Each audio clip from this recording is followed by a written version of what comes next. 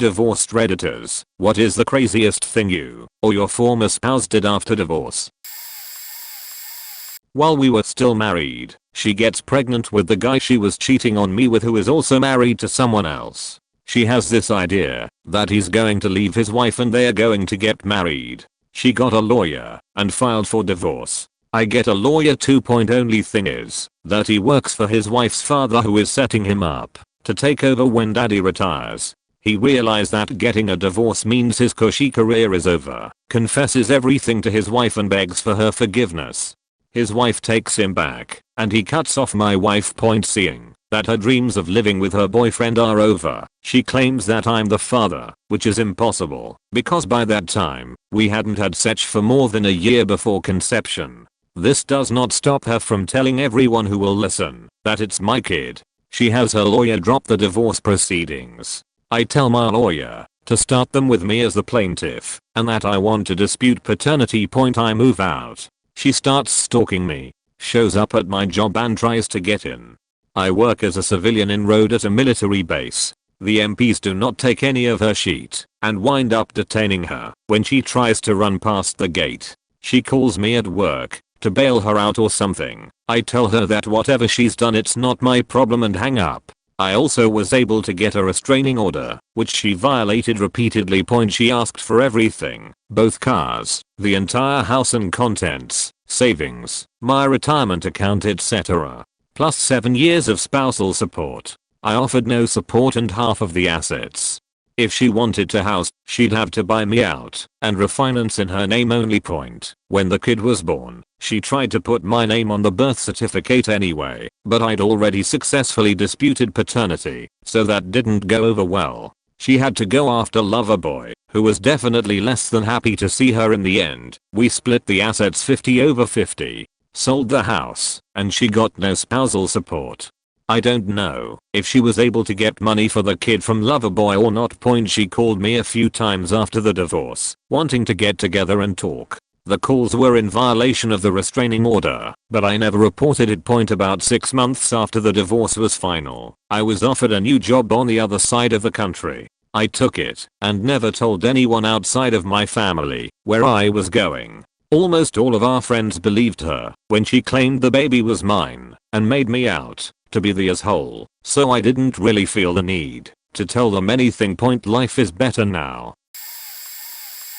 Final straw that led to the divorce. Got drunk and drove her car into the middle of the desert.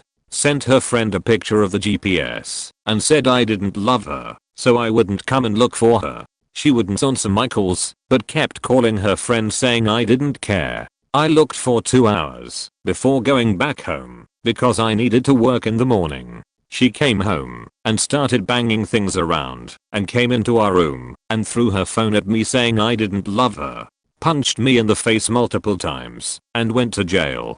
After I filed for divorce, she lost it. CPS wouldn't let her kids stay at the house because of the DV charge against her, so they stayed at her parents'. She purposely stayed at the house so that I couldn't see my kids. I refused to be alone with her after for fear that she would hurt herself and blame me, so I always went to the house with someone if I needed anything. She got tired of this and decided to just remove everything from the house while I was at work. I mean everything that wasn't in my kids' bedrooms she took out of the house. Curtains, ceiling fans, all of the furniture minus the dining table that I don't think she had room for. I thought, well, this sucks, but at least she's gone. So I changed the locks. She broke in and stole the locks the next day while I was at work, left nothing but the holes in the doors to swing open in the wind, took the window locks, cut the power cord to the garage door opener, took the blender that I borrowed from my mom and popped the air mattress that I borrowed to sleep on. Then she flipped off the main breaker to the house. Swore to the judge that someone else must have done it. She got custody of our 3 kids, got 70% of my take-home pay for child support, requiring me to move into the barracks. I was in the USAF. Then she immediately moved out of state without telling me, despite the divorce decree requiring my consent, all but guaranteeing I would have no contact with my kids. That's not the crazy part. The Crazy part is just a few years later she decided she didn't want to be a mother anymore, so she signed up with a carnival. I think she had the hots for one of the ride operators and left the girls on their own without telling me or the girls beforehand. She called my oldest daughter a few days after leaving to tell her to call me. They hadn't called me before that because they had apparently grown accustomed to their mother disappearing for days at a time. Edit. Some have asked what's happened since. This was decades ago. My children are all grown and married with their own children. They all learned, after coming to live with me, that I wasn't the monster their mother had brainwashed them to believe I was, and they all agreed to be adopted, as adults, by the light of my life, my wife, whom I would never have met if I hadn't been divorced. Only one of my children has any contact with her mother, mainly because my daughter still lives near where she grew up. That's where her husband and his family live, so that's where she'll stay. The best outcome of all of my children had the best example in the world of how not to be a mother, and consequently all 5 of my grandchildren are having the best childhoods possible. Close bracket.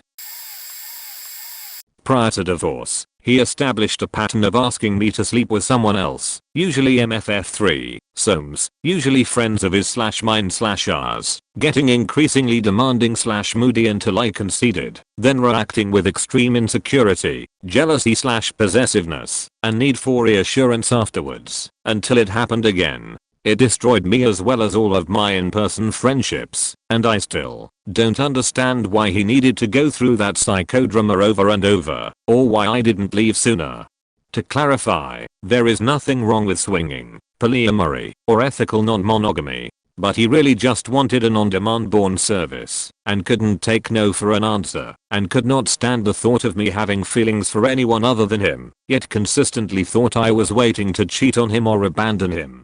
Shortly before I filed for divorce, he broke into my apartment twice, once because he wasn't done talking, and then because the apartment complex director told him I couldn't legally kick him out of the apartment, sexually assaulted me while I was sleeping, called the cops and ECF, because I blocked him on Messenger after close to 24 hours of non-stop texting from him, and chose to publicly throw a couple of punches and an energy drink at the still concussed B survivor he'd chosen as my most recent sex partner, as if any of this was that person's fault.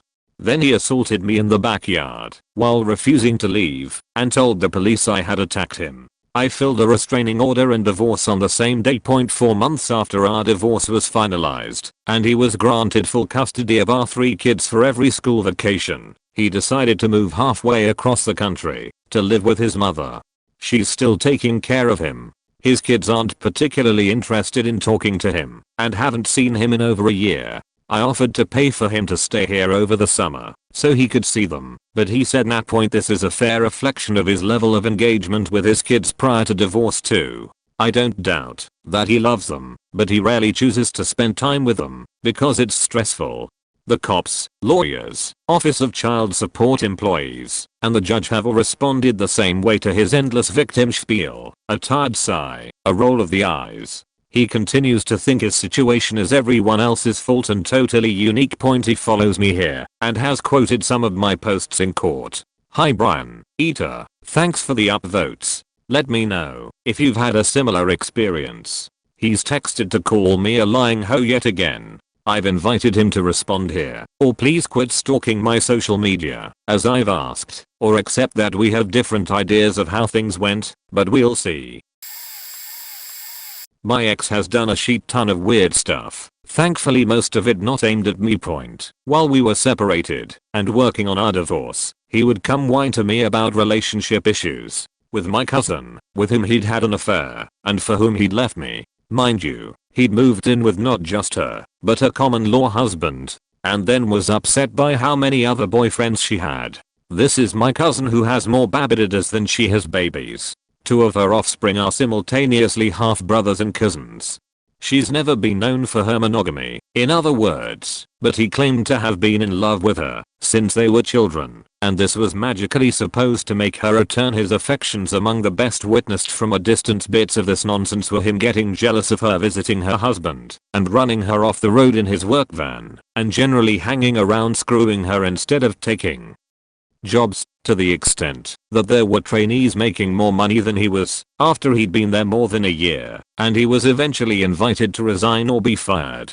Then there was the time he was doing armed security, and, angry at how taking our children on a first date to Austin, he expected to be allowed to stay over at this woman's apartment with his children and her children, and she was rightly horrified at the whole thing. Didn't go over well. Had an argument with his girlfriend at the time, not my cousin, but the ex-wife of a different cousin, and drove to her house in his work vehicle to threaten her with a gun. This resulted in a firing, a restraining order, and loss of his right to carry a gun. Then there was the girlfriend who insisted that, if he really loved her, he'd move into the homeless shelter with her.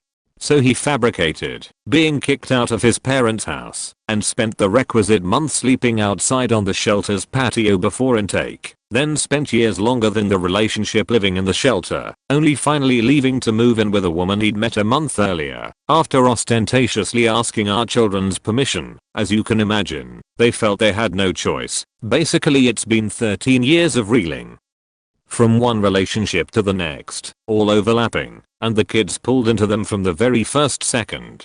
He's currently trying desperately to find another girlfriend to move in with, as the current one is kicking him out, to move to Virginia with a new boyfriend of her own. This after some time of subjecting the kids to loud arguments over his porn addiction and their dead sex life, and naturally blaming me for the fact that his two oldest children both refused to talk to him at all. Point 2 of my shortcomings as a wife. By the way, were being too classy. He quoted Confederate Railroad to me, and not providing the drama he felt requisite in a relationship. Immediately got married. Maybe within 3 weeks was engaged in a very public way. In 3 months had adopted her child, and came crawling back 3 years later, because she was codependent, and broke and a bad mother/wife. Rejected, and they are still together, and I presume miserable and broke. Now. Edit. Since I'm salty and should love thy neighbor, let's unpack why I'm not and I won't. My ex and I met in the army. I was cheated on the entirety of our relationship and their deployment. Unbeknownst to me, I refused to have a baby until my ex got therapy for severe PTSD and refused to buy a house in my name we couldn't afford. I was effectively ghosted.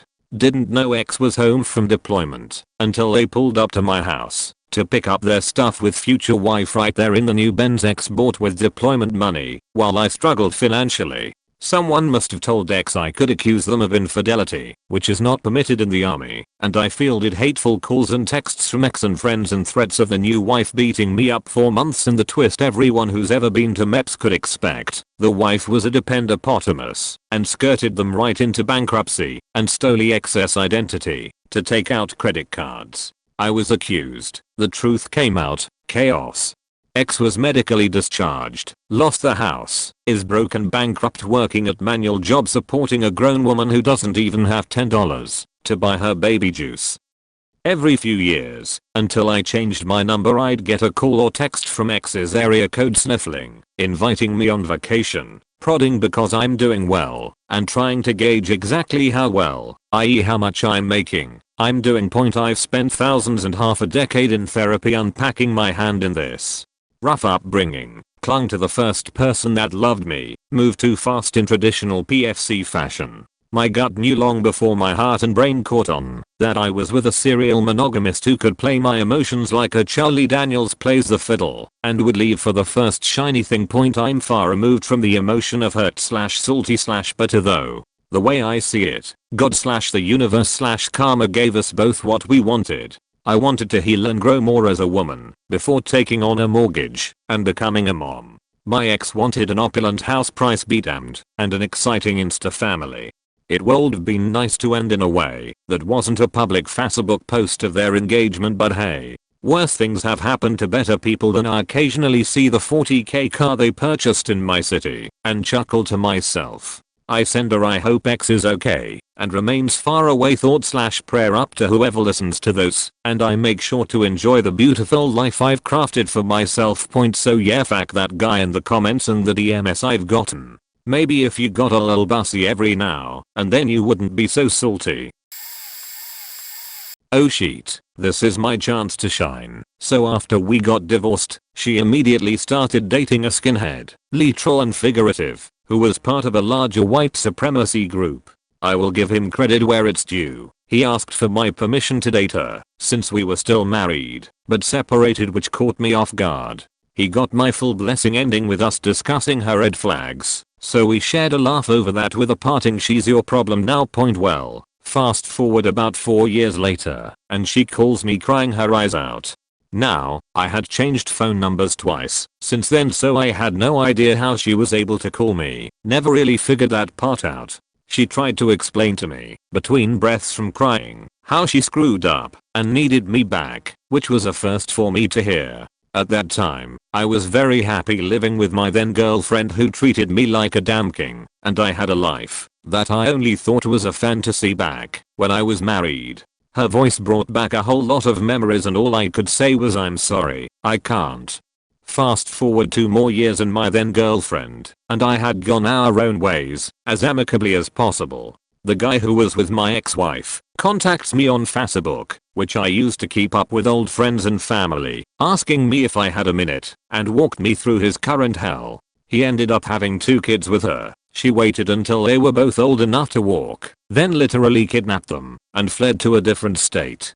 I only knew the latter part when she reached out to me a while after she fled, but she was smart enough to leave out exactly where she was. She wanted help with what I assume was with money and general security, given that she made terrible choices and had a coordinated gang actively hunting her down. Since I was no longer a complete moron, I politely declined and wished her luck. I have no idea what came of all that, since her Facebook account is gone. It was fun for me knowing just how big of a bullet I dodged, and it's like a drama show where the last season that was aired ended abruptly, dangling me in suspense.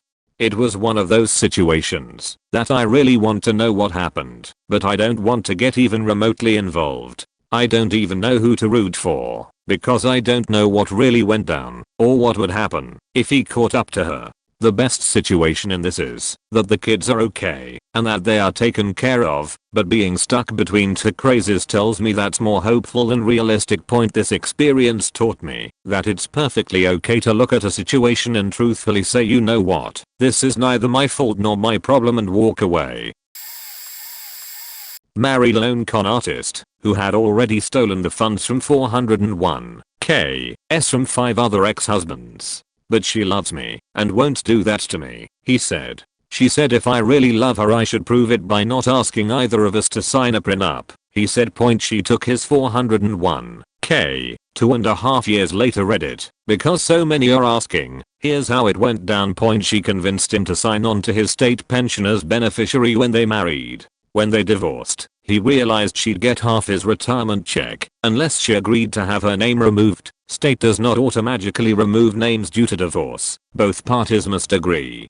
She offered to take her name off in exchange for the contents of his 401k. All of her other husbands were state employees, so she learned this early. I was still the beneficiary of his 401k. At the time, we didn't know it. He'd simply failed to bring his financials to the divorce settlement and overlooked it, so we had a long discussion when it happened. I told him he didn't deserve to be treated that way, and he said he had no choice but to pay her off. I then signed the papers to remove me as the 401k beneficiary because that was our original divorce agreement, that we would not touch each other's retirement or savings.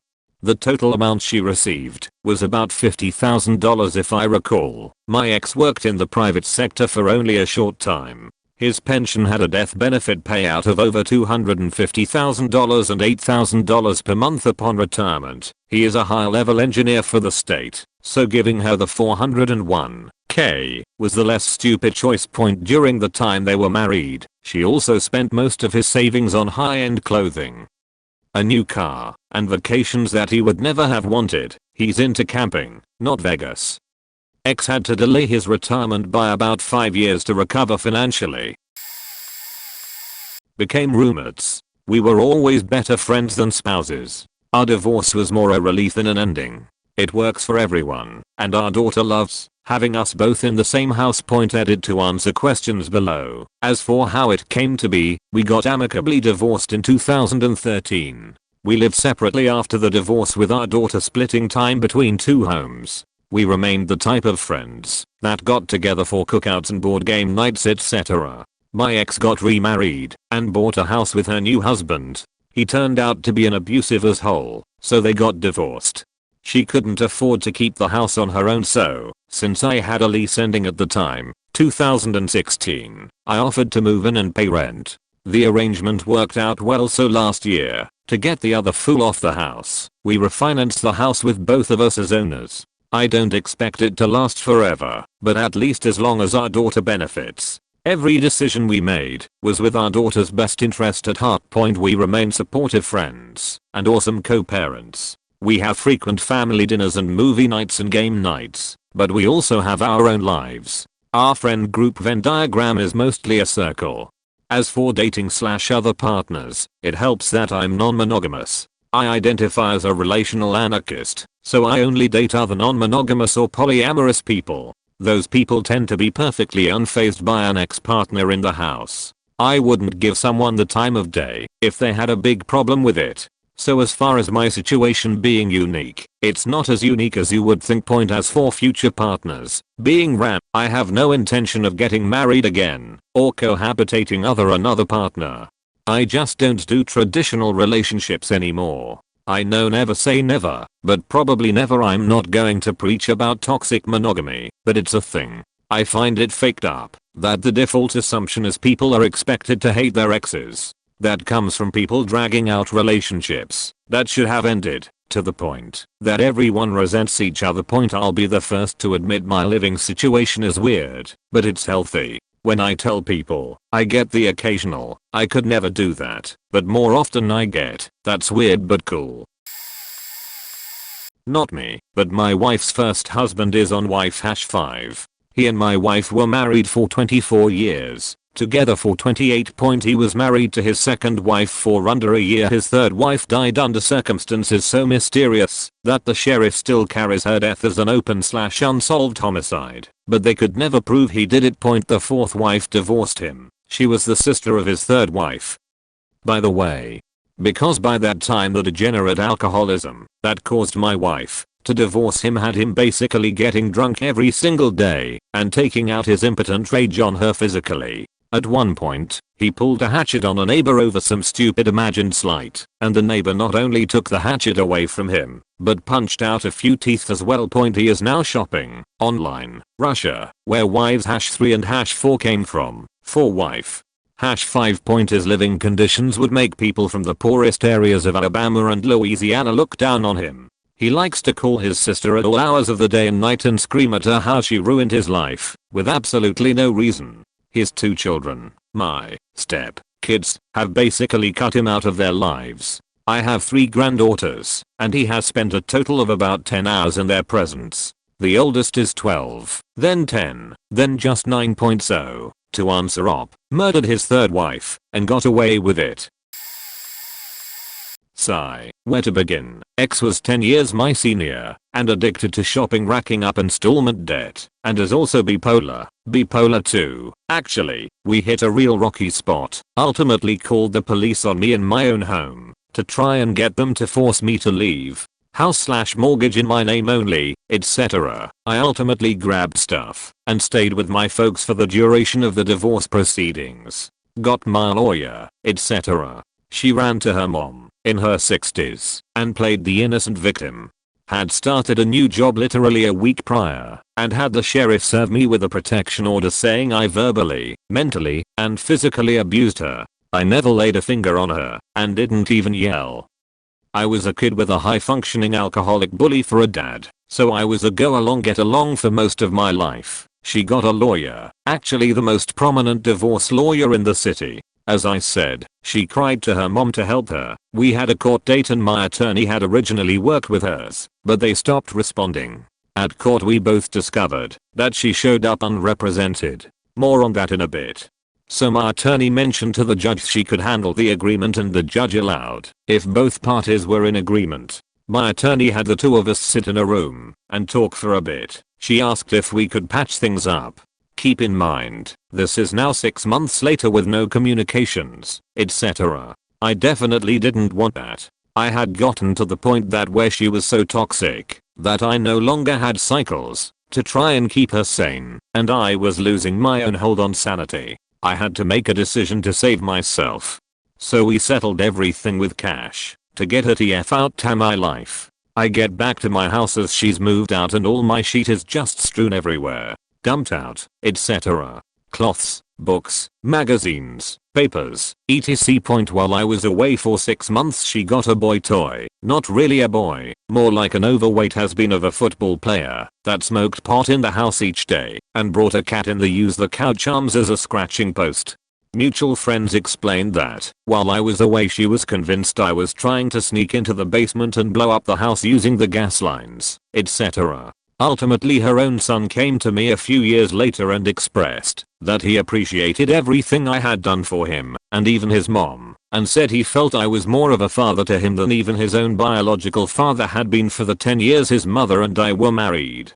I have zero idea where she is today, but I still do hope she got the help she needed to no longer self-medicate and is now leading a stable life. So for her attorney was the most prominent divorce attorney in town, had radio ads etc, was a partner along with his wife and others. Turns out my ex was able to retain him because her mother was sucking his Johnson on the side and blackmailed him to take my ex on. His wife and the other partners found out, literally bought him out of the firm, and his wife filed for divorce as well. TLDR, my cheating ex-husband's bid on the side got me deported 3 months before I achieved full residency and got my citizenship. I had a 3-year relationship whilst living/working in a different country. Eventually, as my visa was running out, my partner and I got married in order to stay together in his country and keep our relationship going. We had a home together, in love, I thought, planning children. I had a fantastic job, life seemed pretty cozy. I achieved short-term residency and was 6 months away from getting my permanent citizenship. That's when I discovered that my then husband had been cheating with someone else for close to half a year. We'll call her Eb for Extreme Beach. Separated from my husband immediately, and he moved his cheating straight in with Eb. Good riddance. However, ex and I agreed to keep the charade of our marriage going until I could get my citizenship in the bag. Then we planned to file for divorce. The Eb got knocked up, and she just hated the fact my ex was still married to me. So with only 3 months to go until I got my citizenship, Eb reported me and my ex-husband's situation to the authorities. Because of this we were investigated, and I had my citizenship application and residency revoked. Lost my work visa, lost my dream job, and I got deported from my country of choice. Banned from that country for 5 years for fraudulent visa applications. She literally beach slapped me out of the damn country. Added to at, the Eb reported 4 separate times in order to get immigration to come investigate. She could Karen with the best of them. I could write a book about the antics of my 2 ex-husbands. I swear it would be interesting, because I literally have to pace out these types of stories from people in my life if they think I'm a compulsive liar. Anyways, here's the one I think is the most interesting, and I can sum up easily. While separated, my ex had a key made of my Jeep. Don't know how, maybe he had done it long before in preparation for a divorce someday, and he put flowers in it one night with a card that said, "I've been watching you. Love, Scott." His name was not Scott. I worked at Ups Hub at the time and had interactions with many people. Some, yes, were named Scott. I found this in my car one night after an afternoon shift in the dimly lit parking lot. I freaked out, obviously called him, as I'm sure he had wanted, and he came over that night to make sure I would be alright. Yeah, no, from Scott. Haha. Anyways, only after speaking to my brother about it the next day. He also worked at Ups. He 100% somehow felt like it was my ex and told me to call his bluff and tell him that I was having Ups pull the parking lot tapes. There really weren't any, but I did ask them. Had to drum up this whole ordeal at work. Felt like an idiot and have them prosecute the person with harassment if their employee, or with trespassing if not their employee. He confessed to me and said it was just a frail attempt of getting me back. If I was at all on the fence about ending this relationship, I can tell ya that this solidified it for me. Speaking on behalf of my mother, if dad's flying monkeys ever found out my mom was having a date night or went to visit her longtime friends, they'd report back to dad and dad would punish mom by cancelling visitation at the last minute. This happened for several years after divorce, and keep in mind my dad remarried right after the ink dried. My mother was supposed to be devoted to her children, and if she couldn't stay loyal to dad, she shouldn't be out gallivanting with other people either. Also he claimed mom didn't raise us, right, but he only saw us twice a month. Supposed to be more, but see previous paragraph, and didn't do anything when we were with him. And then he tried to punish mom for raising us wrong by dragging her to court to lower child support multiple times. Always claimed that the children are her responsibility, that mom never worked, she worked 2 jobs to support us, and she's using the money wrong.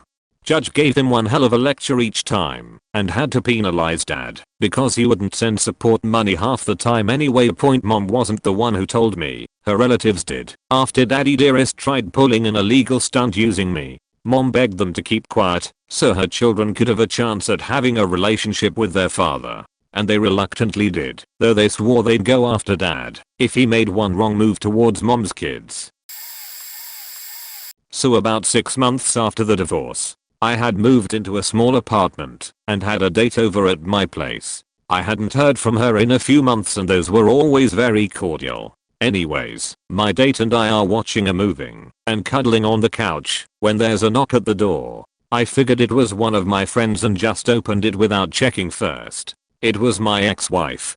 She pushed the door open and came in. No idea how she found out where I lived as I had never told her. Suspect it was a mutual friend. Anyway, she comes in, raising hell that I have a date over. I told her it was none of her business, but she threatened the girl I was with. The date ends up leaving after a few minutes of dealing with the beach. She then proceeds to pull a knife from my kitchen drawer and threaten to kill herself. I was a decent person. I calmed her down and got the knife away. We talk in a calm manner for a while, where she says she misses me, blah, blah. She treated me like utter shit when we're together. She then goes to use my bathroom, which was in my bedroom. She didn't come back for a while, so I go to check, fearing she did something stupid. Well, she did, but not anything harmful. She is lying in my bed, full on naked, masturbating. When I walk in I'm like, what the fuck? She proceeds to say, don't you want this? Don't you miss this? When I said no, she tried to throw herself at me after this and force herself on me. I resist and push her away. This battle goes on for what seems like forever, with her continuously trying to take my pants off and kiss me. Finally she gets the hint and leaves. Craziest faking day ever. Mine stalked me and untilantly attempted suicide. Wow, I haven't told this story in a long time. I met my first husband at work and we dated at 2 years before getting married. After 5 years together, he cheated. I left. During our time together, he would never argue. If we had a disagreement, he would shut completely down and ignore me, sometimes for days. Well, over time we grew apart because we never discussed anything difficult. But I was really close with his family, and I'd learned he tried to commit suicide at 18-year-old when he and a longtime girlfriend broke up. Well, this was like 10 years later, and I never saw any signs of him having emotional issues. In fact, he seemed always strictly in control of his temper. I was a kid when I got married, 22, but yeah, a kid, and I came from a terribly toxic household, lots of violence, screaming and abuse. So, to have a relationship where my husband was silent instead of violent seemed like a good thing. Well, a few years down the road we split. It was completely mutual. Like I said, he cheated, but we'd already grown apart, and his cheating actually gave me the energy to leave. I had a glow up period, happier, lost some lbs, new haircut, bouncy personality came back, and he didn't do so well. He wanted me back. I was done and had moved on, but he was my partner for so long that it broke my heart to break his heart, so I tried to stay friends. I was already dating someone who ended up being my second husband, and I was completely honest with my ex. I didn't want to lead him on. I was trying for friendly but definitely friends, and I was explicit about that. I wouldn't do anything sexual or romantic with him. I learned a lesson I never ever again forgot. Unbeknownst to me, my ex began stalking me. I noticed he seemed edgy and had lost a lot of weight, but like I said, I was into my own thing and it didn't occur to me anything was seriously wrong. Turns out, I found out later, he was stalking me, sitting under my window when I was having sex with my boyfriend, and text his friend about it. He poured kitty litter in my gas tank and my car stalled while I was driving it. He spray painted the new guy's car 3x. He was tech savvy, so he broke into my ML accounts and changed the passwords, sent my family emails. At the time, early 2000s, texting on a phone could be simulated on a computer, so he would send text messages to my new guy that said I wanted to break up with him. Then he'd send me texts, supposedly from my boyfriend, that he wanted to break up with me. It seems implausible, but it's true. I didn't realize it was him that was terrorizing us when it was happening. I couldn't figure out who it was. My brain had a complete block. There's no way this calm stoic man was the one doing all these horrible things. In fact, I would tell him about these things when we'd have the occasional lunch together, and he acted like, wow, that new guy sounds like bad news. A few months down the road, I finally asked for a divorce. He threw me right out of his apartment. I was driving like 60 seconds later when I got a call from him. I picked up and he yelled at me, call 911, call 911, and hung up. I was actually annoyed. I thought maybe he'd taken a bunch of Tylenol like he did when he was 18, which was going to make him sick, but not kill him. I turned right around and was walking into his apartment not 5 minutes later with 911 on the phone. I don't know what I expected, but it was not what my eyes were seeing. He was lying flat on his back on the kitchen floor in a pool of blood, clutching a kitchen towel to his abdomen. I thought he'd slit his wrists, so suddenly everything changed. My immediate concern and terror were in my voice as I shrieked to the 911 operator, oh my god, there's blood. I think he slit his wrists. And she calmly asked me to check him. I was on my knees next to him. He was lucid, tears streaming down his face. I turned over his hands, which were resting on that bloody white towel, and I couldn't see any cuts. I said, where did you cut yourself? And that is when he removed the towel from his stomach, and I saw the stab wounds. He'd stabbed himself over and over in the abdomen with a kitchen knife. I mean, I've never seen stab wounds in my life. It looked exactly like when you slice into a thick raw cut of meat. Like, it looked like meat. I thought he was going to die. I was panicked and crying and trying to get calm so I could stay on the phone with 911, and he took my hand and looked me right in the eye and said, now, will you stay with me? Woo, my heart. I knew we were over, but I mean, what could I say in that moment? I just tried to stay with him and tell him everything would be okay and that help was coming. Wow, I haven't shared this story in so long. Anyway, help came. The first responder police officer took me aside and said, I know those wounds look bad, but they weren't deep. It was a cry for help. Whatever you were planning to do, go about your life. I found everything out later at the hospital that night from the friend who he'd been texting when he was in his downward spiral all those months. First of all, he couldn't sleep or eat. He was clinically depressed. He was behind all the terrible things that had been happening to me and my friend. She, yes, his friend was a woman, said she knew all this because he'd been texting her the entire time. He even sent her texts when he was listening to me have sex with a new partner. He had been on my property more times than I care to remember. And so many other things all clicked into place. He survived, of course. Years later I learned he got married again and has 2 kids. He was a brilliant DJ and graphic artist, and he actually sold a prototype of mixing equipment he developed and bought 2 houses. He made my life a living hell after he was released from the hospital. Yes, I had restraining order. No, it didn't stop him from slashing our tires in the parking lot of divorce court. And no, the law never ever helped me, even then. I called every time there was an incident to make sure it was on record, and soon I realized the law didn't really care about me. So, once the divorce was final, I moved in for a long time, had just a PO box, and no public address or phone. I learned a very important lesson when I broke up with someone in the future. It was a clean break. I completely removed myself physically and didn't entertain friendship, didn't give details, and more than once, I know that's saved me. not divorced, but I was the child of 3 divorces and I have stories. My mom claims that my dad broke into the house and disarranged everything / went through stuff. She soon after changed the locks when going to court. You can't serve your opponent directly, you have to have someone else hand them the paperwork.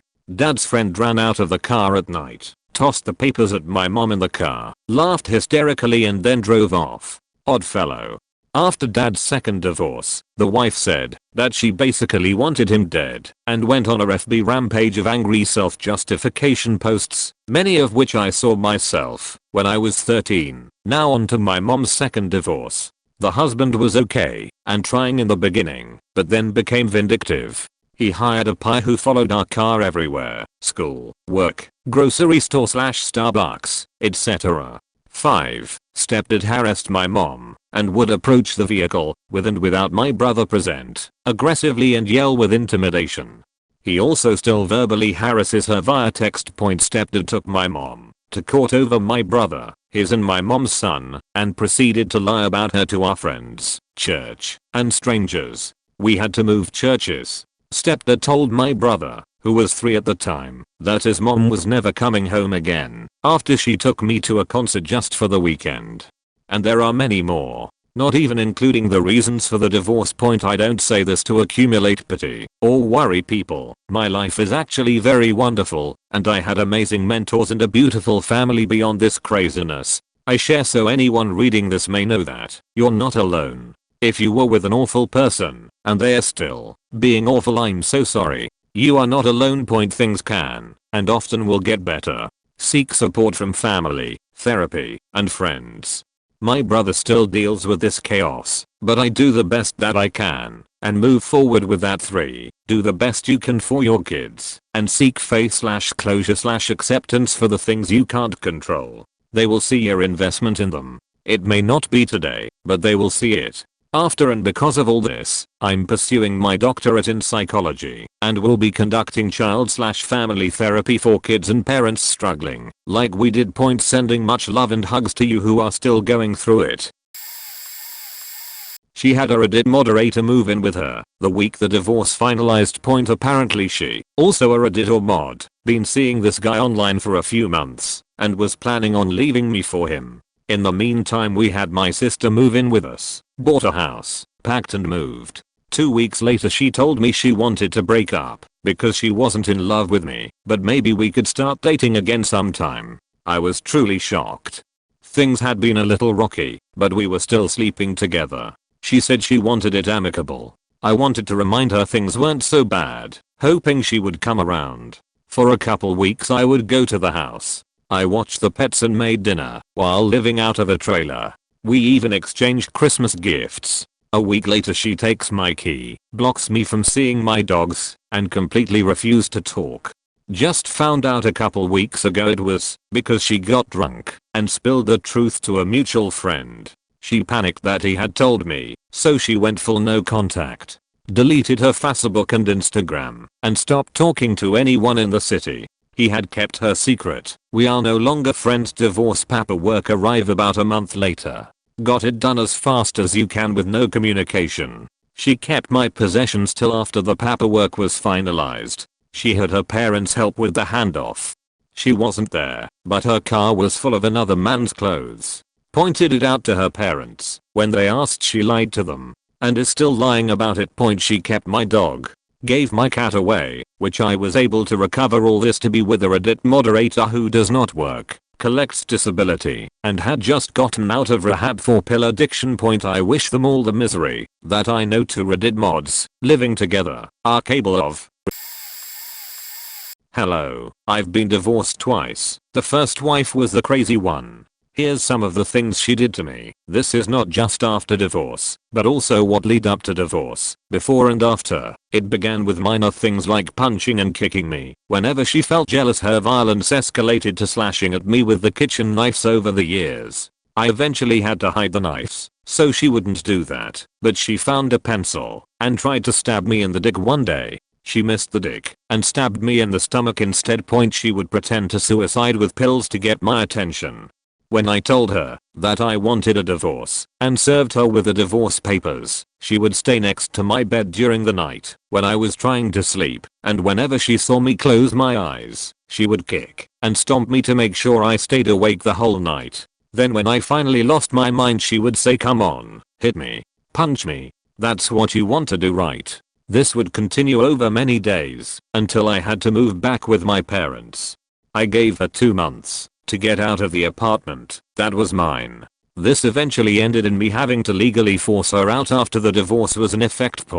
When I thought it was finally over, she broke into my apartment when I was at work and stole some of my most beloved belongings. To mess with me. She inflicted injuries on herself and went to the police and told them that I did it to her. She sent 2 guys to my apartment to beat me up one day. She manipulated the family of my best friend into believing that I was a horrible and abusive husband that was in need of help.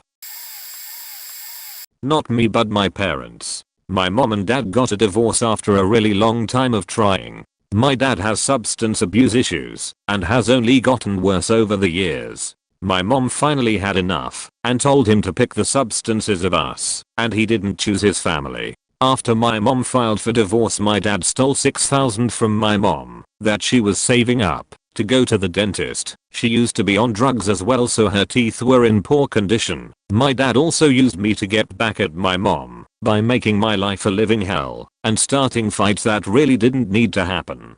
This culminated in me getting home from the library I volunteered at 9ish p.m. My mom called me, and that's what I said. My dad came barreling out of his room, got all up in my face, and was screaming so hard he was spitting in my face. When my mom got home, she reminded him I was volunteering 10 minutes away. I didn't have a curfew because I was 18. It wasn't a school night and I'm a good kid. He said he didn't care and that I had to accept any punishment he gave me regardless of their preset agreed upon rules. He continued to do this until I was forced to move out because every day was a screaming match all day. He would wake up and start harassing me. He got home from work and he'd start doing it again and even threatened to hit me a few times. Eventually he tried to raise his hand to me, and I told him if he ever laid a single finger on me, my mom, or my siblings, I'd suffocate in his sleep, and the coroner would chalk it up to death due to underlying medical condition because he has sleep apnea. He never tried to hit me after that. She got hooked on morphine and alcohol. She got a new boyfriend that stalked my kids and I for over a year. During a custody battle, they tried to get my daughter thrown into a mental facility by calling the cops on us constantly. I still don't know how they thought that'd work. He then started emailing me over 100 times per day with all sorts of threats and very personal details of my kids and I lives that he got from my ex. He would constantly call my kids and I on our cell phones. My ex gave him the number, tried to call my work to get me fired, which was never going to work, but it was super embarrassing. They friended my friends and family, or called them to make false claims of child abuse. They called my kids' schools to the point where I had to have several meetings with the principal and administrators. Constantly tried to get into our accounts, which would lock us out. She slashed my tires, broke windows in my house. Can't prove those claims, but she hinted that she did it, etc. He did all of this from another state while coordinating with my ex-wife in this state. I had to get 4 restraining orders against him because they kept expiring and he wouldn't show up to court before I finally got a final one.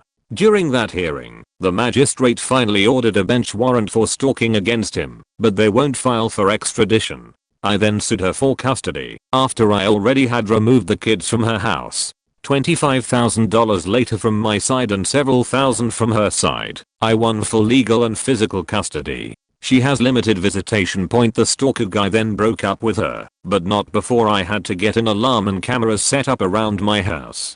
She got a new sheet boyfriend, literally, the next week. All they do is drink and constantly do opiates. She moved him into her house immediately and never saw the kids again, which is definitely for the best. She was a freaking nightmare. It's been a year since then. My daughter just graduated and she showed up to that.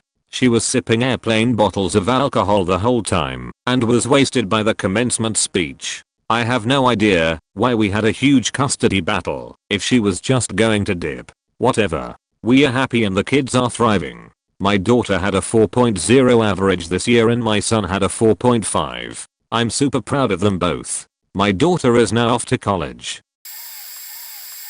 Husband's story with his first wife. He bought a house 5 years before they ever met. When they married she started cheating on him shortly after. He didn't know. Dude she was cheating on him with was his best friend.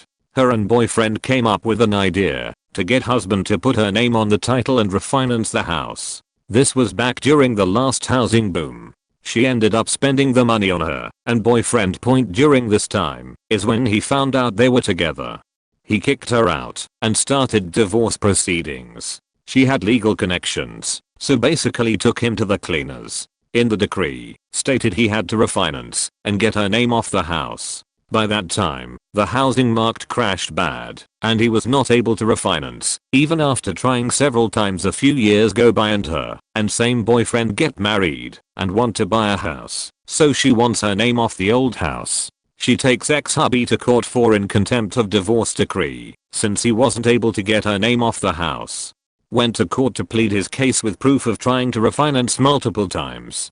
Her connected parents knew judge that ruled he was in contempt, had to pay all associated fees, pay her off the house, and all lawyer fees, and spend 5 days in jail. Funny thing is, after he was released, he was in a perfect position to file for Chapter 13 bankruptcy and include said house, refinance loan, and all lawyer fees in bankruptcy. Who do you think the banks/lawyers went after for the money then?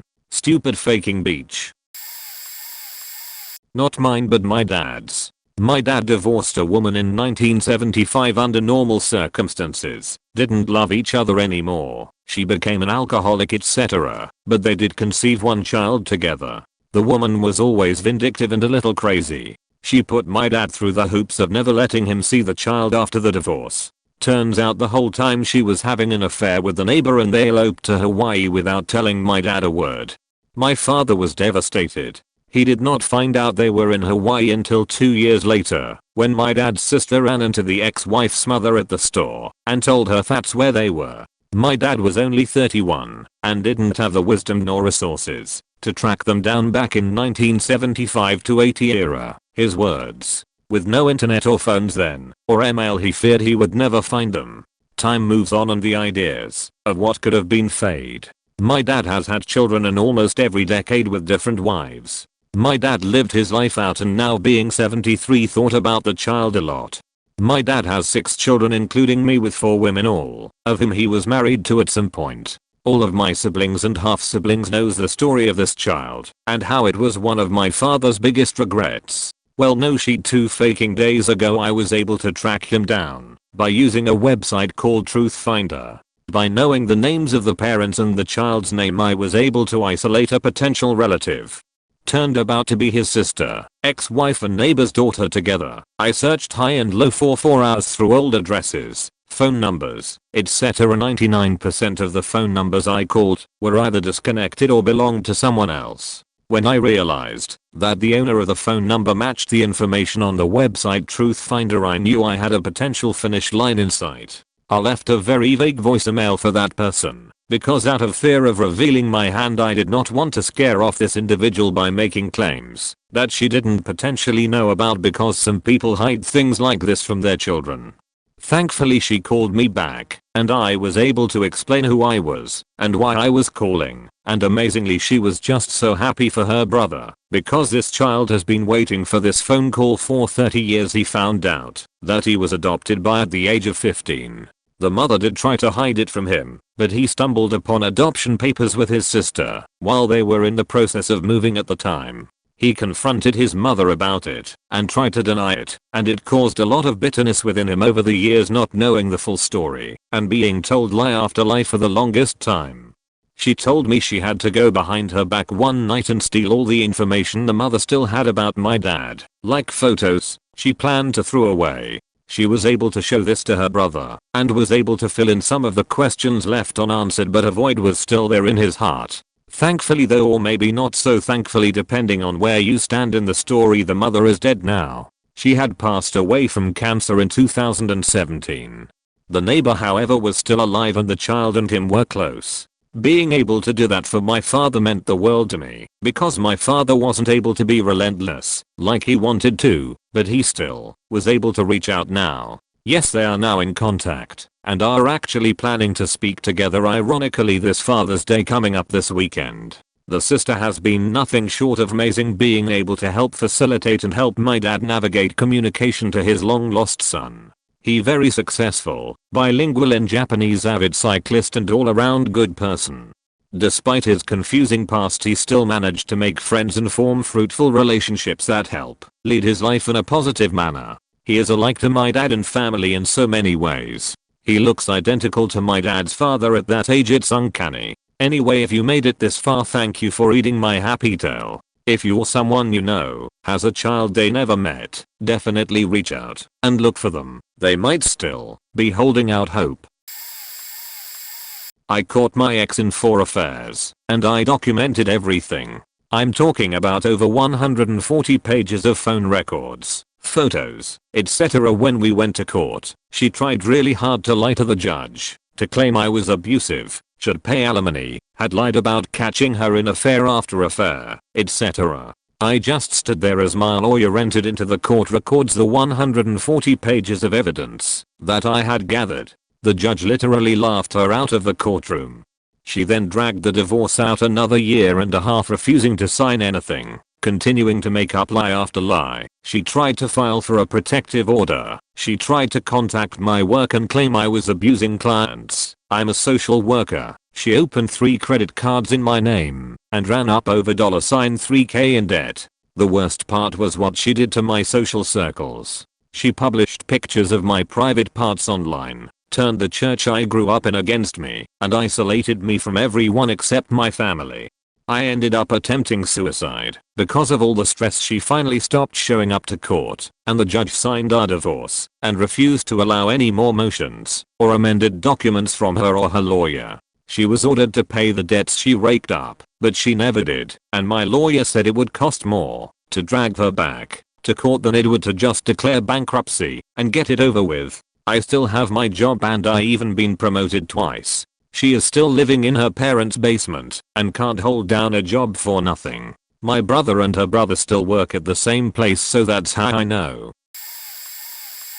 My ex went back to California after we separated. I'm from Canada, that's where we lived, and eventually came back to hook up with a guy she thought would make me mad. I'm still not sure why. I was the one who kicked her out for cheating on me with random guys she was meeting online. I didn't care, and when it didn't, they split and she wouldn't go home. But she isn't a citizen, so she became a stripper. I just felt bad for her. I moved on and found someone new after 6 months and a little bit of dating. Now me and my second wife will have been married 13 years this July. I knew everything that was going on while she was here after we split, because the only friends we had were mutual friends of mine, most of whom I'd known longer. They wanted to take me to the club where she stripped, but that's not me. I wouldn't put her through that. She ended up going home after one of the mutual friends with whom she'd been living had had enough of her cheat and sent her dad a letter telling her everything she'd done. Turned out she'd never even told her dad she'd been married. Definitely hadn't told him the circumstances of her return to Canada, and most certainly hadn't told her she had been working as a stripper. If he hadn't ordered her home, she probably would have been deported. Today my forever wife and I spent the day smoking weed and playing video games together. I like this speed better than crazy. My parents, my mother ran away for her life, went about setting up her space and going through the courts to get us, and he told us she died. I was 5, brothers 4 and 1.5. When we saw her at the store and she tried to talk to us, he took us out and then said she was a ghost. We didn't really see her. Stop crying about a ghost. When she finally got us nearly back, we had to choose in open court who we wanted to live with while he hollered and made a scene. When she got us back, he saw us at the store this time, and as she was putting the food in the car, he pulled up, stole my brothers, locked my door in time against my own father, and he sped off with them. The police got them back a week later. He chased us through town in a car chase with the police behind us all. We pulled into our apartment. She slammed to a stop, jumped out, pulled a 357 from the console, and held it in both hands over the roof of the car at him, and calmly said he'd die if he took another step.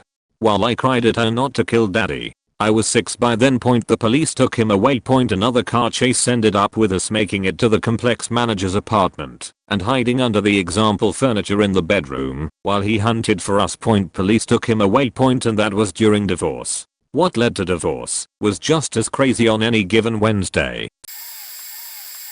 Showed up in the middle of the day. I was working nights and walked into my house since she still had a key then. I woke up to her screaming from downstairs that I needed to take the kids, 1 and 3. I went downstairs, she put the kids on the floor, and walked out the door. A few minutes later, I got a text from her saying, "Tell the kids I love them. And if it comes to it, yeah, I stole your gun."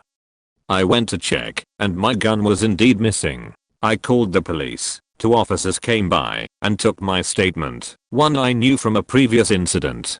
One officer left to go look for her, the other went to his car to start typing up the report, and while he was doing that she pulled up in her boyfriend's car. The car had side damage, 3 flat tires and rim damage. As soon as she walked out of the car, she was detained and questioned. She was clearly extremely intoxicated and incoherent. She was arrested and booked and given a breathalyzer test where she blew a .256.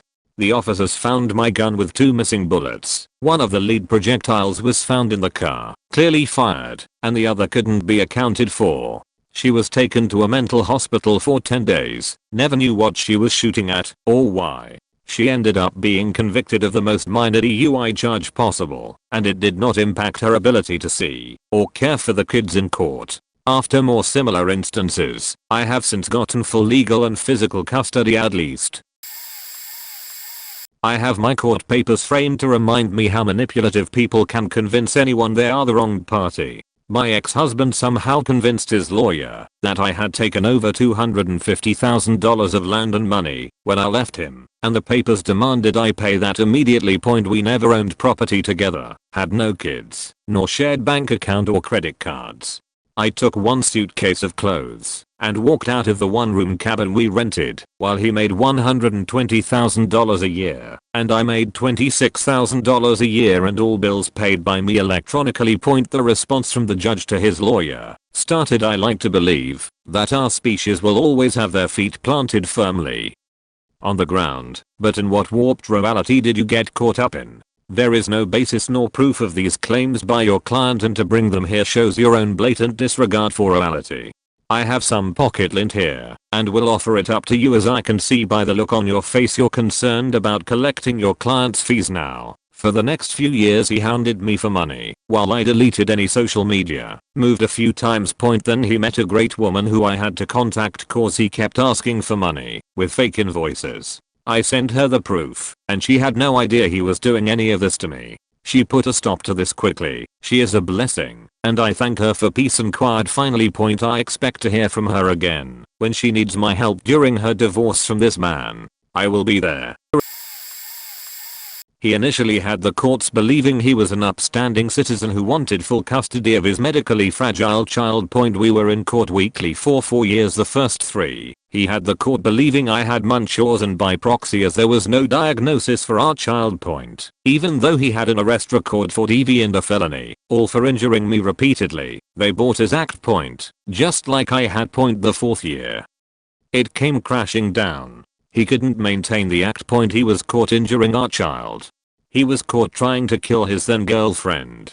She was caught trying to run him and his son over. He was arrested for DV against her. She was arrested for attempted murder. Our child was diagnosed terminal. I was vindicated. Then he continued to stalk me, continued to break into my home after changing the locks many times, all while there was a restraining order. I would wake up with him standing over me. He continued to try to kill our medically fragile child repeatedly. Cops could not catch him to arrest him. Cops finally told me to buy a gun, learn how to use it. I did. Courts granted a 10-year restraining order, even though I was unable to serve it. He moved across the state and has racked up innumerable offenses for abusing other women. Somehow he regained gun rights, then lost them, then regained them. I keep tabs on his location through his arrest record. Thankfully, his parental rights were terminated.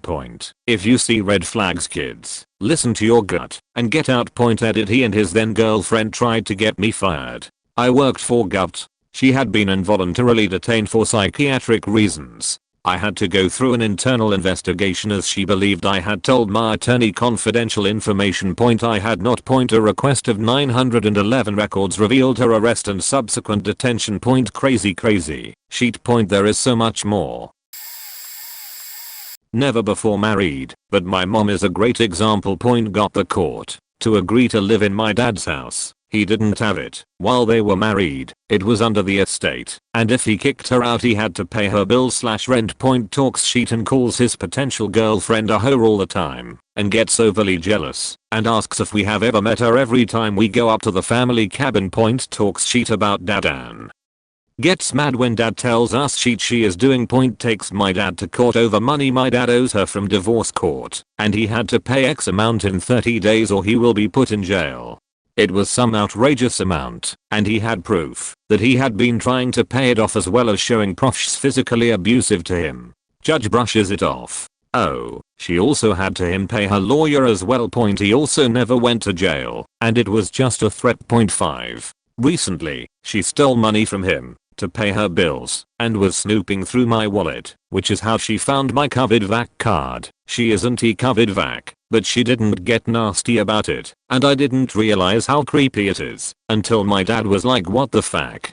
She screams at just about the slightest thing. The most recent argument is about the loan she co-signed for me because I didn't pay it yet, a day early, before I actually had to. Yes, I paid it right after her scream fest. Oh, she got mad because he heard him telling my brother about her stealing money. She literally sends my dad hate ML7. She's mad she can't go up to the family cabin, my dad's side, even though they are divorced and none of my dad's side likes her. 8. She won't pay for anything. She won't even buy groceries unless my brother annoys her about it. My dad literally lives paycheck to paycheck because she won't do shit, including cleaning the house. My dad has to have me pay rent because of this shit, which I'm semi-mad about, but I don't blame him. 9. She's being an absolute sheet towards my dad, but being nice afterward me, so I move in with her when her house is built. My brother is forced to. 10. My dad has to pay child support despite the fact they are all still living together, and my mom doesn't do shit for my brother anymore besides buy food.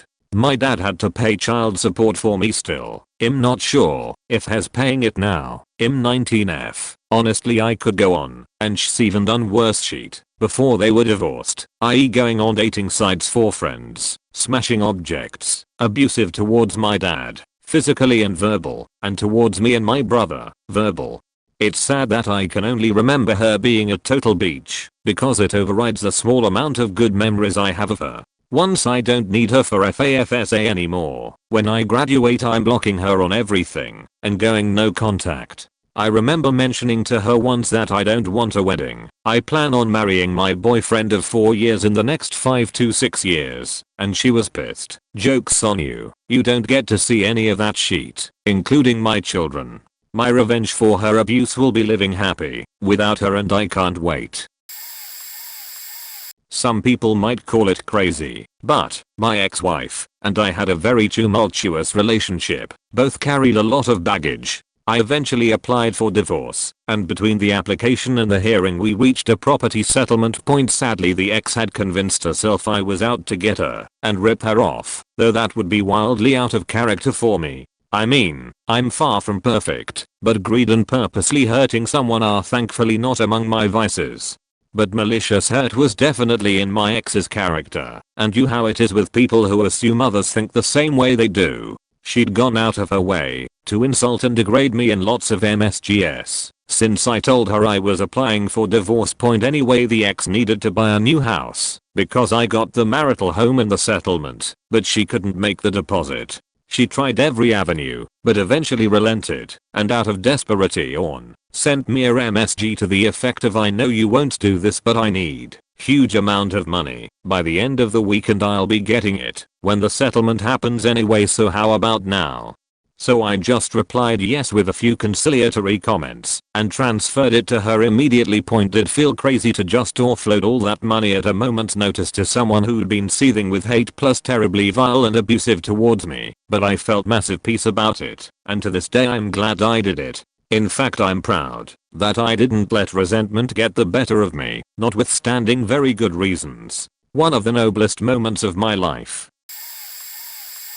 Okay man, get ready for a novel. Started an affair with a married woman that he met on his bachelor party a week prior to our wedding. Got her pregnant about 6 months after me. Started emotionally neglecting and gaslighting me as soon as I got pregnant. Planned pregnancy. I was scared and didn't understand what was going on. When confronted about his horrible behavior, he told me it was my fault and gave me a list of things to fix about myself to save our relationship. Desperate and terrified, I did the things on the list. No shocker to say that nothing changed. He asked for a divorce when I was 8 months pregnant, then came back later that night and said he wanted to work it out. I told him I did too, but that I needed a 30-day separation, naively hoping he would snap out of whatever mindfuck he was in. He wouldn't leave the house, so I did. Couch surfed at 8 and 9 months pregnant, and he was fine with that because it was my choice. He witnessed me giving birth to our daughter and almost dying from blood loss, 2.9 liters. He showed basic humanity to me during that time, and I felt spoiled because of how horrific he was prior. The bar couldn't have been lower. When I healed enough to walk on my own, he asked for a divorce again. That time he left when asked. Then he moved into our newly rebuilt house. We lost the house I bought to a wildfire and moved in his very pregnant new girlfriend. I only found out about the other woman over a year into the affair and at the start of the divorce process by hacking into his iCloud account and reading his text messages. I had never done anything like that before, but I needed answers. When I confronted him about that, he said, "I'm sorry for all that stuff. I was going to tell you, but you found out before I could." The process of our divorce lasted longer than our marriage. 75k later and it's done. I still have to cooperate with this narcissistic lunatic, but it's taught me so much about how to live a happy life regardless of external circumstances. I have an amazing daughter now, and I'm eternally grateful that I dodged that bullet so soon into the marriage. Life lessons: trust the universe will always take care of me and my daughter. Work every day to live in acceptance, gratitude, and in this present moment. Never date a cop. I divorced my first husband due to abuse. I finally got the nerve to leave. When we went to court, after our hearing was finalized and we were officially divorced, he wanted to go grab breakfast. He continued to harass me, stalk me, have his girlfriend stalk me through family, Facebook/Instagram, refused to give me the title to my car I paid off on my own, threaten me, call my work, and tell me I can't work weekends because of what I'm going through. Tried to say he was going to throw all of my stuff out or give it to Goodwill. Called the cops and also tried to plant marijuana and a pipe in my boxes of personal items and claim it was mine, even though I haven't lived there in over 6 months. Harassed the people I was living with, tried to apologize for calling the cops on me, called and harassed my parents, and of course always feel like he has to email me happy birthday. The icing on the cake, my brother unexpectedly passed away last year, and he felt the need to have to reach out. At this point I'm happily married, been with my husband for 10 years, and he still tried to talk to me and say "I'm so sorry babe" on a public forum where friends were posting about my brother's death. Classy. I think I finally got rid of him. I don't even know if he is aware I'm remarried or I moved to another city. Don't care. It was a long hellish ride that I do not wish on anyone. I got a phone call from my oldest son about 2 AM one night from Georgia. I live in Delaware. He said that his younger brother, my ex, and her new military husband had them going overseas. He only knew they had passports, and he heard Belgium, Italy, and Spain, but didn't know where they were going, but knew they were moving. Point after that call, I didn't talk to either son for over 18 months. I had no idea where they were. I tried every avenue to make contact. Child Protective Services wouldn't help. Child Support Division would not give any info on where my support payments were going. I contacted my state senators. They said it was out of their ability to help. I tried 3 different lawyers, and they couldn't get anywhere, as the military blocked their ability to get information. Senator William Roth, yes, the Roth IRA guy, returned a call from a letter I sent to him at the national level. He was ex-military and would go through the channels and make calls to some of his contacts in the military. Turns out, the ex's new husband requested an overseas post to prevent me from visitation. Long story short, the kids were sent home. I had to pay for the tickets, and my ex and her husband went to the airport in Italy and found out they were a day early for the reserved flight. They forced the agents for the airline to change the date, so they didn't have to come back the next day, and I get a call around midnight from a flight attendant saying my sons were in Philadelphia airport a day early. They all saw the tickets were changed and were sympathetic of these scared kids and the hour of day it was. They had 2 people sit with them and get them food and comfort. We made a 1-hour 45-minute drive and got my kids that night. We filed for an emergency stay and set a court date. I got custody shortly after I met a lawyer some 10 years after somewhere I was flying home to from a business trip, and we got to talking about court cases and I told him my story. He asked my name. When I told him, he said, "You're the name vs name."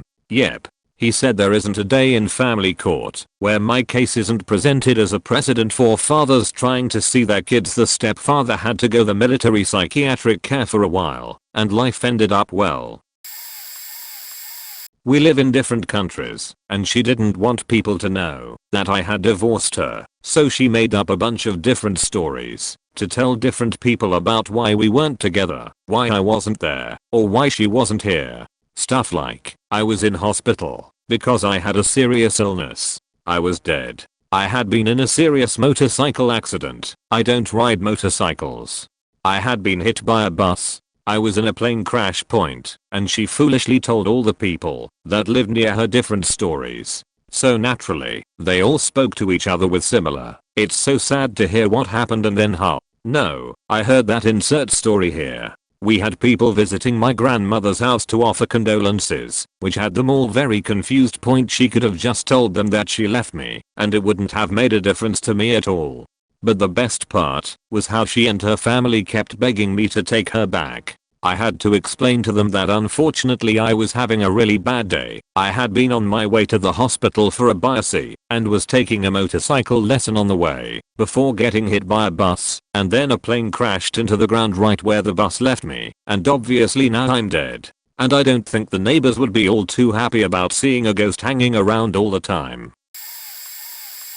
Preface: high school sweethearts reunited after we ran into each other. Got married and things delaminated pretty quickly. Had 4 kids because Catholic and no BC was allowed. Stuck it out as long as I could. She asked me to move out, and in 4 months we were divorced. Divorce went smoothly. Everyone was fine. Fast forward several months, made social media post about how happy I was with my partner. Get sued for custody. Had to sell car and possessions to cover legal fees.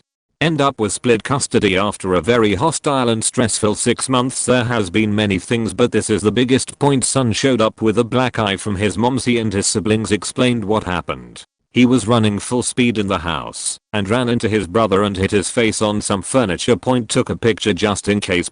Kids do stupid stuff. A few days later, CPS calls me. X said she was worried about abuse. Interviewed by CPS lady a few days later, she spoke to kids, and X. Kids did not indicate any type of abuse because there isn't any. It was really awkward. The CPS lady asks her questions and goes through the routine. Explained what happened with one of them showing up with a black eye, and she nodded.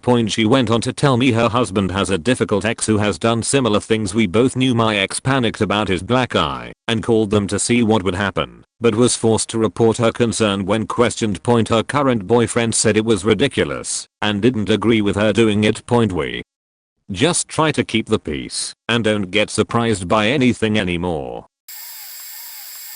When we were together, we bought 2 bonded border collie puppies from a local farm. Balthazar and Lady were their names. We were together for about 2 years before we separated. When we separated, we agreed that they would still get to spend time together, and that I would drop Balthazar off 2 days a week at his house, He had a big fenced backyard, and in return I would give him $50 and make sure the pups were well fed for the day. I dropped him off twice, and when I came to get him on the second pickup he was gone.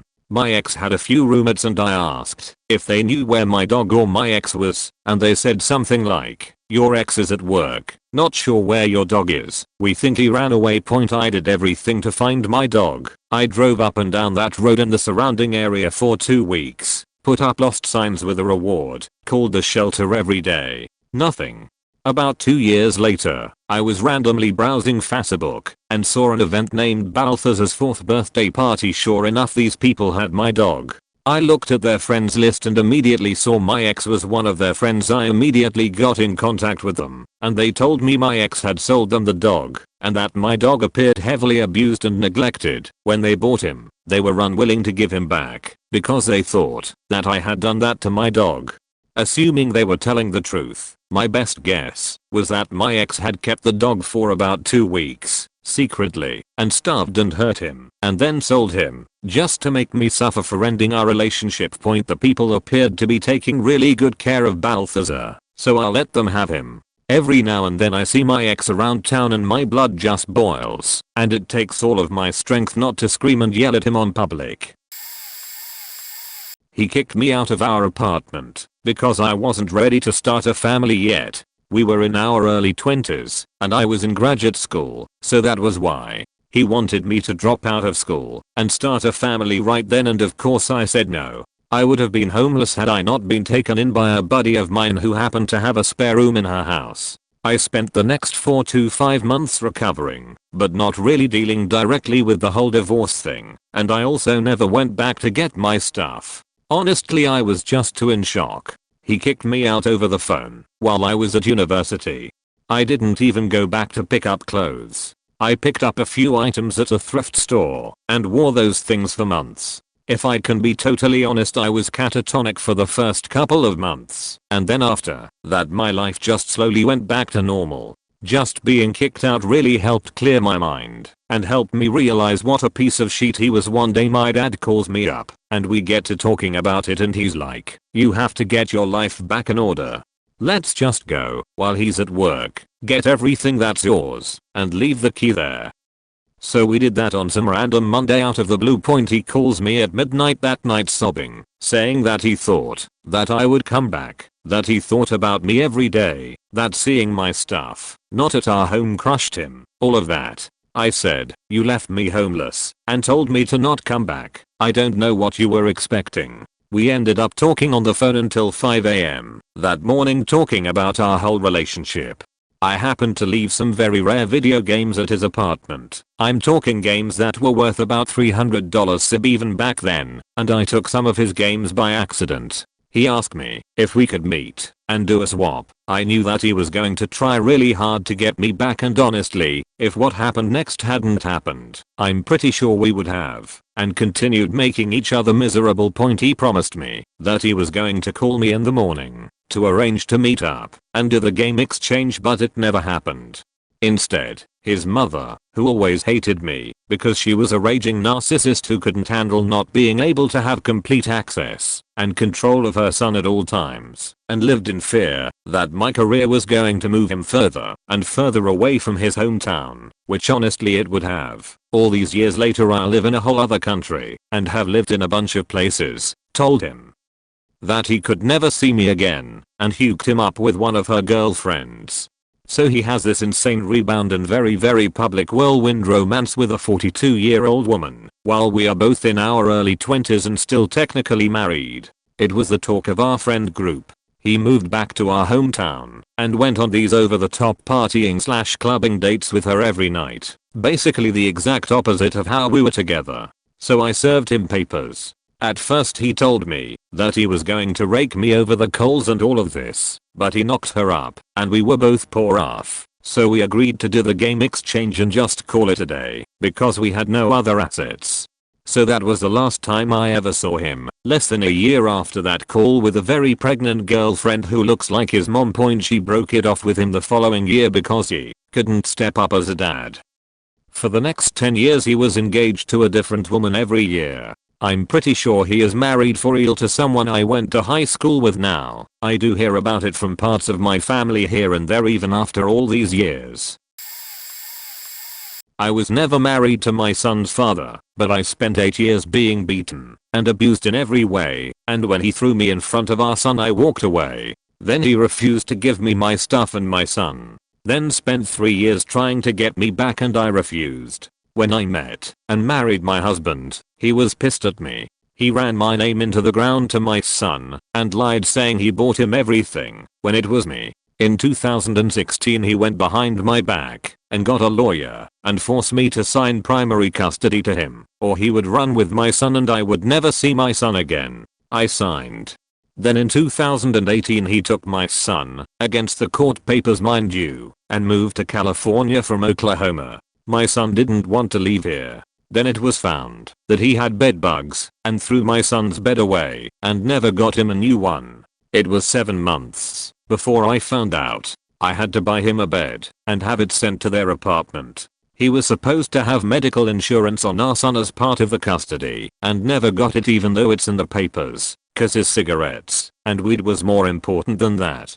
So I had to buy his glasses and I have bought all of his clothes that his dad has stolen from him and bought his shoes and all of his socks that his father stole too. I have been the one paying his plane tickets to and from to Oklahoma. Now my son is 16 and finally stood up to his father and told him he wants to come home to my house in Oklahoma and his dad is no longer speaking to him and told me I won and I can have our son. Like our son is a prize. I cried happy tears. So my ex left out of the middle of nowhere. Like, we were at a networking event together and we drove separate cars. So we were going to meet up at home and drop off one of our cars and then go out to eat together. We hadn't been fighting. Things hadn't been strained. She had started a new job and had been traveling a lot for the new gig, so we hadn't seen as much of each other as we were used to, but things were good when we were together. I was the housewife at the time. At her insistence I had quit my job to stay at home and take care of her and the house. Point I get home from the event and wait for her to show up. 10 minutes, 30 minutes, an hour. I'm texting her. Nothing. I go inside and find a note on my pillow that says she is taking a personal retreat and that she is coming back soon. Faking weird. A week later she shows up at my therapist's office in a new suit with a new haircut and tells me that she has filed for a divorce. My therapist to this day refers to it as the craziest thing I have ever seen. The day before she had emptied out our joint account, my only source of cash as I was the housewife, and maximumed out our credit cards. I had zero access to money. I was rolling pennies for gas or I had to open up a credit card to pay for my lawyer. It gets better. She texts me and says that she wants to try counseling. I'm completely shocked and spun and don't know which way is up, but want the opportunity to at least find out what is going on. Of course I agree to go. She tells me when and where to show up. I go to the office. My ex has set an appointment for her counseling, but told me that it is supposed to be couples counseling. So when I show up the therapist is all about how inappropriate it is that I'm there. She never wanted to do counseling. She just wanted to have a professional to put on the stand to testify about how controlling I supposedly was. She goes on to tell me this sob story that I totally fell for about how she was having a mental breakdown and how she was going to have to quit her job and be destitute. So I accepted a deal where I got nothing and she kept everything. The house I had cashed in half of my retirement account to pay the down payment for. She got it. I walked away with some furniture and an 8-year-old Mini Cooper. My faking lawyer didn't even suggest I not do this. She told all of our mutual friends that I was abusive and poisoned all of my relationships with them. I was homeless. Thankfully a friend of mine let me crash in her basement, or I would have been living out of my car. She continued working, of course, making low 6 figures today. She has a side hustle as a motivational speaker. She goes around the country talking about how abusive I was and how she was finally able to blossom once she left me. Her whole shtick is about authenticity and is an hour-long series of lies. I have a video of her trash talking me to a room full of 1,000 people. You know who blossomed after our divorce? I did. I now have a gig making low 6 figures from a business I built from nothing. I became a Moth Grand Slam champion. I just bought a house in an amazing neighborhood. I'm getting back into aviation and the things I love that I was never allowed to pursue when I was with her. Now that I'm not forced to be her housewife and her slave with no access to my own money, it's amazing what I have done. Sorry, this is getting ranty. Oh boy, my dad took off for a week and didn't tell anyone where he was. My mom left the state with us. He came back eventually to find us gone and had relations with the neighbor that night. He moved his ex-fiancée and 3 of her 4 kids into our house less than a month after we left. He then wouldn't sign divorce papers. He, his girlfriend, and her adult child foreclosed on our house before taking my mom off the mortgage. He would sit on the phone and cry to my sibling about how his girlfriend left him. Don't think for one moment that he let us forget that our mother kidnapped us. He has a 6-figure job, but can't pay child support. Had no problem with the fact that his kids were cold, living in a house with mold in the basement and bats coming out of the vents, and didn't have enough food despite using the food bank. Have you ever had someone so out of touch with their kid that they send the Scarlet Letter and Lee Coca books for a high schooler who has no interest in either of those?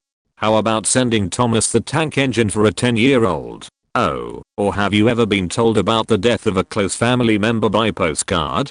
Been there. The man is delusional, never could admit that he did anything wrong.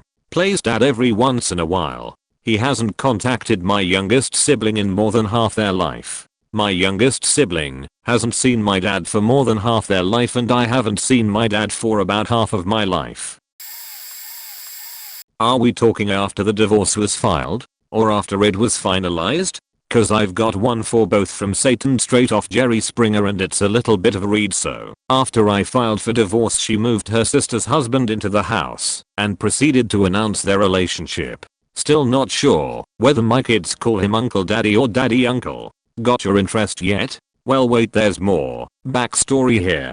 She had told me she wanted out, but we could work on it. This proceeds for a month. One night she's acting super weird. I go upstairs and confront her, and she denies it. I end up grabbing her phone off the bed, turn and walk. She immediately jumps off the bed, jumps on my back, bear hugs me from behind while trying to grab her phone. I know something's up and am like, what are you hiding? She then trips me up, jumps on top of me while trying to grab her phone with one arm, and then mine starts punching and kicking and kneeing me repeatedly.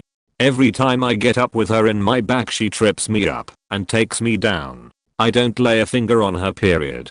This proceeds down the hallway for about 10 minutes with her still screaming and just straight up freaking out, punching the shit out of me, with her 12-year-old daughter joined in now kicking, and my 7-year-old daughter yelling, stop hitting my daddy. I end up throwing her off my back, get downstairs and lock myself in the bathroom. She's kicking the shit out the door, and yes, I should have called the cops, but didn't, and she's screaming, how do you like it now? But now all 4 kids are up and she's begging to just work things out. She will ditch him. She was having an affair with her sister's husband and had been for 7 years. I'm like, we will talk about it tomorrow, get kids to bed and go to sleep. Honestly, at that point I just needed to escape the situation for a bit and think. Fast forward, next day things are semi-normal. I go get breakfast, come back, sheet breaks out, she's still leaving for him, and I'm like, fuck it. I send the screenshots to her mom, let chaos ensue. She's freaking out, calling him, completely losing her sheet. I'm just sitting back watching the sheet show ensue. She goes in the bathroom and calls a friend, who happened to be a paralegal. Afterwards for 30 minutes, I hear them plotting, and her friend saying you can't leave the house because you forfeited etc. Giving her legal advice. She takes off speaker after a while, talks a few days, okay I will do that now, then walks out, calls 911 and says she's fearful for her life because of me, runs upstairs, and I'm like, shit. I go sit on porch and wait. Cops show, she lies about what happens, says I attacked her. She presses charges and has me arrested for domestic violence because she called and not me. I went to the station. I'm then ordered out of my house. Next day at court, I'm told whatever I can get in my car I can take, rest stays by judge. I move out, stay with a friend, she moves, new boyfriend, well sister's husband straight in next day. For next year and a half he lives in the house.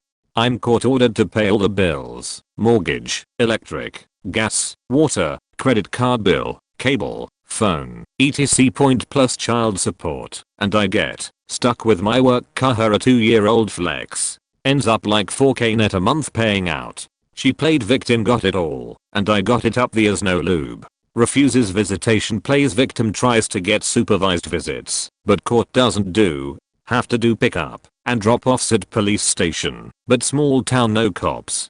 Her boyfriend gets hostile at every pickup drop off cell. I end up having to get local police lieutenant to sit and watch every pickup / drop off. There's tons more here, but that's just the tip after the divorce was final. She tried to play victim and stay in the house longer than she was allowed using the kids. Judge didn't buy it. I got house back and spent 2 weeks loading trash and pitching it. I could have filled a 20-yard dumpster with it. She had first choice on everything, marital asserts, and made me buy my own things back, as she would choose my things that family gave me etc. Let the flex get repod. Said she was refinancing it and then never made a payment and let it hit my credit after she drove it 7 months. Let everything she was court ordered to pay go or get repo that was in my name. Constantly tries to get child support raised and uses kids for money. Oh, and is still with sister's now ex-husband and getting married. OC's also called the cops on me a few times when the kids don't wanna go back, saying I'm trying to kidnap them. Lets her boyfriend jump on the phone and constantly try to tell me how to parent or try to jump down my throat starting sheet. This is all still just the tip of the iceberg. I've got stories for days. They say he'll have no fury like the wrath of a woman. Well, they must have been talking about my ex-wife aka Satan.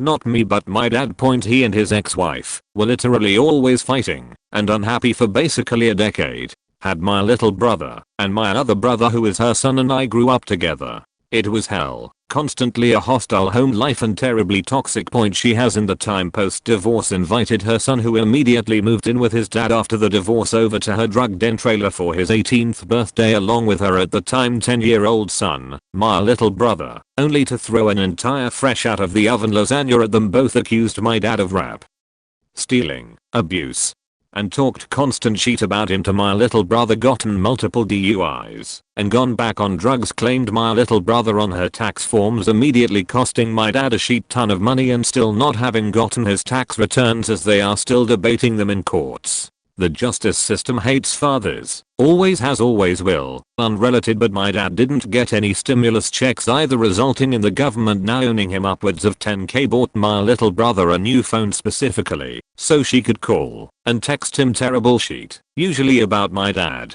whenever she wants. Given my little brother a shit ton of emotional issues, which we've all noticed and been aware of, resulting in him needing to see a child therapist. Threatened my dad and his girlfriend multiple times and called screaming and crying because my dad wouldn't pay her phone bill, rent, or for gas and cigarettes for her. TLDR, my dad's ex-wife has been the shittiest person I have ever met. Always was when they were married and continues to get worse by the day. Point thanks for reading, anyone.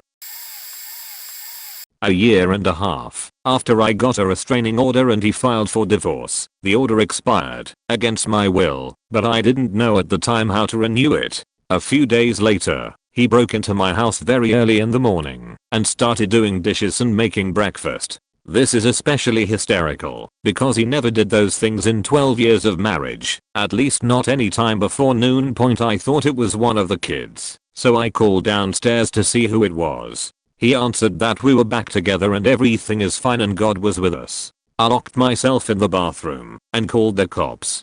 They said they couldn't do anything. It was a long couple of months of him constantly trying to break into my house, but eventually I moved to a secret location. When he showed up on the front porch late one night, I finally got my restraining order. He dragged the divorce case out for years, each shenanigan more insane than the last. He cloned my phone and cyberstalked me, then presented that illegal evidence in court as proof. His lawyer stated that I was dating a demon who was going to steal the children.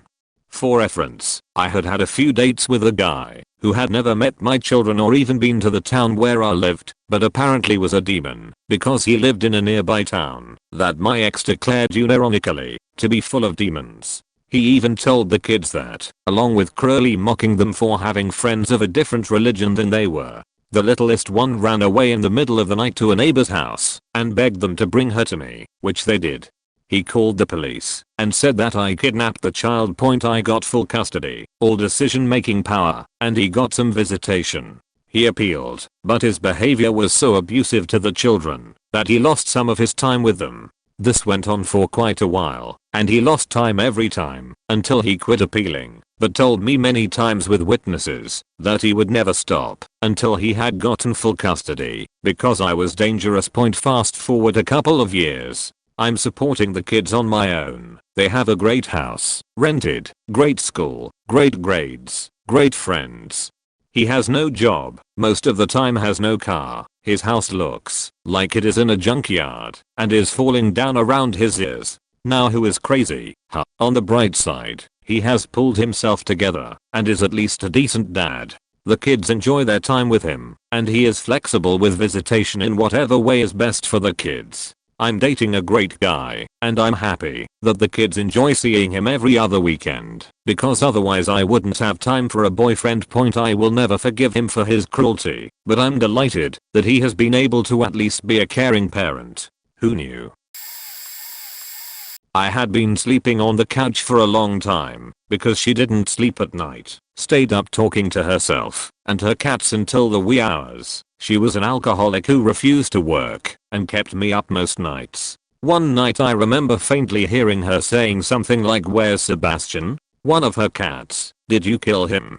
Did you?" At some point I woke up and almost left to go to a hotel, but then I heard her approaching the sofa where I was sleeping, and it sounded like she was coming from the kitchen. "If you did that, then I'll do this," is what she said, and I looked up, and she was at this point standing over me with a butcher's knife in her hand about 2 feet or so from the couch I was laying on. You'd have to know her, but she did 95% of what she did solely for attention, and I knew she had no intention of using that knife. I was, however, concerned that she was drunk and nuts, and it might slip. So I stood up, stared her dead in the eyes, took a step toward her, grabbed her knife hand, and twisted it until the knife fell out. Almost took out my toe. I took a couple steps toward her to back her up, bent down and grabbed the knife, then went to the kitchen and got whole block of knives, then laid back down on the couch and went to sleep while she railed about a different cat. Reading that over, I have no idea how I spent almost 2 years with that woman. I honestly think a lot of that was locked away in a box until just now. She had me charged with a crime I didn't commit, assault. On the witness stand, she described the assault in a way that, had it really happened, would have left her with serious injuries at the time and possibly debilitating long-term consequences. Instead, she drove away from the scene with no problem at all, declined to go to the hospital when the police came to interview her, and showed no injuries at all in the video statement that the police took. Her statements on the stand also contradicted things she told the dispatcher when she called to report it. I honestly don't think she knew that calls to 911 are all recorded. Finally, after both sides presented their cases, the judge didn't want to hear my criminal lawyer's closing remarks, something that happens only when the judge doesn't feel like wasting any more time, because a not guilty verdict is a foregone conclusion. The trial was 2 weeks ago. I'm now preparing a malicious prosecution lawsuit against her, which will be served on Monday. I'm also preparing a custody lawsuit, likely to be served before the end of the month, as she has cut me off from my son for the past year and has completely alienated him from me. My family lawyer and hers have been exchanging emails since the trial concluded, and it's very clear that her lawyer knows that something bad is coming and is doing his best to get her to cooperate, but he's not getting anywhere. As of today, she's done her usual disappearing act and isn't responding to her lawyer, thinking that somehow, if she just ignores him, this will all go away. I have one. My ex was a liar. He lied about everything.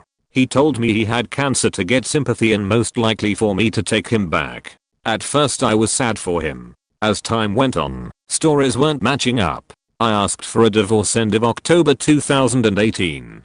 He then has cancer end of November. He said the doctors found it because he went in from him being stressed and found cancer around his heart. Fast forward to December, he's having heart surgery and calls me before he goes under.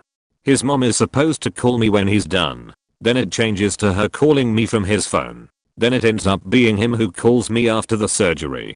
The surgery was done in 30 minutes with him calling me acting loopy, like he went under. I had been suspicious at this point, and I think it showed through the tone I had with him. His voice became more and more normal, like he forgot he was acting. Then he went back to being loopy. So after having this open heart surgery he's then supposed to start chemo the very next day. Mind you, it's literally Christmas week. Fast forward a couple months to March and he's supposedly still getting chemo.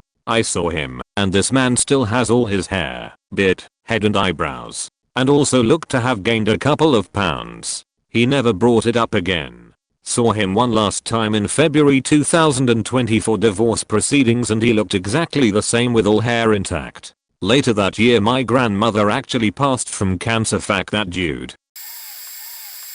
Well, this is a batshit crazy story. My ex moved in a 17-year-old 3 days after I temp moved out. Unbeknownst to me, he had copies of my recipes, had kept some of my clothing, my passport, and my perfume. He convinced her to grow out her hair, because that's the way he liked it. Mine was long and brown. They used my passport to get her into over 21 establishments. The age thing may not be a big deal, but he was 34. They also used my passport to travel and try to utilize my travel perks. He convinced her to wear my perfume, talk like me, and try to act like me. Since I loved to bake and had quite a bit of baking equipment, he really bought it for her and gave her all my recipes for her to try out. He encouraged her to email me and ask me what his preferences were, what laundry detergent I used, etc. Everything I had said I liked. He made her list on MySpace as her favorites.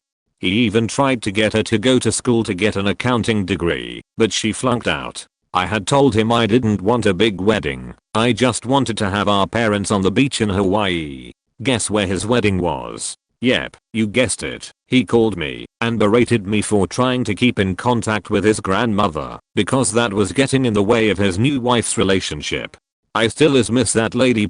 I also used to sew, not because I liked it, but because it gave me options. He convinced his new wife to ask his stepmom for sewing lessons and bought her a sewing machine so she could be like me. He would freak out when she varied from the script, so that relationship didn't last long. What did I do? I put a keylogger on his PC to keep track of him, watched his and her MySpace, and got a tattoo.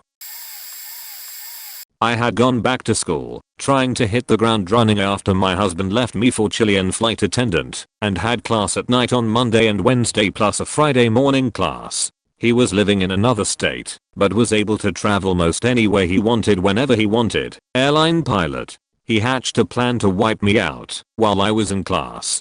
He rented the largest Penske truck and 6 muscle guys, and came during the hours he thought I would be in class, were it Monday or Wednesday. On Friday, I was home and although frightened, I was amused. He tried the old key, I changed the locks. He tried the outside garage opener, I had removed the batteries. He tried windows and doors all around the house to no avail. I called the police, and while they took their time getting there, he was looking like an idiot with his 6 rented by the hour muscle buddies milling around in the driveway. All he was able to take was what he was entitled to, his clothes, his tools, his desk and his motorcycle. It was so ridiculous. I had told him many times that he could get the things that he left behind whenever he wanted, but just to let me know, so I could be home, etc. He just had to be a dick about it like usual. It was pretty funny watching him close up that nearly empty Penske truck and drive off. For what he spent on his little sting operation, he could have replaced what he gained probably 3 times over. The final coup de grace happened when one of the hot muscle dudes slipped me his phone number and told me to call him. LMAO. This literally just happened, and it is still in progress. A few years ago my wife asked me for a divorce. It was the 3rd time she asked me, and I granted it. The problem, so she states, is that I was traveling for work a lot, and she stated that I never appreciate what she does. So here's the thing, I took a job for traveling so I could provide a great life for my family. She and my 3 children always had a roof over their head in a very nice home. She always drove a brand new car.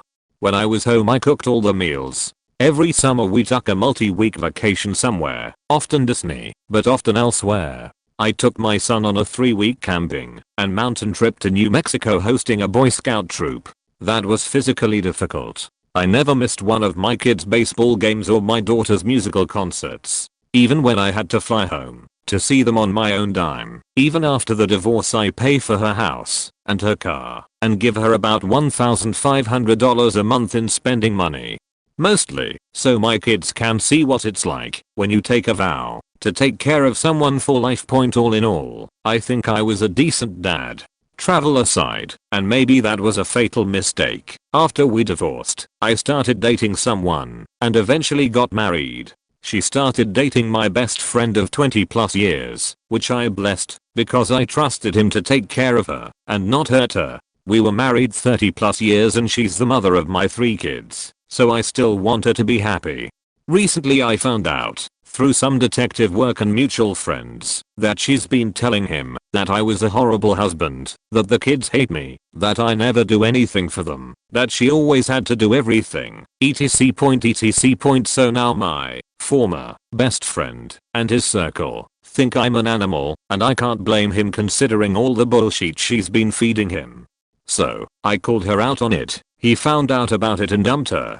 The one person I trusted not to hurt her. Now she's all depressed. I do feel bad for her right now. But one person I always trusted, that I always trusted, even through divorce, stabbed me in the back to my friends and my kids. She divorced me because she said I didn't appreciate her. Turns out she never appreciated me, or at least she didn't for a very long time. I'm still processing all of this. I can't talk to my current wife about this, for obvious reasons. I feel like my whole life has been a lie. It's going to be hard to trust anyone again. I want to die and just leave them all to their own devices. This just sucks. I wasn't perfect, far from it, but damn, I deserved more respect than that for all I've done. For now, I'm just burying myself in work, again, to get my mind off of everything and anything else. Thanks for the question. Thanks for listening. Reading my long response. Mine isn't really after divorce, but when my ex left, first, we both knew it was coming. We talked of splitting about a week before the wedding, but we did a destination wedding, and a whole bunch of people would have been out the cost of a trip to Montego Bay.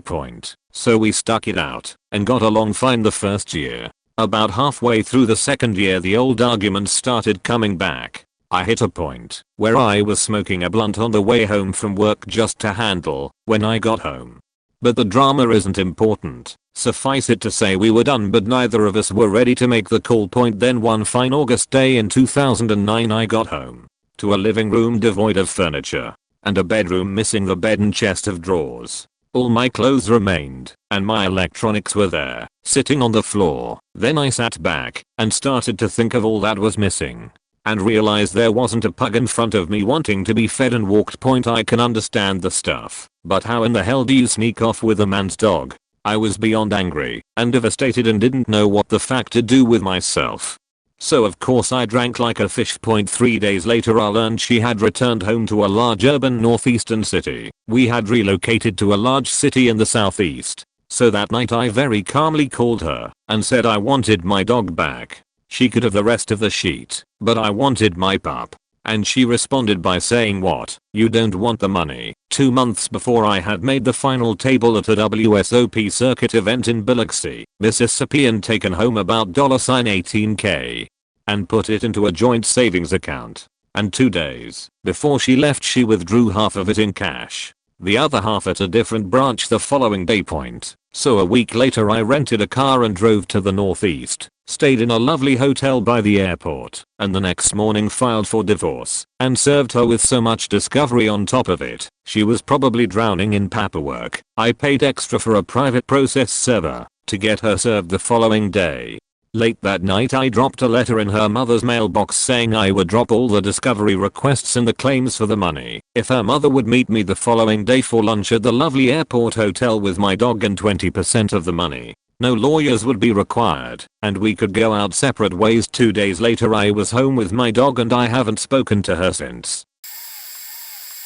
My ex-wife cheated on me from the moment we started dating, and I didn't find out until we had been together 5 years, married for 1.5. It was very Scotty doesn't know, seemed like everybody was aware, or actively faking her, and pretending to be my friend. When I only knew of one affair, we were trying to reconcile, but she was staying at her parents'. She would call me every night, then go out and bang somebody. So faked up point she was Catholic, and I was not, so she made me get married in a Catholic church. 10 years after our divorce, when I hadn't spoken to her in all that time, I got a message saying she needed a Catholic church divorce, not just a regular divorce, because her new marriage was also in trouble due to her infidelity, and she was unable to stay faithful to her new husband, because the marriage hadn't been sanctioned by the church. I just ignored it because, why help her, and I was trying to have boundaries. The church does an investigation, and absolves the marriage, citing my indifference and atheism. What the fuck point happy ending. I met my current wife of 16 years about 1.5 years after, and things have been awesome. Once my divorce was final, we went to Las Vegas, and pawned my ring and my ex's, bet all $200 we got for both rings on one spin of roulette, covering my old wedding date and my divorce date. The 13th hit, married 7.13, and I won $1,750. My ex tried to sue me for making porn, though I haven't ever actually made porn. Quick CW, this is funny and cringe-worthy, with brief mention of domestic violence, though it does have a positive outcome. For starters, let's make something clear. I have never made porn. If I had, I would have zero shame in admitting it. Okay. My ex was abusive and never thought I would actually leave him. When I did, things went from bad to insanely terrible. Emphasis on the insane. So one day about a year after I left him, while scrolling through porn on Tumblr, back when it had adult content, my ex came across a 2-minute clip of a lovely naked woman, self-stimulating. Aside from similar hair and eye color, this woman doesn't even look that much like me. I have tattoos where she doesn't. Our ahem anatomy is notably different. I guess the shape of our faces is kinda similar. Though still, hardly a dead ringer. Anyway, he was certain that this content was created by me, and that I somehow magically knew how to make something pop up on his Tumblr feed.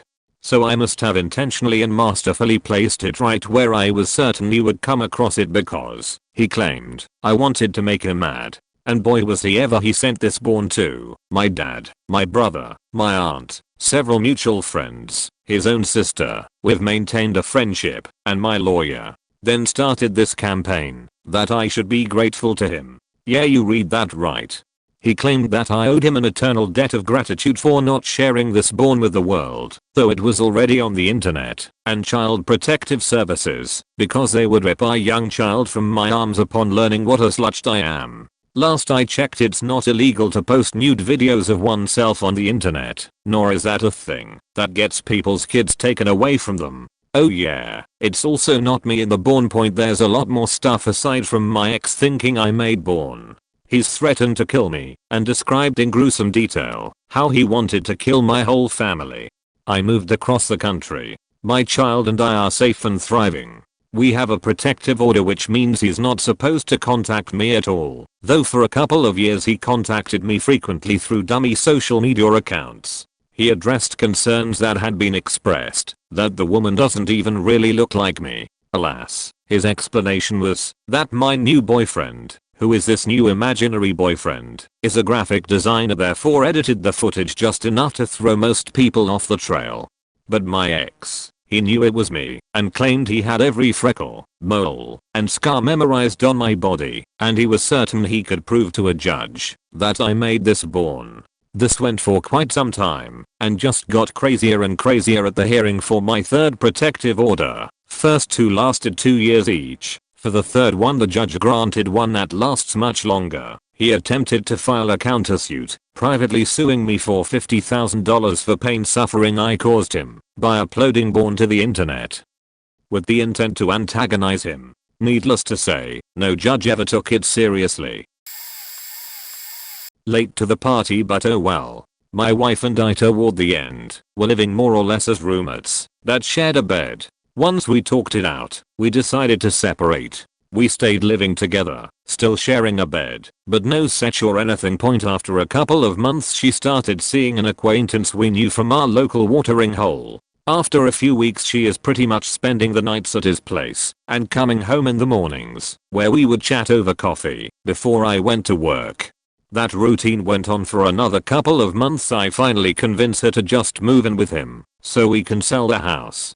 She does, and he even busts his ass helping us to fix it up before putting it on the market. Actual divorce was just a straight separation. We didn't fight over anything and went in front of the judge, who looked very skeptical that after 10 years of marriage we weren't fighting or arguing over any assets. He asked each of us if we were sure, and after she explained we made better friends than spouses, he agreed to sign off on the divorce only after we gave each other a hug in front of him while chuckling. Afterwards we went out for drinks together with her boyfriend to celebrate. Fast forward 5 years to today, that dude is now my best friend and roommate after she moved across the country a few weeks ago. Wasn't married, but my first girlfriend cheated on me with her neighbor who was 11 years older than her. I was 17, she was 16. She got pregnant and decided it was time for us to do the deed. I thought it was both of our first times. I used protection and 2 days later she said she was pregnant. I asked if she was sure, and I was very scared. Went to the doctor and they told her she was 6 weeks along. Quick math, I figured out it was a lie and promptly broke up with her. We had done it about a week earlier. She wound up miscarrying and told everyone I beat her up to cause it. Put on makeup to fake bruises she took pictures of and used them against me and threatened me to get back with her or she'd go to the police. I refused and she told all my friends the story and most sided with me as I'm a very laid back and easygoing person. Fast forward a month and I woke up to oral. She broke into my room at 6 AM. Being 17 and full of hormones I let this go on and she got on top of me. In the haze of waking up and being excited I let it continue for about 20 seconds before I snapped back to reality and kicked her out. A month later she contacts me again and she tells me she's pregnant. I told her good luck, kid's not mine. I thought it was safe as I never finished. Wound up taking me to court and had to do paternity. Kid was mine. Prior to our child's birth, she had told our mutual friends I rapped her, beat her and verbally abused her. Completely the opposite of my personality. When we dated I showered her with gifts and basically anything she wanted. My close friends were skeptical of her, but still kept their distance from me. She never went to the police because she had no proof. When she gave birth she refused to let me see her. 2 weeks later she agreed for a supervised visit. By this time I was 19 and still at home. She pulled my mom aside and told her I was physically abusive. Then one more visit a month or so later and she told my dad I was abusive as well. She also called my boss and tried to get me fired, saying the same garbage. As crazy as she is, I still wanted to be there for my daughter. I was supposed to have weekends with her, but she never showed, or when I'd go to pick her up her dad would be in the driveway with a shotgun. Slept a lot of nights on the side of the road waiting for her to show up. Sheriff wouldn't do anything. Despite the court orders she was the mom, and it wasn't considered kidnapping, it was parenting. 2 years later I moved across the country for a job opportunity. Continued to pay child support and write to my daughter weekly, have done so since she was about 6 months. I wound up getting served court papers 12 hours before a court date for abandonment. From where I lived it was a 20-hour drive. I drove back anyways and wound up losing everything we had previously agreed upon, even though she had never complied. After 5 years and tens of thousands of dollars in court fees and child support I finally decided to sign over my rights. She had since married the guy who knocked her up the first time. I kept detailed records of everything that happened. Phone records, texts, documents and in-person conversations. Set up a 529 for my daughter if she ever wants to go to college. Opened a checking account in her name and have continued to put the support money in there for her. I have since gotten married and have 3 other kids. Went back to school and got an engineering degree. My daughter is 14 now and I hope someday we can connect. How I'll ever be able to explain why I wasn't there will be hard without bashing her mom. I hope everything I'm doing will be enough to explain how much I wanted to be there. I missed her entire life and it's the biggest regret of my life. I'll always feel like I didn't do enough. Not the crazy you're looking for. Probably had a messy divorce with my ex. The kids were suffering and we decided to take them to counseling. After a few months of the kids counseling, my ex and I suddenly found the kids in counseling for 30 minutes, and then she and I sitting with the counselor for 30 minutes talking about the kids' issues and suddenly our issues.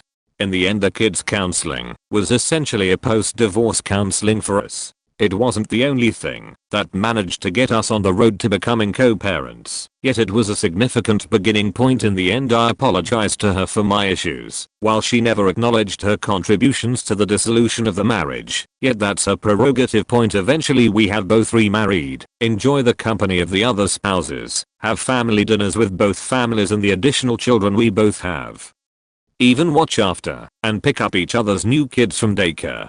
My ex-wife, my daughter and my wife have on more than one occasion gone to the movies and dinner. Would they have done so without the children? No. Yet it speaks volumes that my ex actually calls me for advice these days. We did not get there overnight, yet we got there by placing our children's best interest above our own point. Since we both come from divorced and bitter parents, we recognize the harm the actions and comments our parents made, and we refuse to continue that cycle. Gave me a dead bat in a brown paper bag, as in, he found it dead, put it in a brown paper lunch bag, and made a special trip to my house complete with phone, call/text message, to say he was in his way over with a gift he picked up just for me. I thought the call/text were weird, because we literally fist fought the day before, and the cops told him to stay away from me. So I called my sister, who lived next door, to come sit with me. When he showed up, she made him leave, while I laughed my ass off and called the cops again, who did jack shit. Some backstory: right at the beginning of the end, he stepped on a live rabid bat when getting out of the neighbor's pool with our son while I was at school, and it cut his foot. He had to go through a whole series of rabies shots, and I was in night classes taking a final exam. I finished my exam and went out on break to check my phone to find like 27 missed calls/messages from him and his parents, cussing me blue and calling me every name in the book. How dare I abandon him, right? Thankfully my mom and sister lived next door to us and picked up my son, so he wasn't witness to all that. But oh boy, yeah, he really brought me a dead bat to remind me of how I wasn't there for him in his time of need. I aced my final, by the way, highest score in the class.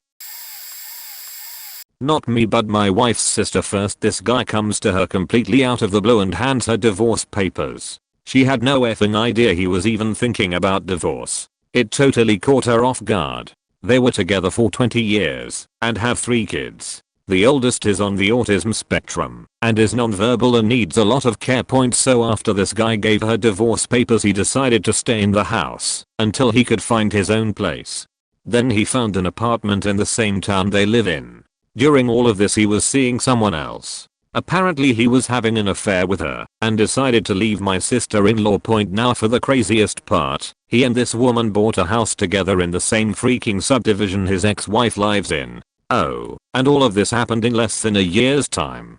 To me, as a man who has been with his wife over 20 years and married for about 14, all I could think when I heard this was, who leaves a 20-year marriage and jumps right into, basically, another one. A normal dude would enjoy his newfound freedom for at least a little while. I also found out his new girlfriend is the best friend of his brother's wife, and his brother's wife hated his ex-wife. So me and my wife assumed she facilitated a lot of this crap, like telling both of them how great they would be together if only he wasn't married to my sister-in-law. Probably not the craziest story, but me and my wife are square as fuck, and this is the most drama we've had in our lives since I was in the army and deployed to Iraq almost 15 years ago. We are not divorced yet, but after talking to my wife about our relationship, she was done, no fixing it, blah blah blah. Started out amicable. I'd let her live in the house with my 2 stepdaughters until they graduate in 5 years, so they could have stability. I'd keep paying for things like car insurance, keep them on my health insurance, pay for dog food and vet bills, etc. The day I moved out, she got nasty because I hadn't rearranged the stuff I left behind to her liking, still my house, purchased with my VA loan, and threatened to damage and destroy my stuff moving it where she liked. So I told her I'd come get it early the next week and put it in storage. 3 days after I moved out, she made it very clear she didn't want me in the house. My doorbell camera caught her kissing her boss in the doorway of my house, but I didn't tell her. She also moved him into the in-law quarters we have at the back of the property as a renter. I'd been suspicious for months, but I trusted her. 2 weeks later, she found out I knew when my lawyer submitted the video as evidence point. Since she got caught, she's been lying and bad-mouthing me to all of her friends and family, and to my sister, who played dumb and neutral for my kids' sake.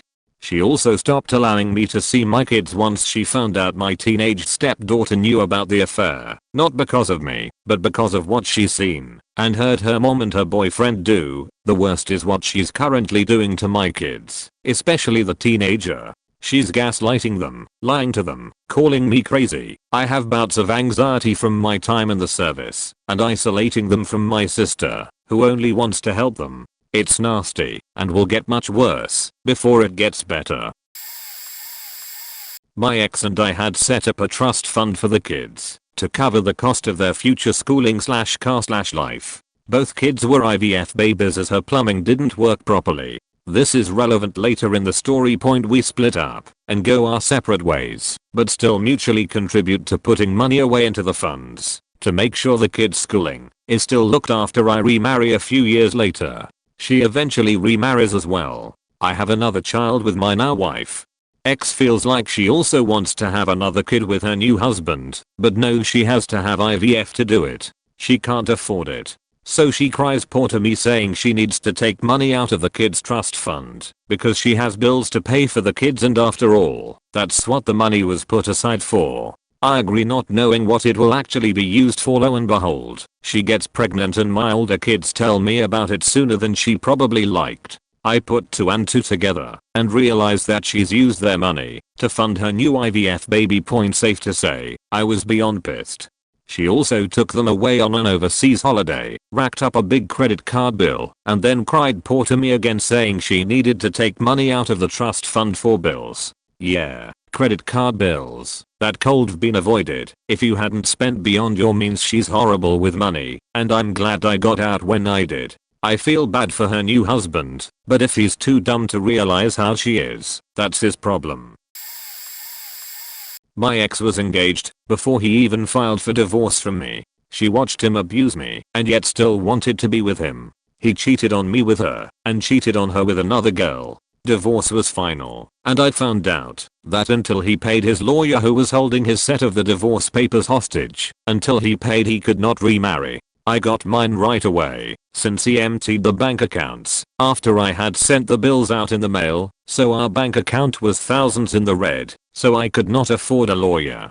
He even tried using my set, and they turned him away from the marriage license counter when he could not produce his. 6 months later, he asks me to pick up our son from a specific restaurant at a specific time. It was odd, because it was usually a rhyme home when you want to come get him type situation. I knew something was up.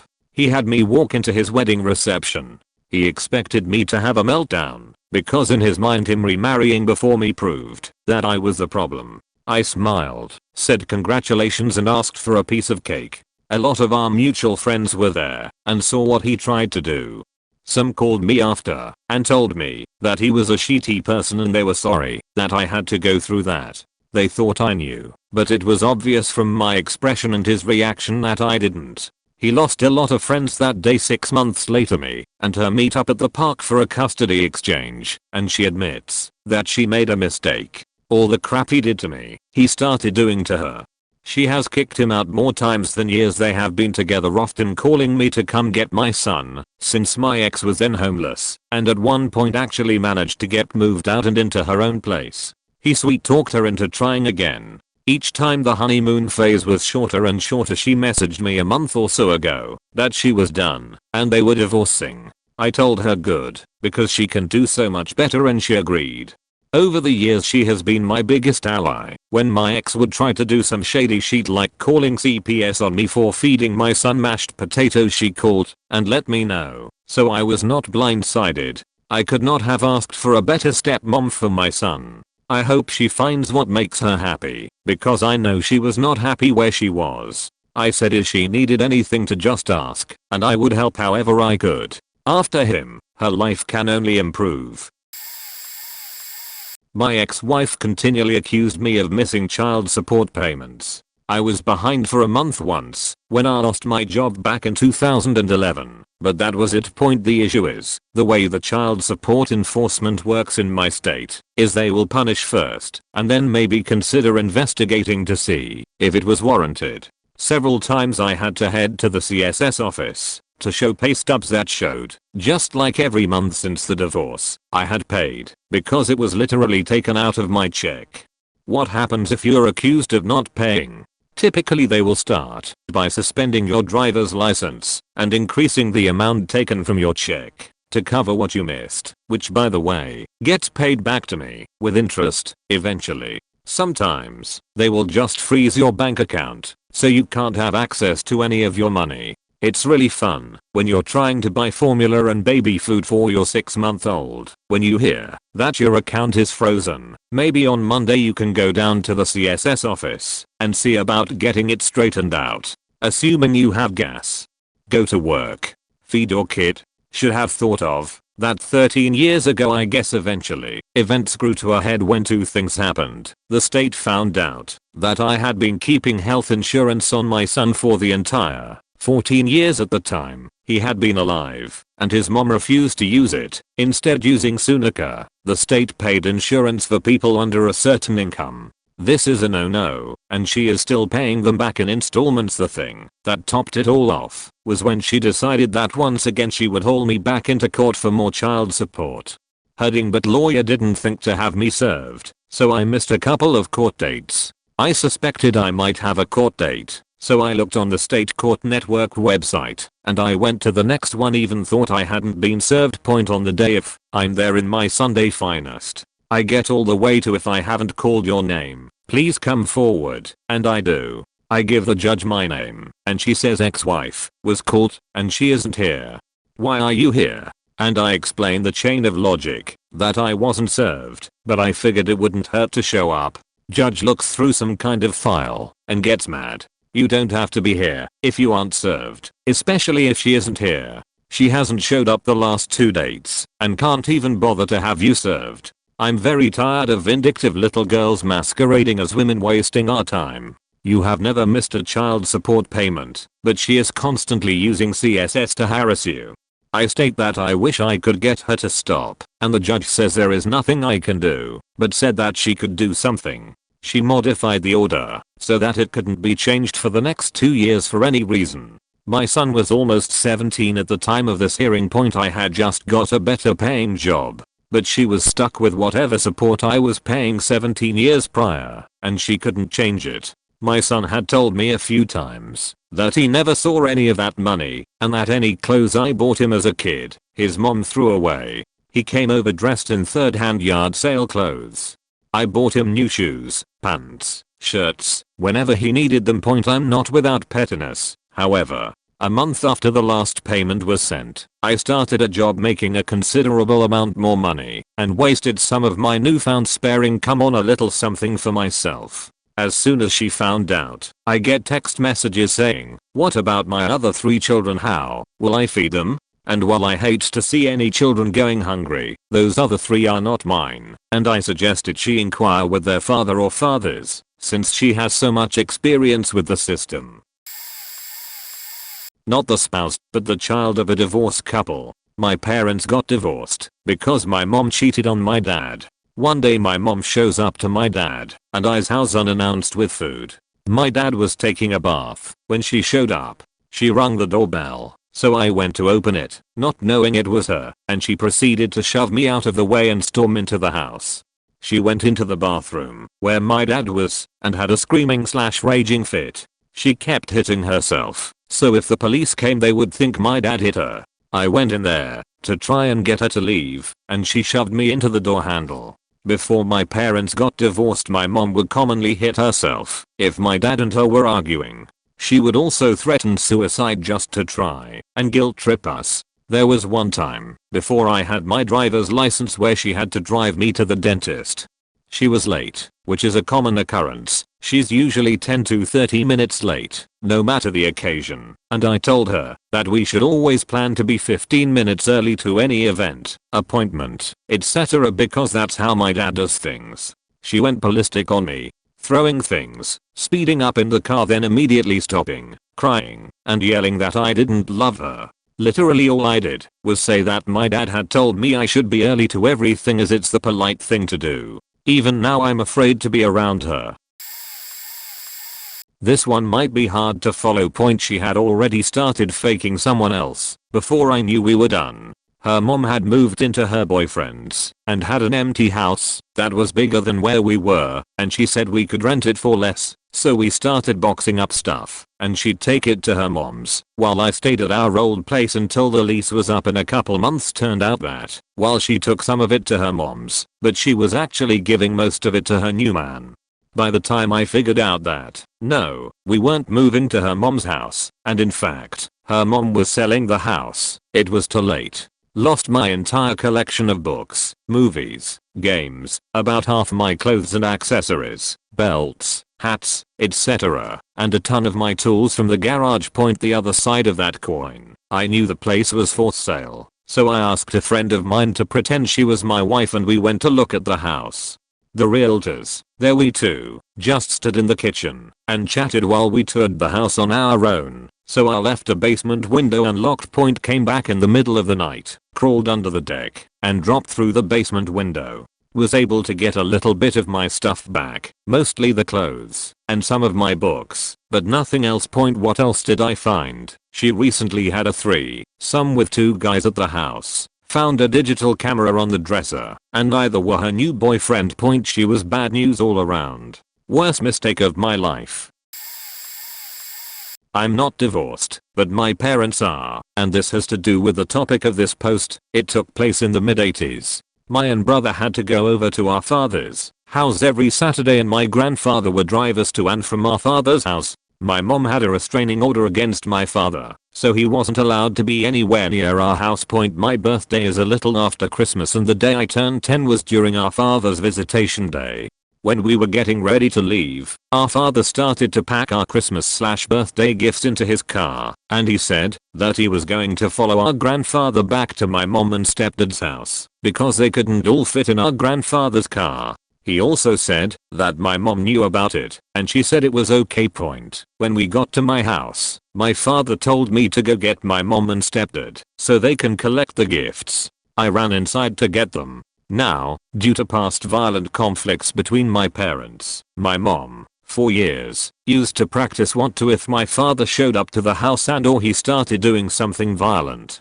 We knew how to dial 911 and what to say and where to hide and whatnot. So when I went to get my mom and stepdad, she told us again that if something bad happens, we have to call the cops and hide. Well, it turned out that my father had a gun in the car, and when my mom went over to his car he pulled it out and held it to her head, and my stepfather was being held by my grandfather away from my mom. So I called 911 and then grabbed my brother and we hid.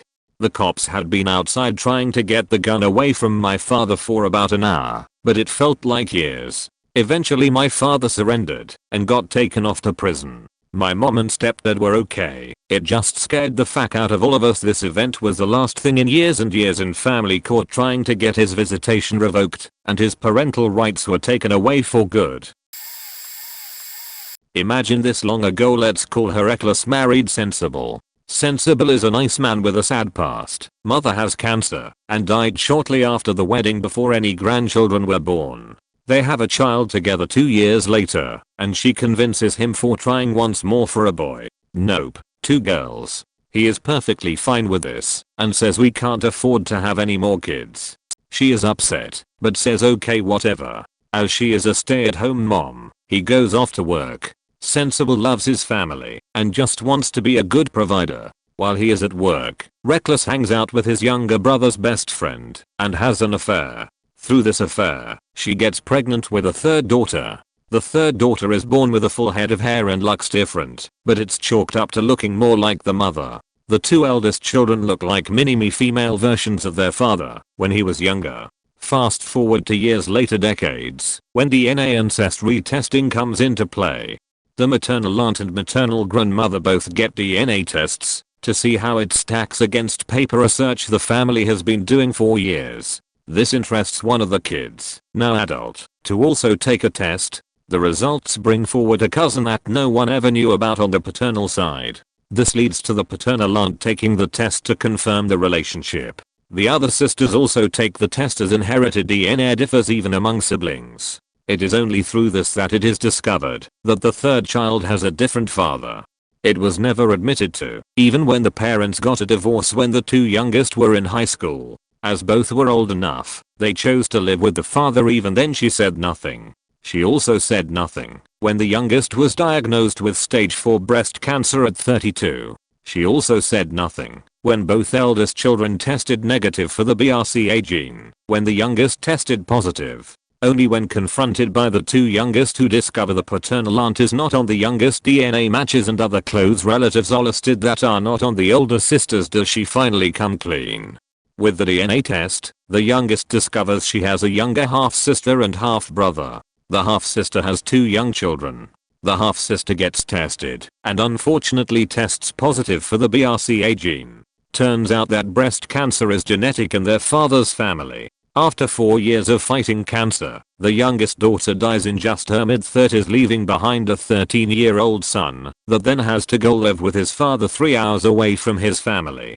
The youngest had also gotten to, after one failed marriage, meet the love of her life who she married multiple times just for fun, and in so doing gained a bonus son and daughter. After the youngest daughter passed away, reckless at no point, reached out to her daughters or ex-husband to apologize for her complete dishonesty for years. Though cancer does kill, if you are aware that certain kinds are dangerous for you genetically, you can be aware and have preventative care. This was not an option for the youngest because of the lies. And to top it all off, both Sensible and the BO father had the same first name. Prioritized our children. Point never argued in front of them, stayed completely civil and polite, never trash talked etc. Made sure to keep a fully united front. Point it's not been perfect, divorces are hard. Still, we were able to never be unkind to or about each other around the children. I really hope we've managed to set a good example to them as to how you can handle separations etc. Point without them becoming toxic. I should add, our 3 kids have mixed needs, autism/ADHD, and modeling positive behaviors has always been very important for them. 4 years on, and we co-parent like pros now. I wouldn't say we are friends as such, we don't message to chat or hang out, but communication is very good, and we are more than amicable etc. Point on birthdays and Christmas etc. we both take the children to pick thoughtful gifts for the other, from the kids, not ourselves. On Mother's Day, I gift his new partner and write a note thanking her for being a positive influence in their lives. I'm very sick at present, and he's on hand as and when needed. This is long term too, so 3 years of deteriorating health, 3 health crises this year so far with hospitalizations, still investigating but some severe internal bleeding in my GI tract, 2 sources, 1 located so far, the other not yet found. I keep losing too much blood and getting to medical emergency levels of anemia etc. It must be so frustrating for them both. My ex-husband and his new partner, whose plans get changed when I have to call and say I'm being admitted and he needs to collect the kids from school and take time off work etc. This would all be so much harder if they weren't supportive. I balance that by being entirely flexible and helping where I can. They want to change days the kids are there so they can attend an event? No problem. They're going away and can't get a dog sitter? I'll have the dog here etc. Point for us, it was just so very important to make things as smooth as possible for the kids, and often that meant stopping how we wanted to react to a situation and considering instead how do I want the children to see me handle this situation, and doing that instead. It's often fighting against instincts, but we manage it.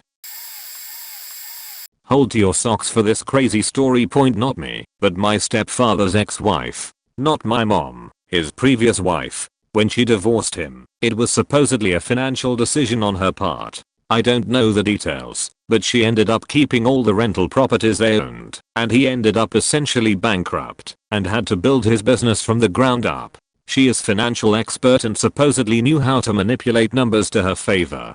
Even though they were divorced, he continued providing for her children, not his by blood but one, financially as a father, even though she had a higher net worth. And get this, they lived in one of the houses he did own. Just pre-crazy context point: he died in a tragic work-related accident a year after my mother married him. It was awful. The ex went to the hospital toward the end and told him she always loved him. Well, the morning after, the crazy bitch came to our house and told us to get out because according to her she owned the property. He bought it after their divorce, so it was not a remote possibility. She yelled at my mom and my stepbrother, his son, shoved my mom, walked into our house, and stole some documents to do with his finances that were stored in a briefcase. We called the police. They had the nerve to come back, and he was arrested on the spot, not her. We felt awful about it, since we didn't want to cause his son harm, but we had no option. We never got the documents, and to this day we don't know what they stole. We knew he had a will which never surfaced. The authorities said they couldn't do anything about the documents. My mother went on to collect the last check for his business. The woman had already come by the house where the job was done, claimed to be the wife, and asked for payment. After the funeral house called my mother to ask if she wanted to buy a plot of land besides his grave. You see, the ex-wife was about to buy literally every plot around his grave, 8 grave spots total, for herself probably, so my mom couldn't. The funeral house was gracious enough to notify us and give us first dip. My mom said no. What's the point? He is already dead. What remains is just flesh, and when I die it won't matter. He had life insurance, but plot twist, it was in Crazy Beach's name. He never got to the point of changing it 1 year into marriage. Moreover, they were claiming all assets to be his sons, and wanted to be executors of the estate. However, we had a copy for their divorce which explicitly states she renounces to said life insurance. And that's when I learned the game is rigged against those lacking money. Between the funeral, frozen accounts because of the Crazy Beach's factory, and my college tuition, we didn't have much cash in hand, so we couldn't claim the estate without putting a percentage of the estate's worth down. His assets were worth hundreds of thousands of dollars. We could not afford it, but they could. On top of that, we learned he had so many debts prior to marriage that all his assets were going to be lost anyway.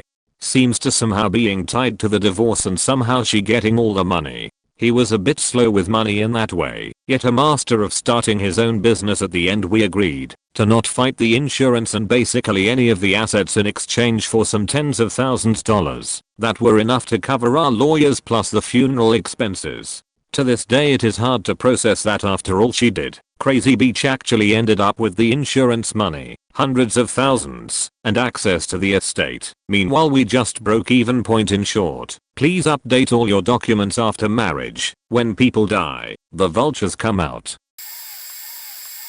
Kinda long. I like to think there's a scale for crazy and my ex is close to the top. We both worked full time, but my schedule gave me off 15 days a month. We got divorced after she started sending emails to her ex and ignoring our 2 children, where I was basically a single dad, and she would threaten suicide during arguments. At court, she testified that I had yanked my daughter's arm during an amusement park trip resulting in nursemaid elbow. Her lawyer made me out as a monster. I brought in pictures that were dated and time-stamped as well as numbered from the trip, and they show us at the park. And at one point the nanny had swung my child by the arms in a circle while waiting for a ride, and the pictures showed my child being happy to being in pain holding her arm, and us being at the nurse station and her smiling again after the local doctor reset her elbow. Point: she brought in an old supervisor from my job to testify against me because his daughter had babysat for us. His testimony was got thrown out because he never directly supervised me and came down to hearsay. Point: she brought in my mail that she had redirected to her new place, and her lawyer tried to say I had new expenses. It got thrown out because mail theft, and I had proof from the post office where she had redirected all my mail. The judge was also pissed. Point: she threatened the owner from the daycare I used that she would have them closed down if she testified for me.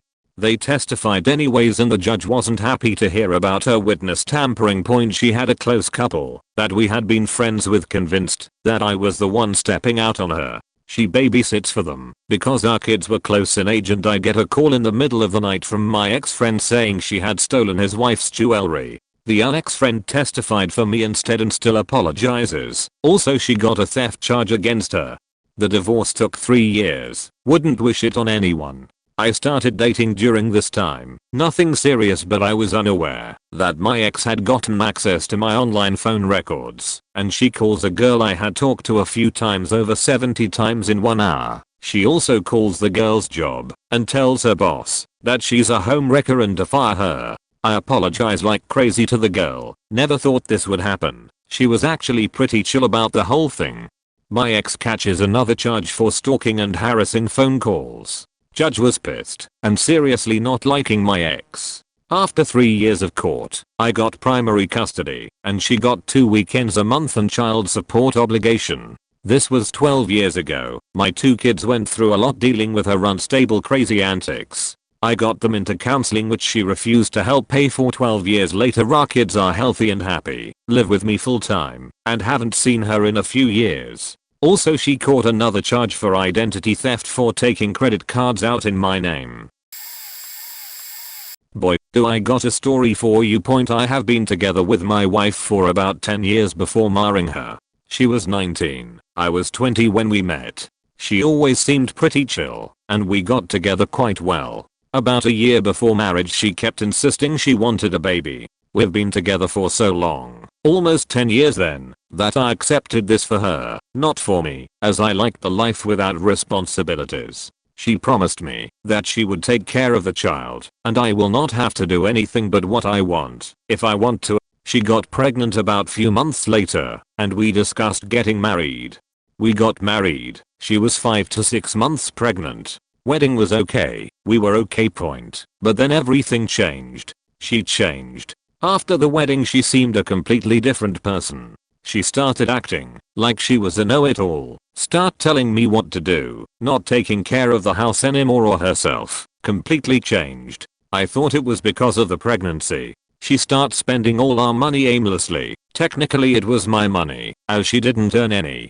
We got in fights, but I was working abroad, and she was pregnant, so I didn't have much leverage. After the first kid was born, we moved abroad together. I hoped it would get better, but it didn't. Still fighting. She still did nothing around the house, only Facebook and internet. But she took good care of the child, so I tried to ignore the rest. We got a second child 2 years later, but I was still miserable. After a half a year, we got the news that the first child has autism. We suspected somehow, but still a shock. We had to move back to our country to start therapy. The relationship got worse. She completely shut down. Moved with the children to her mother's when I was still abroad. To finish last detail about the work there. She completely cleared our joint bank accounts, about 70k euros. We were still married. I started looking for some therapy options, but all were in the city I had the house in. Her mother is living in a small town, so no chance there. She refused to come back and only agreed to come once a week for an hour for the child's therapy. It was way too little, as a child as ours requires about 10 to 12 hours a week, as suggested by doctors. She said that the child is okay, going to a kindergarten in her mother's town, doesn't need more than that hour. She didn't accept reality. I started digging, and found out she was lying. She only took him to the kindergarten for a week or so, and then dropped out. I confronted her when we met at the therapy in my city. She denied, but I called the principal of the kindergarten in front of her. She made a scene in front of the kid and the therapist. I took the kid forcefully, and took him home with me. She followed. We had a fight and she became violent. Also, she called the police saying that I was. When the police came, they saw the marks and blood on my face and lips, decided that she was the violent one, and tried to reconcile us. Long story short, I managed to take both kids to my house, but wife came also. I took the child to therapy and the other one to kindergarten. I fed them, washed them, clothed them. She didn't do nothing but trying to make my life as hard as possible. I took everything for the best of the children. After about a year I couldn't take it anymore and filed for divorce. I wanted to keep the children and take care of them, especially with the one with problems, but could not stand to live with her anymore. I took a lawyer and she got the divorce papers. Another 100% change. Started begging me to stop the procedures because the children need two parents. She will change. She will be everything I want.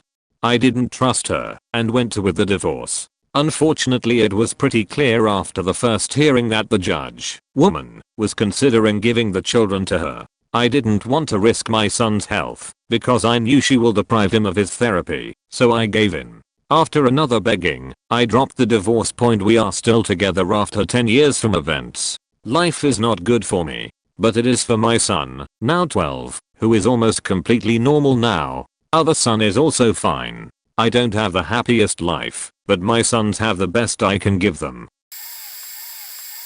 Define crazy. In 2013, unbeknownst to me, I met the craziest person I've ever met. I married him, and we had a baby. He would get drunk and high on prescription methadone and choke me. He would put me in police choker holds and lift me up by my neck off the ground until I couldn't fight back anymore, and then he would drop me to the floor. Once he knocked me on my back and choked me with his bare hands. My self-esteem tanked, and I became so self-conscious I couldn't make proper decisions for myself or my children. The man never slept in my bed and always passed out on the couch.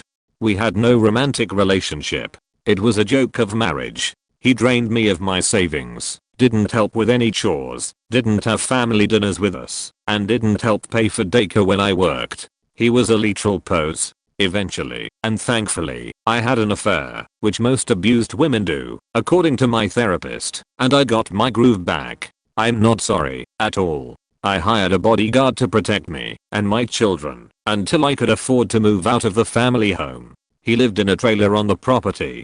On more than one occasion my bodyguard protected me, and law enforcement got involved, and they didn't make my husband leave, and they didn't arrest him either. It was ridiculous. Eventually my husband figured out that I was going to leave him, and he contacted my bodyguard's probation officer and had him thrown in jail for a positive drug test. I got my bodyguard into rehab 3 months later. The next month I fled my husband with my children and moved 90 minutes away.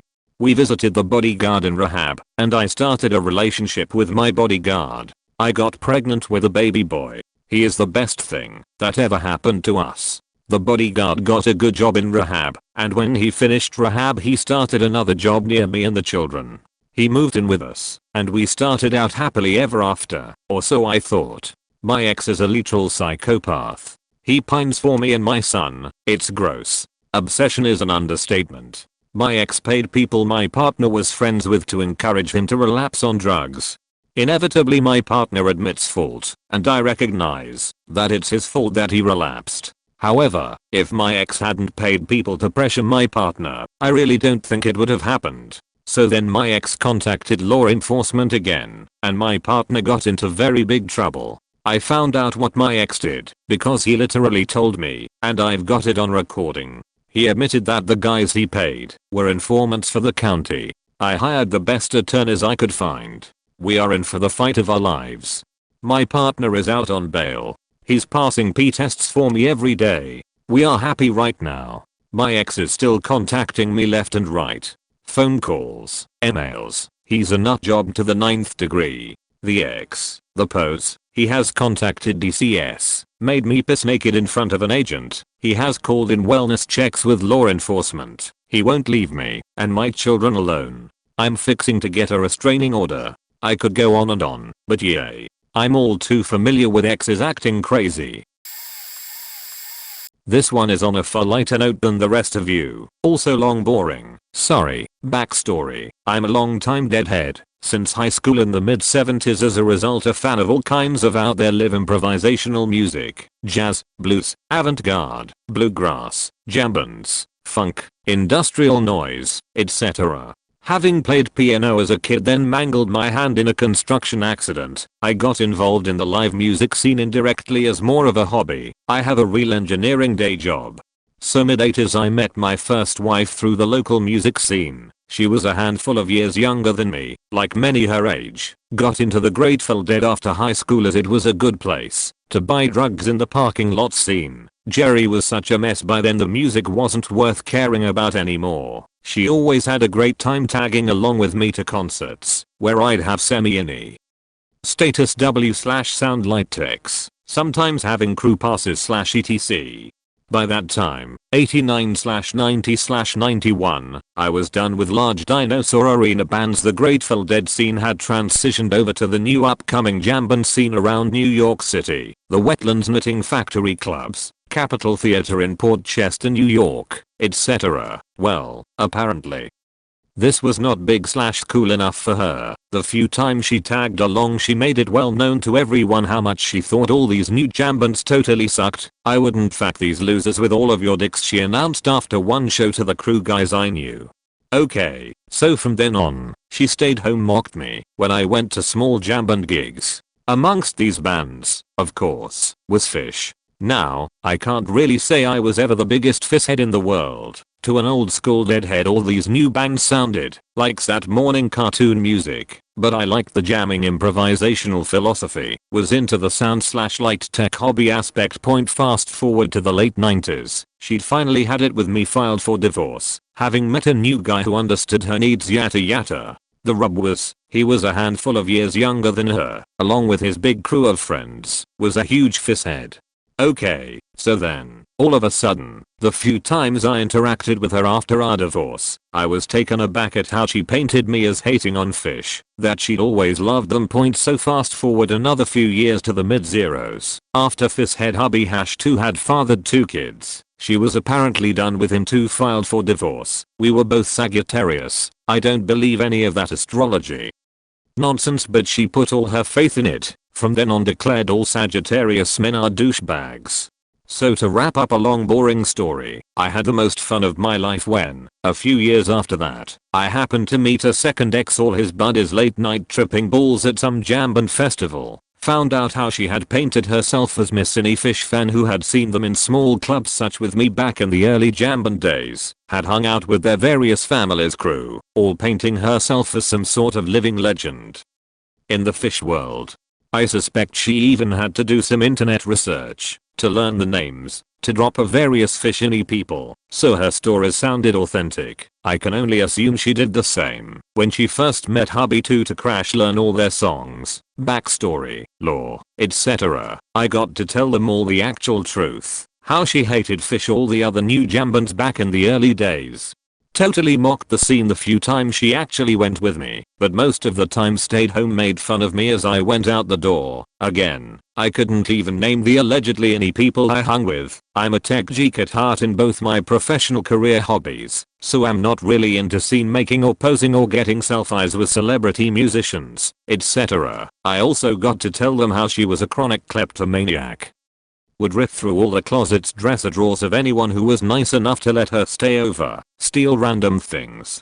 This all of a sudden solved a lot of mysteries for this entire circle of friends. Sorry for the length boringness. If you hung through the whole story, no, there's no restraining orders. She did klepto a bunch of my vintage vinyl from my high school days. Yes, you can refrain from comments like the Grateful Dead sucks/Fish sucks/jam band music sucks. Yes, I already know that. What did the Deadhead say when the drugs ran out? /etc. Oh yeah, she's a Pisces, so is my mother, who was also equally batshit crazy, but I still won't say all Piscean women are batshit crazy. Weren't divorced cause, didn't wanna get married. Thankfully that was for best, but we are together a while. After 2 kids she started down that I had kids early and never got that young adult life full of delinquent stuff attitude. She started staying out late and partying and at random dudes' places, and I was left home alone with kids nearly 24/7. Went on for a while, and I finally put my foot down cause we had bills and kids and this wasn't helping, and was very immature, and that she'd have to stay with kids more often so could catch up with work and get us on track. Well, a bit later I came home to her in bed with one my friends. High out to her mind, like what the fuck really. That cemented the end for me and left. 2 years later it was a weekend, so I got to her apartment to drop boys off to spend time with her. Well, then door was wide open. She's topless on her kitchen table getting a home tattoo from some random dude. Again high out to her mind, like really. She just like, oh hi, I don't know if I can have them this weekend, I have no money and couldn't grocery shop. Like what the fuck, blames kids for her not having a fun young life, blows money on weed and trashy tats, makes them false promises all the time, and they always come back disappointed telling us how she just locks herself in her room with current boyfriend, and they end watching TV. Sad, really, they're great boys and I can't believe she can treat them like this. Been going on years. Thankfully married recently, and my current wife treats them so great and fills that needed role, and love her for that. But sucks cause I know deep down they're only gonna have issues or raise lots questions once they get a bit old about their biological mom. My ex went through the proverbial midlife crisis during and immediately after our divorce. He got a sports car and started dating a stripper almost 20 years younger than him. The club she worked at was the one in town, known for giving extras. She had an open Facebook page and her life was drama. There was no way I wanted her around my kids, so I got a stripper clause in my divorce. My kids are not allowed to be introduced to anyone in the adult entertainment industry. That is an actual clause in my divorce. He tried his best to get her off the pole, so the kids could be around her. He paid for her to finish her JED, but she never did. She got a job in a local factory and that lasted less than 2 weeks. He bought her a new car the day after our divorce finalized. He also bought her a mobile home and wrote her daughter, who he met and interacted with from their very first date, into his will. They broke up in less than a year when she gave him an ultimatum of either meeting the kids or she'd leave him. He picked adhering to the decree. She never knew about the clause because he never told her about it. During the whole time he was with her, he never put the kids first. That's on him though, not her. Once she was out of the picture, he began to prioritize the kids and we've gotten along since then. After the divorce, not so bad, because I didn't have to take her crap anymore, but there were a couple incidents. Have a son together so still have to co-parent. She was testifying in court a few hours away once and called me asking to pick up our son from school since she wasn't going to be back in time and didn't know how late she would be because of traffic. I picked him up and took him to dinner hoping she would be back soon. She called me in the middle of dinner, so I explained we were out eating and I would drop him off when we were done. A few minutes later she called demanding him back right away. It wasn't my time to have custody of him, and if he wasn't home in 15 minutes she would call the police. I was like, we are almost done, I'll drop him off soon. Not good enough. I called her bluff and stopped answering the phone while we finished eating. She is the sort of crazy person to call repeatedly. Like well over 20x in a row. I end up temporarily blocking her number, so not sure how many times she would actually call, trying to get you to answer when all she wants to do is shout with no discernible goal or resolution in mind. She drove around town to the few decent sit-down restaurants looking for us and then came right up to the table. Thankfully I had just paid, so I left before she could make a scene. I didn't take her calls for a year after that. Everything was via text message. Events leading up to the divorce. She continually attempted to control me in every aspect of my life. Frequently got the bank to cancel my debit card until I opened a separate account at a different bank. One time this effectively stranded me on an opposite side of the country while I was deployed, and she had power of attorney. She sold my house to her parents and moved them in. No reason given. No legal recourse either. Then I told her I was done. She then told me to leave and if I wanted my stuff, to come back with the police. Came with 3 cops later the same day.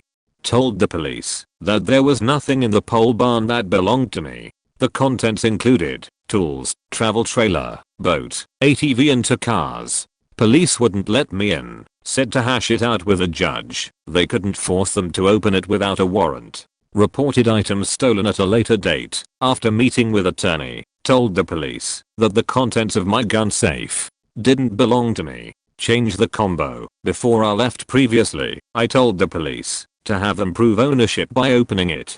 When they couldn't, I opened it and showed the police the binder I kept with records of all items in the safe belonging to me with dates of purchase and receipts. Kept this for insurance purposes. Removed safe from the house. She attempted to tell the cops that my military gear didn't belong to me. I agreed. It was property of the US government, and if she wanted to face the theft of his property charges she changed her time. Went to court. Told judge about the property in the barn. Judge ordered property returned. She couldn't do it because she had sold it using a fake POA. Judge ordered her to pay up to the tune of 75k USD. Judge would not pursue fraud charges, calling it a heat of the moment mistake.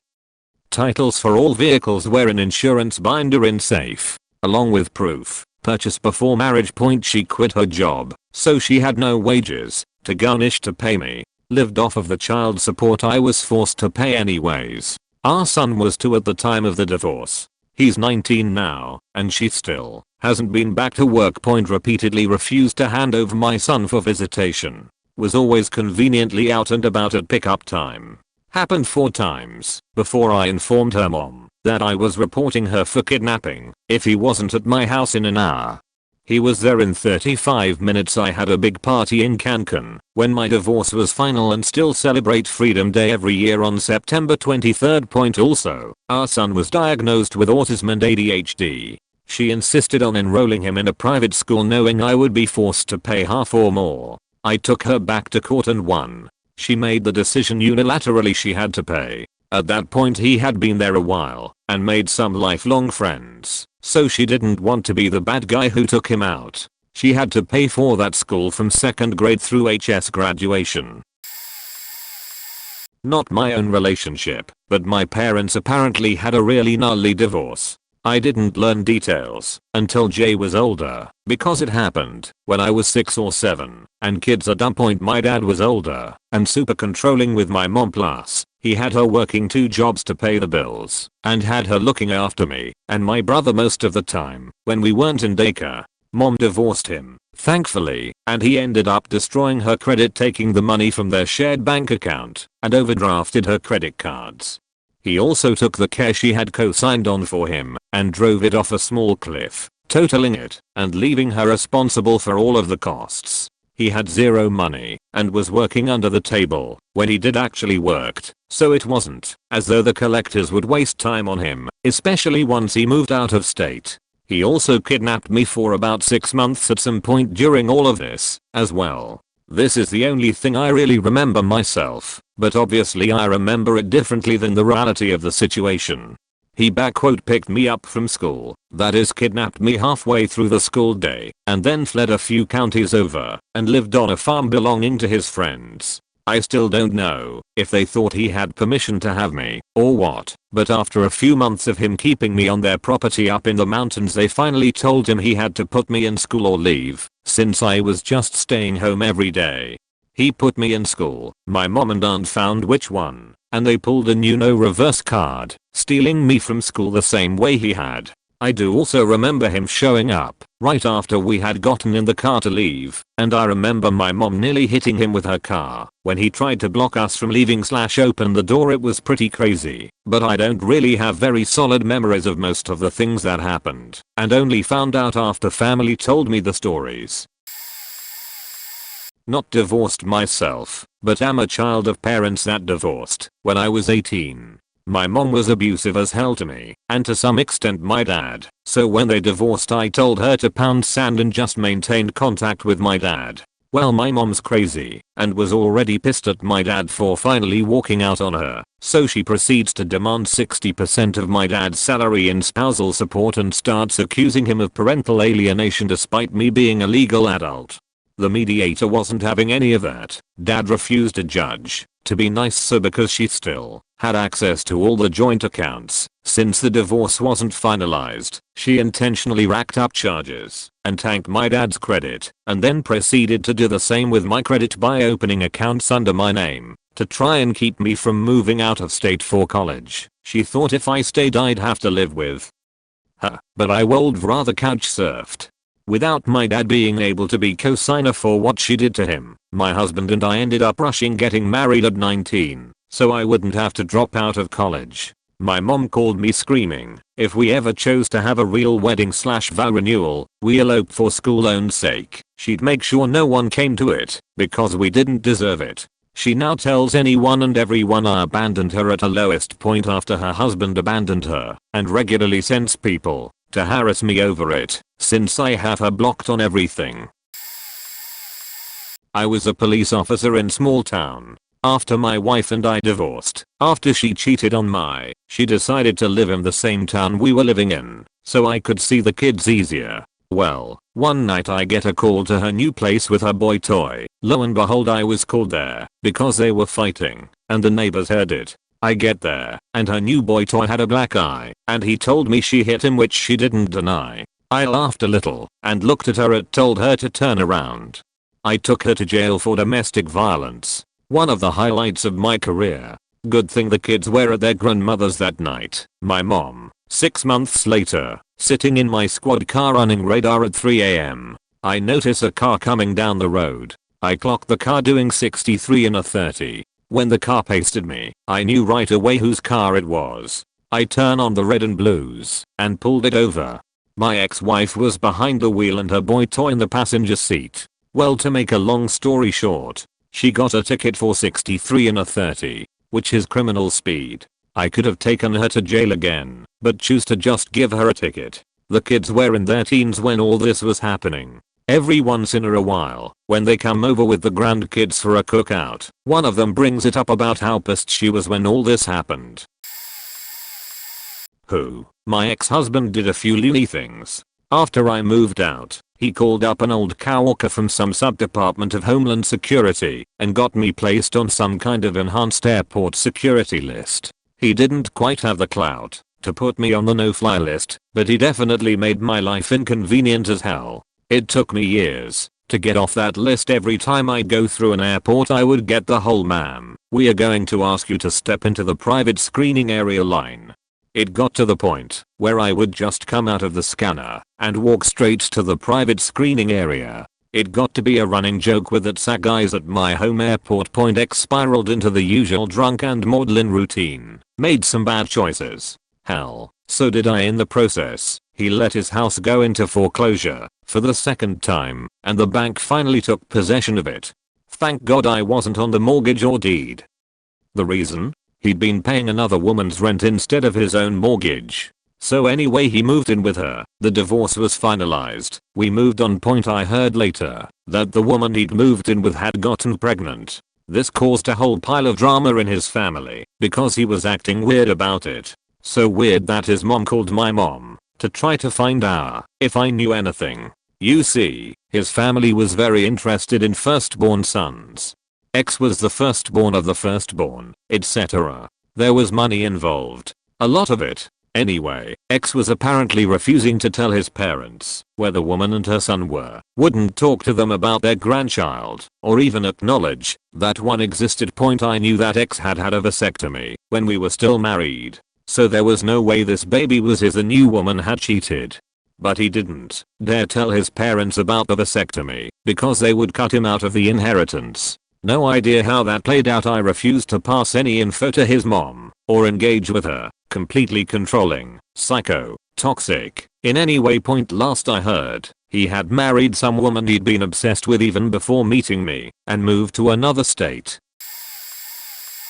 So I had to work mandatory overtime one day. I get off of work and I'm driving home when I get a block number call on my phone. I answer it and it's the local sheriff's office saying they need to talk to me. I say alright, they can meet at my house. I get there and he says they are investigating a child abuse accusation against me by my wife in the middle of divorce at that point. Apparently she had seen some bruises a few days prior, let him come to my abusive and unsafe home for several days, and then called police. I'm of course dumbfounded. So he asks me a few questions and concludes his portion. He then tells me off the record they found a small bruise on his leg about the size of the tip of a finger, and although allegations are taken seriously, it wasn't child abuse, and I wouldn't hear anything more from them. Fast forward about 6 months and we are in court for the final hearing. The judge has the report, takes one look at it, and asks if she is mentally unstable. The look on her face was priceless. He went on to say he had presided over family court for 30 years and had seen real abuse, and the fact that she was willing to attempt to ruin my life to get a leg up on a divorce case was reckless and appalling. I was awarded everything I was asking for, which was essentially just joint legal and physical custody. I left and asked for space and time. He had physically, sexually, and mentally abused me for over 2 years, since I gave birth to our child, and while I wasn't ever going back, I was too much of a coward at the time to straight up say it. I was also afraid of him for obvious reasons. Instead of giving me time, he, big surprise, texted me every night around midnight 3 AM knowing full well I'd be asleep. So when I saw the messages, when I woke up, to go to the bathroom I'd have a panic attack. It got so bad I asked my mother to communicate with him, while I blocked him for a time.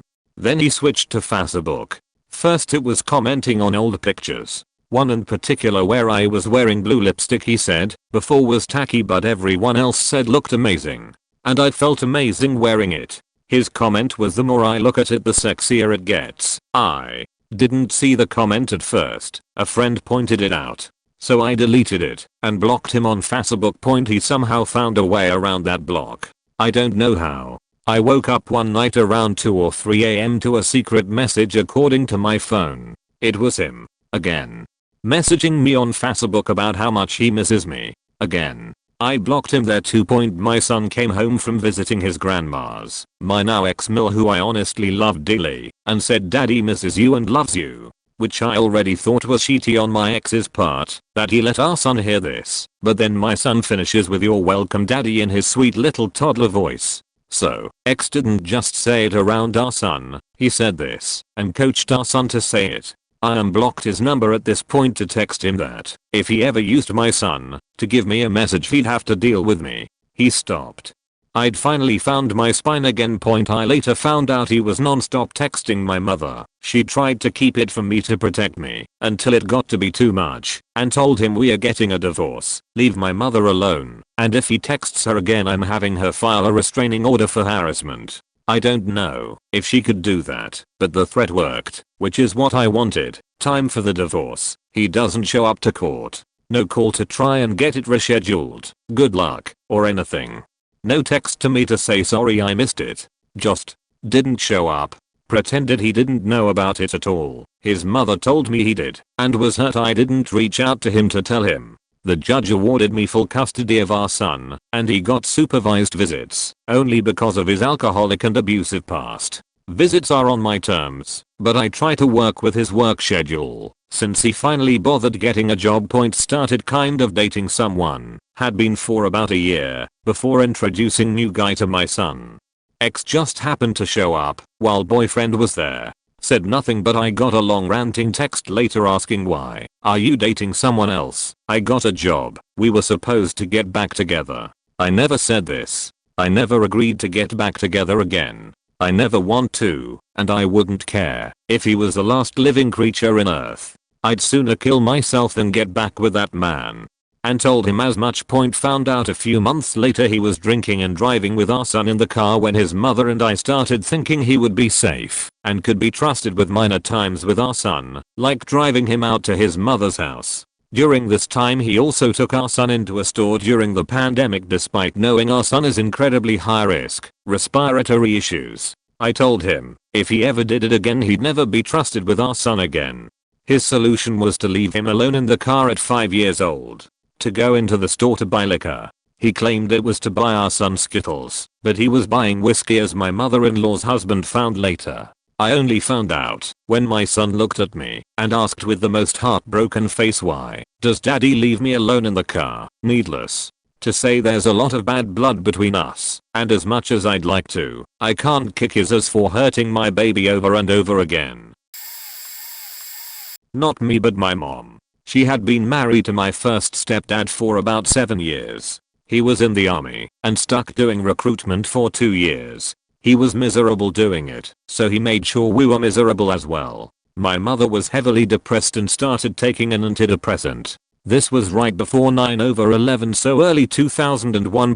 Well, the antidepressant she was on made her feel very numb to everything and suicidal, so she packed up and left my stepdad and us behind and went back to live with her parents. It was really sudden. I got home from school and my mom was just gone on me, and my sisters were suddenly alone with an abusive man who didn't like us very much. My mom returned home after 3 hellish months with him and everything returned to normal for a bit before they divorced not long after. When I got older I found out what actually happened. My mom did leave because of how she was feeling, but she stopped taking the antidepressant as well, and after a week she felt like herself again and immediately tried to come back. My stepdad wouldn't let her come back. He hated recruitment in the army so much that for 3 faking months he forced my mom to stay away to see if he could get out if recruiting. He wanted to play my wife left me with the kids, so please take me out recruiting. So, for 3 months he forced my mom to meet him in parking lots for sexual favors before he'd bring us to come see her occasionally. We'd beg her to come back home, and she'd just cry and say she was trying. He took her military ed away from her, so she couldn't come on base herself. She just put up with it and blamed herself for leaving in the first place, even though she was having a serious reaction to her meds. Eventually he just let her come back when he realized his ploy wasn't working, and the army didn't give a shit if he was a single dad. 9/11 happened, and he ended up getting deployed to Iraq, and my mom mailed him the faking divorce papers to sign overseas. I was so relieved. She was cheating, yet kicked me out, and I had to move in with my parents, so I used the advantage of parents not asking me for any rent to get my finances in order, as the ex had managed to destroy our joint account and rack up some debts. So I got myself sorted and back in the black. After about 18 months she had the right to keep living in our house until our child was 18, but instead she moved in with her new man and rented out the house. I got my solicitor involved, that as she was renting the house out for profit she clearly didn't need it to house our child, so it was put up for sale. Best part was that as the entitled one she demanded she get more of the equity in our house and argued to get the larger share, thinking she was winning. She was never good with math, so I agreed to let her have 20% more equity than me. In her head this meant that instead of 50% she would get 70%. In actuality it meant a 60/40 split, and I only sacrificed 10%. Stupid thing was she didn't consider the massive mortgage on the house, so when we sold the house and paid off the mortgage the total equity was about £4,000. So she got £2,400 and I got £1,600, a difference of £800, which is nothing when dealing with a £200,000 house. Since solicitors were charging about £100 per letter, it would have cost me more to argue with her, and for £800 I took the moral high ground. Point for those thinking I'm the asshole. 6 months later our child requested to live with me, and does to this day. 10 years later, I kept my head down, worked hard and saved my money. Today I live in a nice large detached house and drive a nice car. She's in the same crappy mid-terrace shithole she moved into 10 years ago, yet the bank account always being empty was somehow my fault for not earning enough to match her spending. He tried to get me COVID-19. He knows my immune system is almost non-existent. He then did not tell me or the kids he and his wife had the virus. They stayed the weekend there. Daughter told me he was acting all weird, asking for hugs and kisses and to sit closer because he missed them. That was not the way he acts around them normally. Point kids got sick, got tested, had COVID-19. Child 1 didn't have too much symptoms. It was manageable. Child 2 had a fever, breathing problems, nausea, couldn't smell, couldn't taste, migraines. Child 2 still hasn't completely recovered, and it has been almost 9 months. He asked them a few times if I was sick already during their quarantine. He told them it would be a pity if I died from COVID-19. Kids are 15 and 17. He told them it would be on them if they made me so sick I wouldn't survive. He still denied he caught COVID-19. A few weeks later he admitted to them he gave them COVID. That it was funny to do, because would I catch it or not? I didn't get sick. I didn't have COVID, luckily. Who does things like this? 14 years divorced. He remarried 2 years ago. He also tries to steal from me every chance he gets. Called school of both kids last year to change the bank account number. Child 1 school didn't give a refund. It was only €12 or so, and they transferred it to this year's account. Child 2 school had a refund to give, €74. Parents were asked to check their personal data. Everything was okay. 3 weeks later I get a letter with, this amount was refunded to your banking account on 6th date. That letter was dated 2 weeks before I got it. The refund was given to him. At first I thought the letter must have been misplaced and it arrived too late. Now I'm not so sure anymore. Coincidence exists, but this seems way off. Claimed that I upset him so much by finally leaving him. It was an extremely abusive relationship where he also cheated on me constantly, that he got hit by a tram, showed me the bruise and yelled, "This is all your fault." Took over his friends' emails to send me nasty abusive emails pretending they were from them. Told his family that I stole all his money and cheated on him. Actually it was the reverse, so they never talked to me again. Sent porn to my parents saying it was mine. They are very religious. Kept calling my parents saying horrible things to stress them out. He told me, I kid you not, after I was done with him, that his plan was to stress my mother out so much that she would have a heart attack and die. She has a heart condition, and he would laugh, knowing that he killed my mother, and that I would know it was all my fault. Stalked me for almost 10 years. Found out several years after we broke up, he had forwarded all mail to his friend that he had put things in my name, credit cards, cars, businesses, etc. So that by the time I found out about it, the only thing I could do was pay it, about 70 grand. It goes on and on, but you get the picture point. So glad I'm not with him anymore. Weirdly enough, with covered, he sent me an email about a year ago, 20 years after we were done, saying he still loved me as much as he ever did, and hoped that he helped me get to where I wanted to be in life. During the time he refused to leave the house after we separated, it was in my name, purchased prior to our marriage. He put weed in one of my bags and called the cops to tell them I was a "drug addict." It wasn't mine. They knew he did it. Vandalized the property, including spreading hundreds of cigarette butts all over the double lot and putting sugar in the gas tank of my riding mower. Threw parties and stole a bunch of my stuff, including all of my Christmas ornaments which had been collected since my children were born. After he was finally out, he would drive by to see if anyone was there with me. He also threatened to take me for spousal support if I pressed the matter of having him refinance the car I consigned for him. We had been married 3 months and I have 3 children from a previous marriage, one with cerebral palsy. He then went on to make up disturbing and patently false rumors about me to anyone that would listen, resulting in a cease and desist for defamation. Then he'd text me he still loved me. Just recently, several years after the divorce, he met a woman on FB, quit his job, and abandoned his son to move to Utah where she lives. He was back in 3 weeks, but then had no income, so he was late on the car payments for the car I co-signed. My lawyer filed for me to take possession, and after almost half a year of him claiming he was being "harassed," his lawyer told him he needed to give me the car. So, now I have 2 car notes, and had to pay $1,600 to have everything wrong with it fixed, because he never so much as got an oil change. He did get it back "inspected," but they just slapped a sticker on it, and now they're being investigated. I don't know what he told them to get them to do that, but they were gigantic assholes to me when I went to pick it up there and refused to give me the inspection report. I had to have an investigator get it. But now I have the car and no more ties to him, so hopefully it's over. Although, I do still randomly get Facebook messages from the latest woman he's conned and mooched off of. So, I don't know.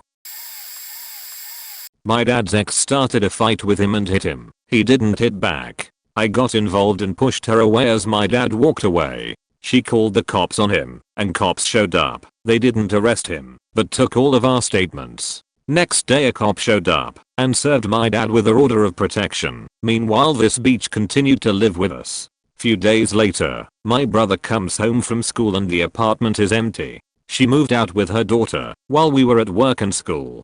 A month later, while my dad is applying for a mortgage, he finds out that there are several credit cards open in his name that are maximumed out and haven't been paid for a while. He calls the banks to fight it, but they didn't budge. They didn't write off the debt, but they let him pay them off without any late charges. Credit cards were open in his name and with a phone number registered in his name. She was on our mobile family plan. My single dad with 2 boys was left with about $10k in credit card debt while making less than $30/HR. Since she had an order of protection against dad, he couldn't even confront her about it.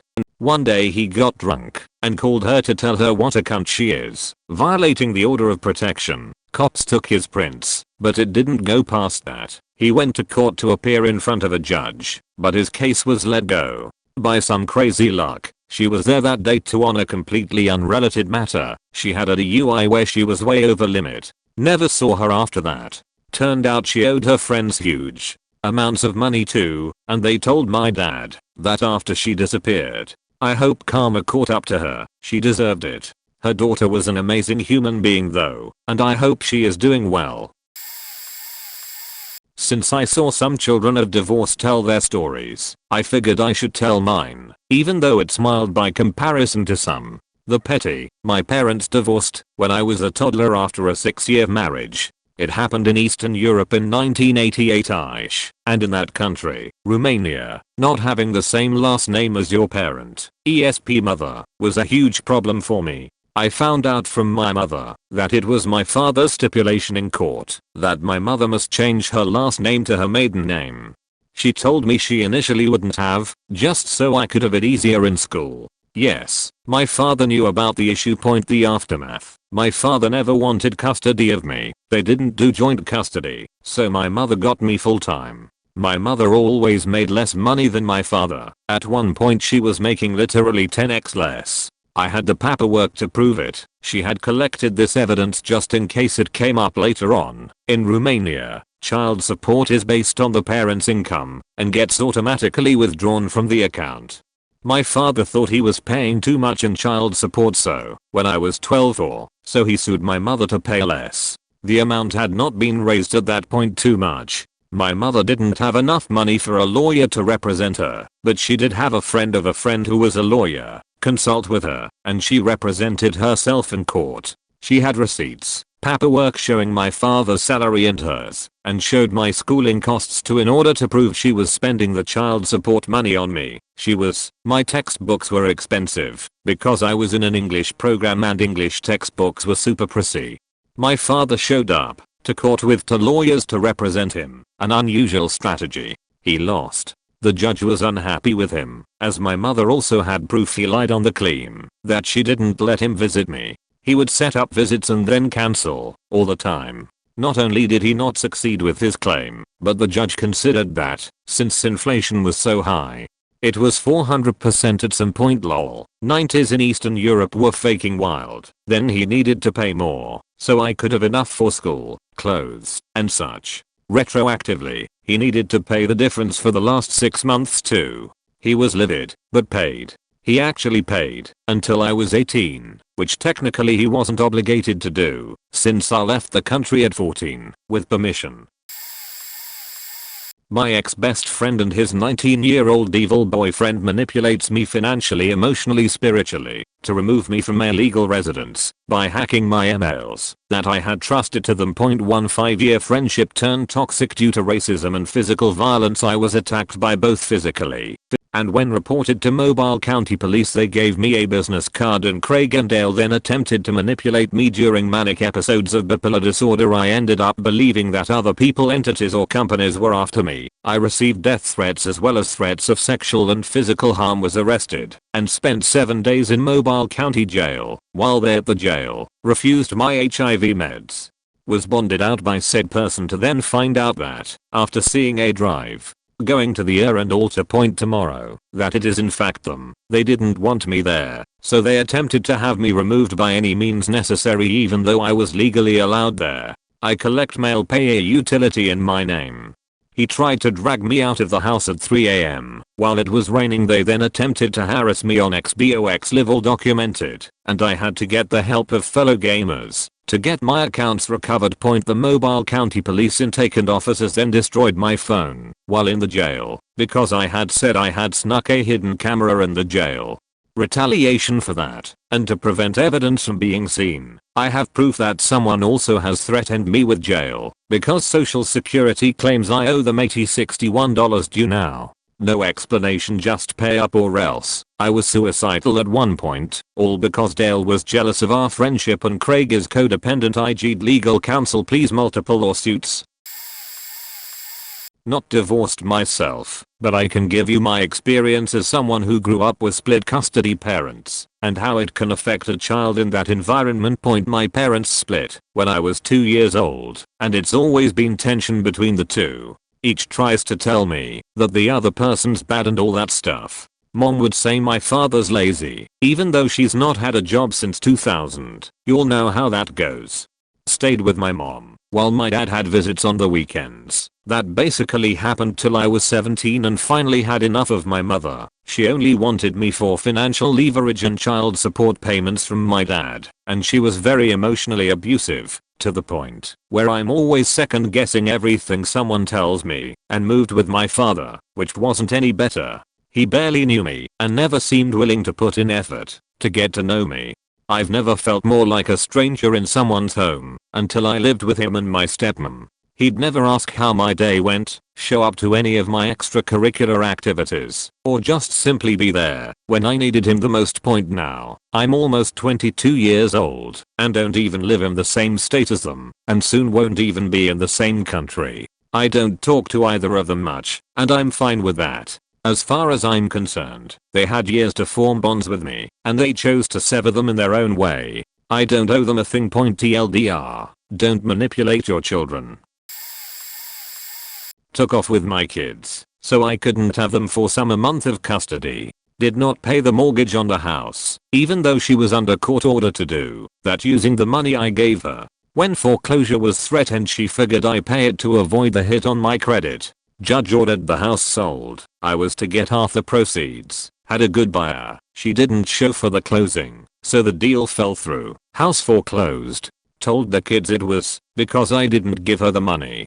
It was deducted from my pay by the state, and they sent it to her. Judge ruled that I no longer had to pay negotiated alimony, and one more denial of visitation would result in 20 days in jail for her due to her behavior. She did it again. Perjured herself, claiming she was broke when she had $15K that I had given her, well separated for expenses, etc. Hidden in an account in her mom's name. Forensic accountants tracked that down. Called my church, and thinking she was talking to the bishop, made all kinds of lies up. Problem was she was talking to the janitor who answered the phone, because no one else was in the building. Bishop knew better anyway. When my mom called the kids to tell them I had a heart attack and was in the hospital, she told them I was faking it to get their attention. Yes, doctors are easily fooled into doing angioplasties, installing stents and placing you in ICU when there is nothing wrong with you, etc. etc. etc.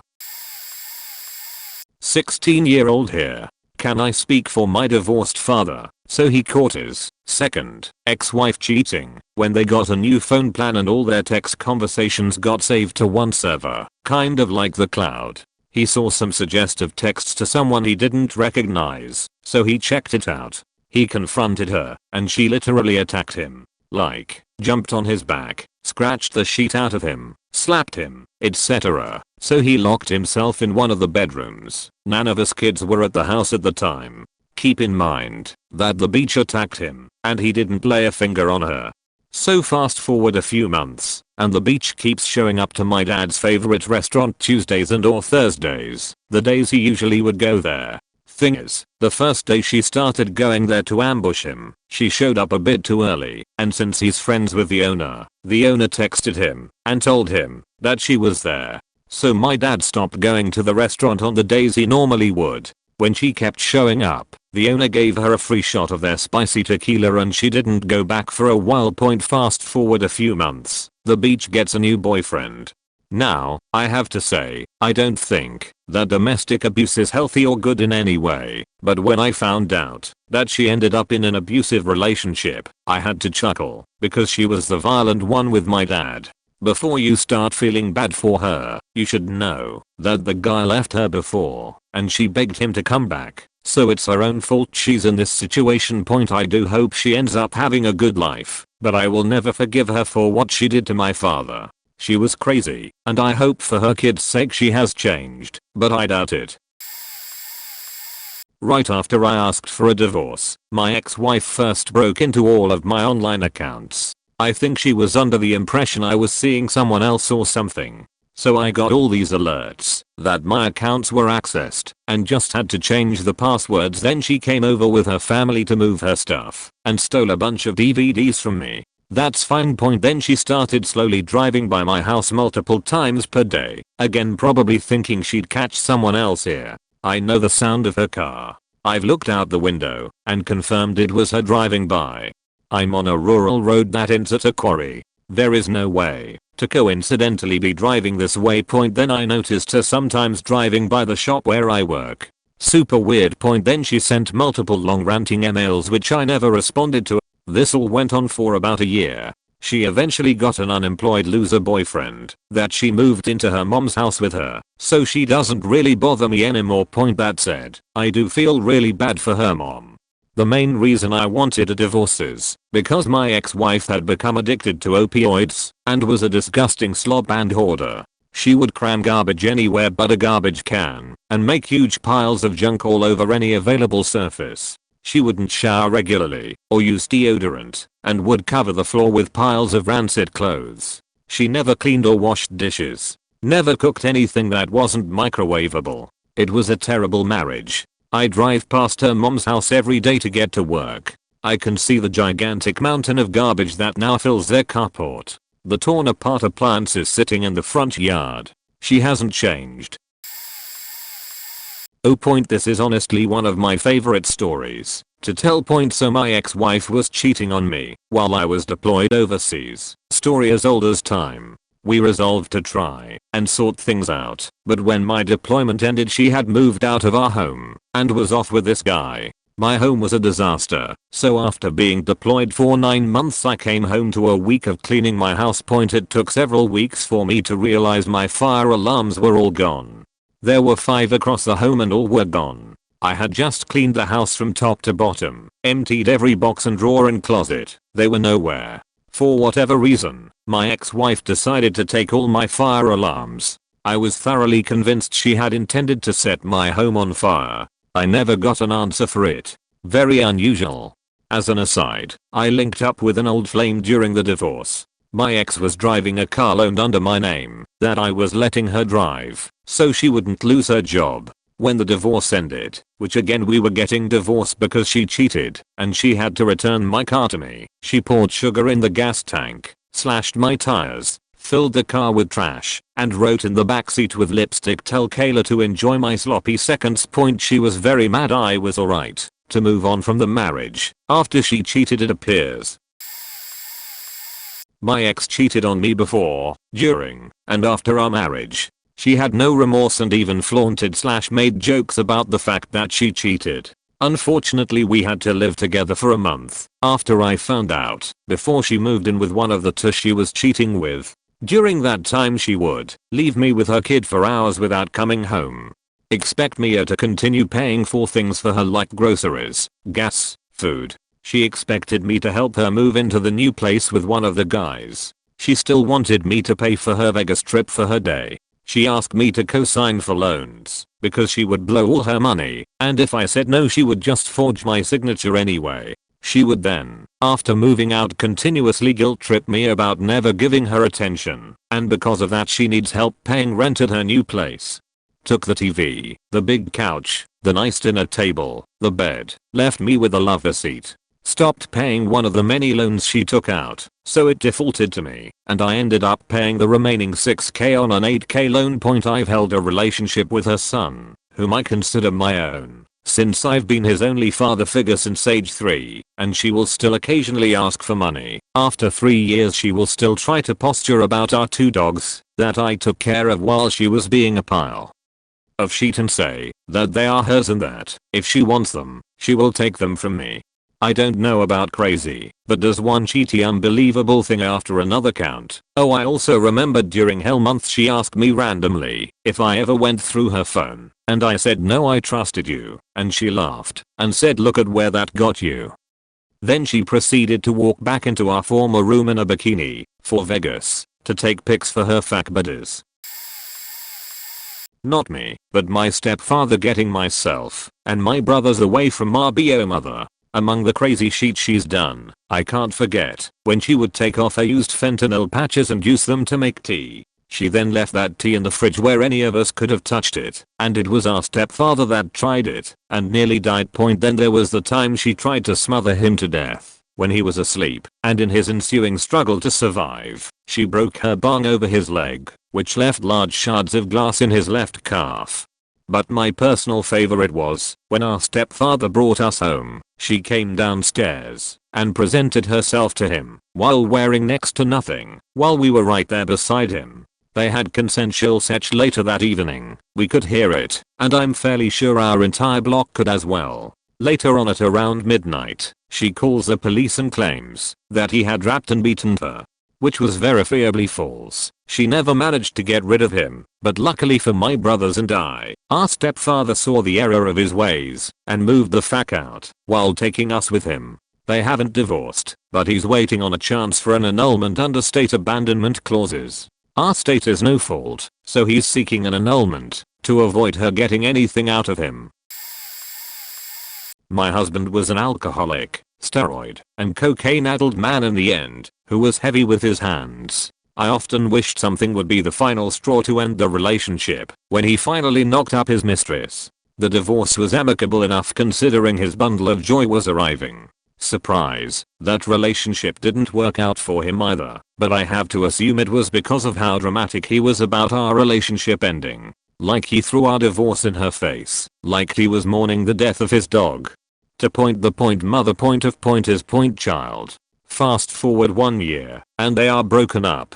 I move out of state with my now new husband, and arrive at my new apartment and check my forwarded mail, and there is a subpoena to give character witness testimony in an assault case for my ex. Turns out he kicked the snot out of his baby mama's best friend, who he also knocked up, like broke her jaw and arm with his bare hands, and partially ran her over. When I called the court to explain I could not present in person, I was surprised to learn my ex was the one requesting my testimony, as he told his lawyer it would be favorable. Another shocker, it was not favorable testimony. The defending counsel knew after 5 minutes of talking with me. I, in no way should have been contacted, but too late the prosecuting attorney found out I had been contacted, and he spoke with me for a 2-hour deposition. My ex served a little over a year in prison, which hardly seems fair to all of us. Last time I came home to visit family and friends, he spoke to me as if we were still close, in front of his new wife, who made sure to let me know I better stay away from her man. Bet. Do you know why divorce is expensive? Because it's faking worth it. Oh, it's my turn. This is my time to shine. So my ex-wife accused me of cheating, which I wasn't, because I was talking to another girl, which I was, and that was proof enough for a divorce. So she moved out of our home completely, took everything. Fridge, couches, bed, everything. One night a few months after the split I get bored. I call a Craigslist ad and they say how many roses a meetup would cost. I say okay, hang up and go out to get fast food. I get home and eat and watch TV for a bit, never giving it a second thought.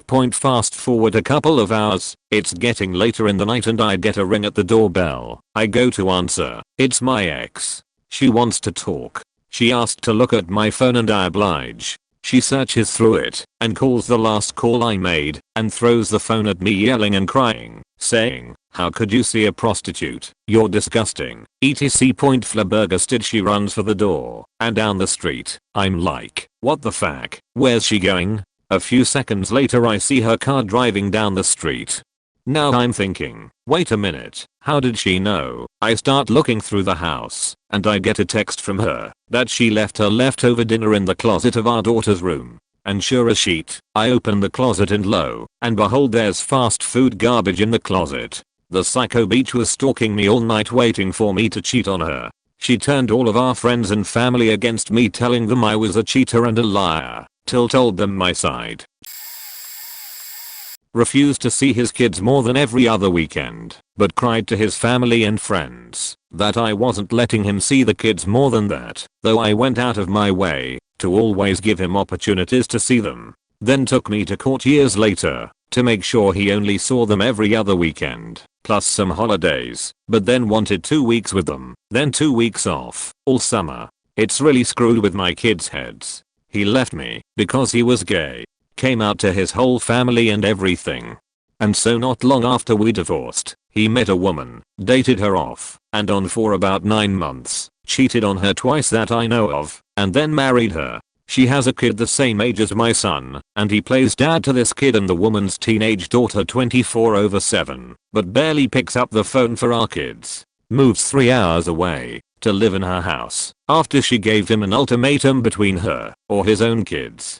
His words. Screws with their heads some more. Best part is, she's also divorced because her husband was gay. Yes, she supposedly knows about my ex being gay. Oh, and got his family twisted into thinking I was batshit crazy so much that I can't even bear to speak with them anymore because they don't consider me as my kid's mother. They address birthday cards to the kids as "see my now fiance." It's been wild. From reading these responses now I want to say oh yeah no, just a regular she's ex was of course having an affair. Our relationship was not great. We were both young and dumb. After divorce I moved 5k miles away to other side of the planet. Ex then contacts my parents to ask if I have been emailing her. I didn't have her email because she had refused to communicate with me during the divorce. Ironic cause she also couldn't contact me since she didn't have my new email XD. So obvs the answer is no.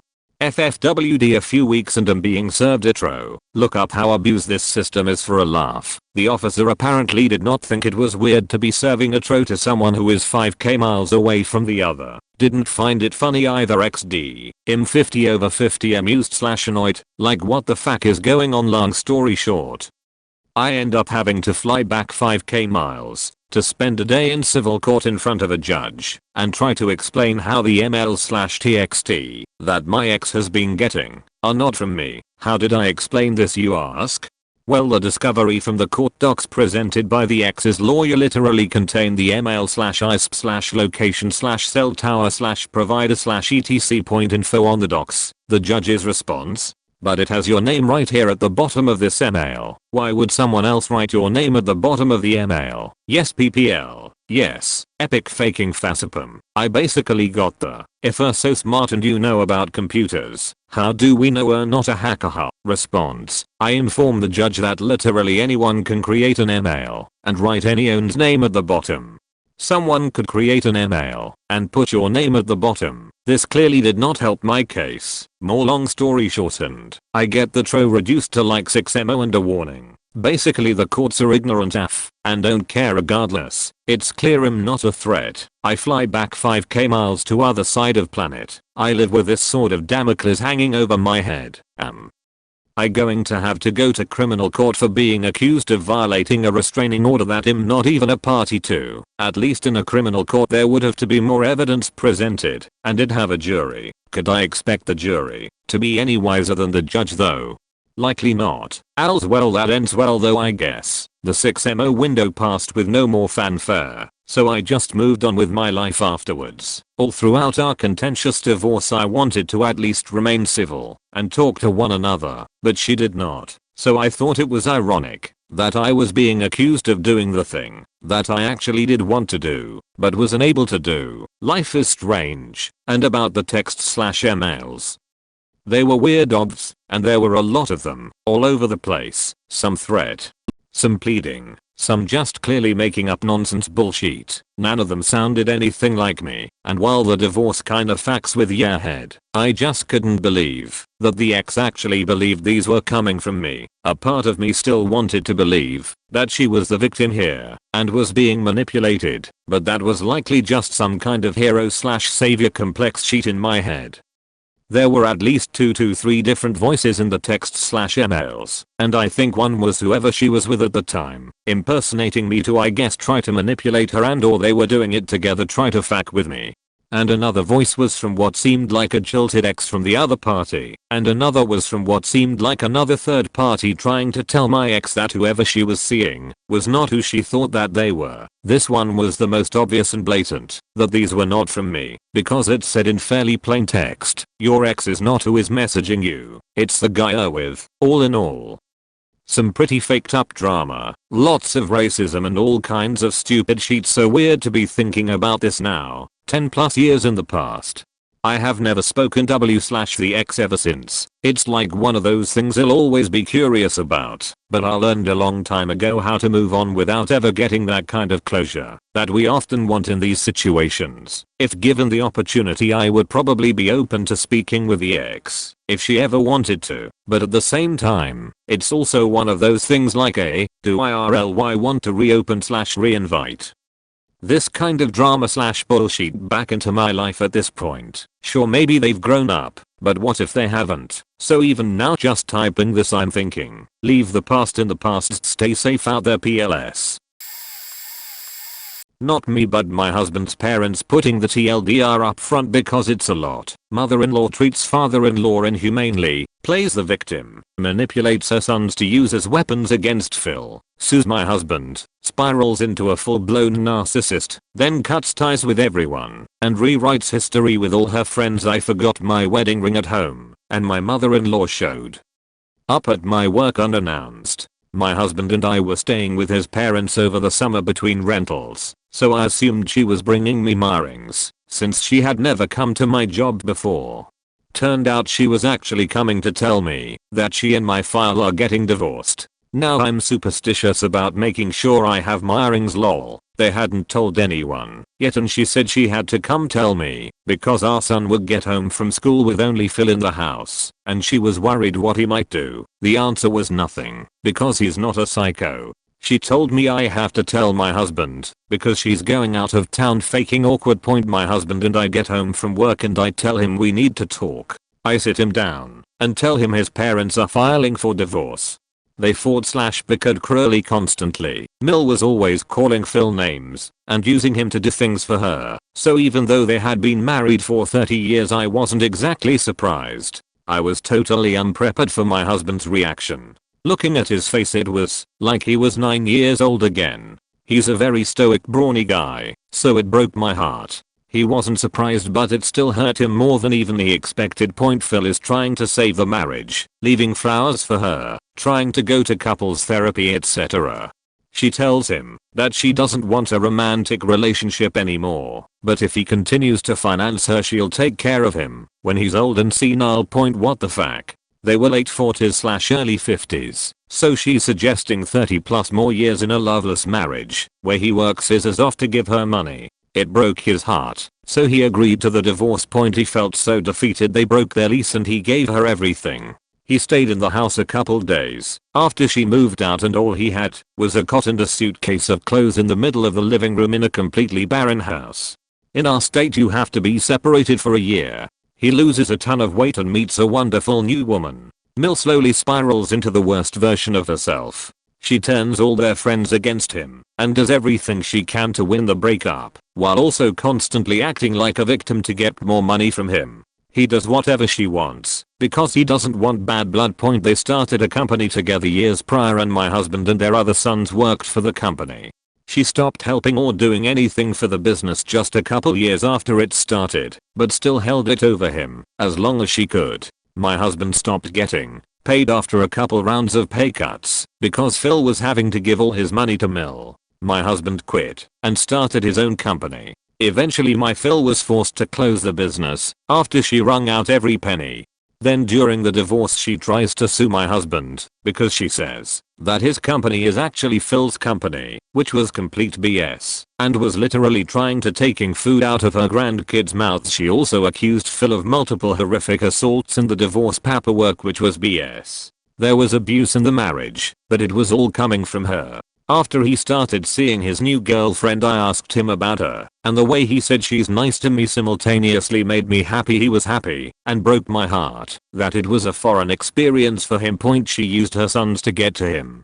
My Bill has student loans that are in her name and was struggling financially. She would wring every penny out of him for total BS, which she knew would force my Phil to help him financially, so basically taking Phil's money using Bill as a tool. She had it written into the divorce that if Bill misses a payment for student loans, she can sue my Phil and my Bill. Pre-pandemic and the student loan hold, my Bill was making all the payments and she still claimed them on her taxes, essentially stealing $3K from him. The whole thing was a huge mess and I've never met someone as narcissistic and manipulative as her. Fast forward to now, and Phil is happily married to his nice girlfriend. Her suit against my husband was laughed out of court. My Phil only had to pay spousal support for a year, and no one has heard from her in years. She's still active in Facebook. She's fine. She just doesn't give a shit about her kids and posts old pictures of my kids. Even though she hasn't made contact with them in years. To all her friends her story is that Phil turned everyone against her eyes. Roll so hard they orbit the earth. Story time for me.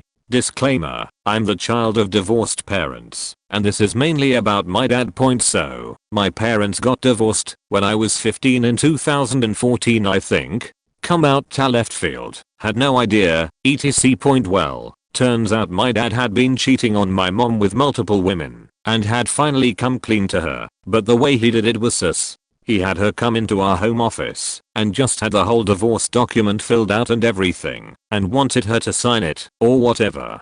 Not divorced, so I don't know. Thing was though, we only found out he had been cheating because my younger sister had found a note from his mistress, my current stepmom, and she confronted him about it. My sister also confronted him when my mom was present, so he couldn't lie his way out of it, which he has done extensively and still does. So that was fun. One time when we were coming back from a movie, for whatever reason he just starts berating the absolute shit out of each of us in the car. I was 15, my brother was 13, sisters were 10 and 8, and basically it brought us all to tears, saying we weren't cheat and everything. When we get home, we all are losing it, and my mom is livid, and he tries to apologize saying he was trying to motivate us, since he's the one who pays for our cell phones still. He decides when we get new ones basically. So we just gave him our old ones, and he would give us the new one in the box. Turns out, he's kept them, and has been using them to read text messages. Thankfully, I sold my old phone, so he can't do that shit to me, but he's been reading my sister's messages, and I believe he is still doing it even now. Finally, you heard of the phrase don't cry over spilled milk? Well, he didn't cry, but he got pissed and slammed the table when we were all younger. When we did, we all treat it as a joke now, but it still wasn't something that he should have done in the first place. There's lots more I'm sure, but those are the big ones I remember. I do love my dad. He's a good and supportive father, however he's incredibly controlling and uses his financial superiority over us, his kids, a lot. Pretty sure I was the a-hole. He needed a truck for work in the last year of our 8-year marriage. His boss was selling one and agreed he could pay it out if I put it in my name because he had developed drug and alcohol problems in that last year and was in and out of rehab. I decided to buy it out, right, and told him he could put it in his name when he paid me back. Well, after 7 months in rehab he twisted off and lost an amazing job with the railroad. I asked him to just leave. He wanted his truck he hadn't paid me a dime for, so I told him to pay me, and it was his. He refused, saying I should just give it to him. Typical of him, expecting something for nothing and playing the victim. So I said he could take everything in my house, but he wasn't getting the truck till I got my money for it and the massive toolbox I paid to have installed in the back. Yep, I sat on the floor watching a movie on my phone eating ramen with a plastic fork while he carried my stuff and is out the door, with brief pauses in the living room with everything cause he expected me to back down like usual. Like I said, it was petty, so I'm probably the a-hole. But I'll take that card proudly after 8 years of being used and walked all over by a spoiled brat who almost never worked, but demanded and got whatever he wanted. Shrug. Not me, but my current husband, T, and his ex-wife had a massive falling out. I have permission from him to post this on his behalf as he doesn't have a Reddit point. When I first met my husband, he played me a 1-hour recording of their argument to show me how crazy she was. He hid the phone under the sheet to gather evidence to the judge just in case he needed evidence of her emotional and verbal abuse during the divorce. From the sound of the recording, I told him she has clinical narcissism and personality disorder. She was also suicidal and held that against him to avoid him leaving her. He's such a calm and understanding man, and throughout the whole recording, he stayed quiet and she's growling, screaming her head off, and in a 5-minute duration, you can hear her hitting herself in the head, punching the wall while saying that he never listens to her and she's miserable because he doesn't take care of her even though he paid everything for her. They had a lot of issue for their 2-year marriage, all because of her anger issues, cheating which she denies ever happened. He made a rebuttal saying that she never took care of him and she never kept a stable job, which she admitted she couldn't hold employment due to her personal problems, but her narcissism would eventually lead to her turning herself into a victim of "Oh, see how you're making this about you again, T. Making me look bad?" When he asked if she even cared that they got evicted from late payments or if their electricity was cut, here was their dialogue. I really don't fucking care. I don't like responsibilities, especially paying bills him. So you just want to spend my money on yourself? Going clubbing, spending it on your friends? You leave me broke to barely scrape by to pay bills. I'll literally do nothing. Why can't you at least make the payment? Yeah, I just want to spend your money. I don't give a fuck about you or the bills, bro. I like to pamper myself. And a month before that, she completely totaled his car from texting and driving and still blamed him for it. Somehow after the divorce he was left to pay his totaled car and other late payments she failed to pay and was financially in a rut for years. The only reason why they divorced was because he friends knocked sense into her, saying she abused him too much and he didn't deserve it. He couldn't divorce her sooner because he was in the military, which prohibited them from divorcing. Even after he left the military, she would threaten suicide, otherwise he would have left only a few months after marriage. A month before I met him, 2 years post-divorce, she drunk texted him saying how much she regrets everything she did to him and that he was her first love. He nonchalantly told her he wishes her the best, but it won't happen again. He showed me the whole conversation point. He then met me, we moved in together a few later, got married, and now we are expecting our first child. He's the best blessing in my life. Sometimes things happen for a reason. Not me, but one of my aunts. They were together for quite a while and had 3 kids. 2 were over 20 at the time and their daughter was 12. Her husband had been abusive for a while and she finally had enough and got a divorce and moved out and had custody of their daughter. The dad still had rights to see his kid on weekends and stuff, but his ex was pretty lenient and let him see their daughter whenever he came by to take her out for ice cream and stuff. He worked for a trucking company going across country borders, Canada into US. One day he just lost his shit, I guess. More like a midlife crisis MO. He abandoned his semi-plus entire cargo at the side of the road in the US. He somehow got a ride and traveled back into Canada. He went to his daughter's school and picked her up. She normally took the bus home. He had been seeing her for a while and there wasn't any bad blood between him and his ex, so there wasn't anything odd in him picking her up. So she got in his truck of her own accord. His job phoned my aunt asking her if she had heard from him, saying how he abandoned his truck, and if she hears from him to tell him to call his company or for her to call them. They didn't know if anything happened to him, since all they found was the truck at the side of the road. Meanwhile it's around 4 PM and her daughter hasn't come home. So she calls the school to see what's up, and they have no idea. After calling some of her friends, she finds out her ex picked up their daughter, and due to the phone call she got from his work, she suspected something was wrong. So she called the cops. The next day around 8 PM they finally found where he was due to one of his friends calling my aunt because they were worried about his daughter's safety. He was 1 hour away in a different city at his friend's house. Cops had to surround the house and basically talk him into letting his daughter go for a full 2 hours before he finally gave in. Apparently he convinced his friend and daughter that he was just seeing his daughter for the weekend and his ex had agreed to it. But when he wouldn't let his daughter call her mom, his friend got suspicious and called her to ask her what was going on. That's when my aunt told him they had been missing since the day before, and the friend told her the address to the house. The dude ended up getting a couple years in jail for kidnapping, a restraining order, lost all rights to see his daughter etc. It took 6 years until the daughter was willing to talk to her dad again, and only if her mother was present, and only once or twice a month at a predetermined time and location. He basically had to beg his daughter to let him go to her graduation. Not necessarily a divorce, but after separating following a 24-year relationship, my ex decides to try and screw me over. I had started sleeping in the spare room. I had stopped wearing the ring he bought me. Not really an engagement ring, as he never actually asked me to marry him, just assumed I would. Also stopped wearing a watch, which was another gift from him. Left these on the top of the drawers in the room I was using.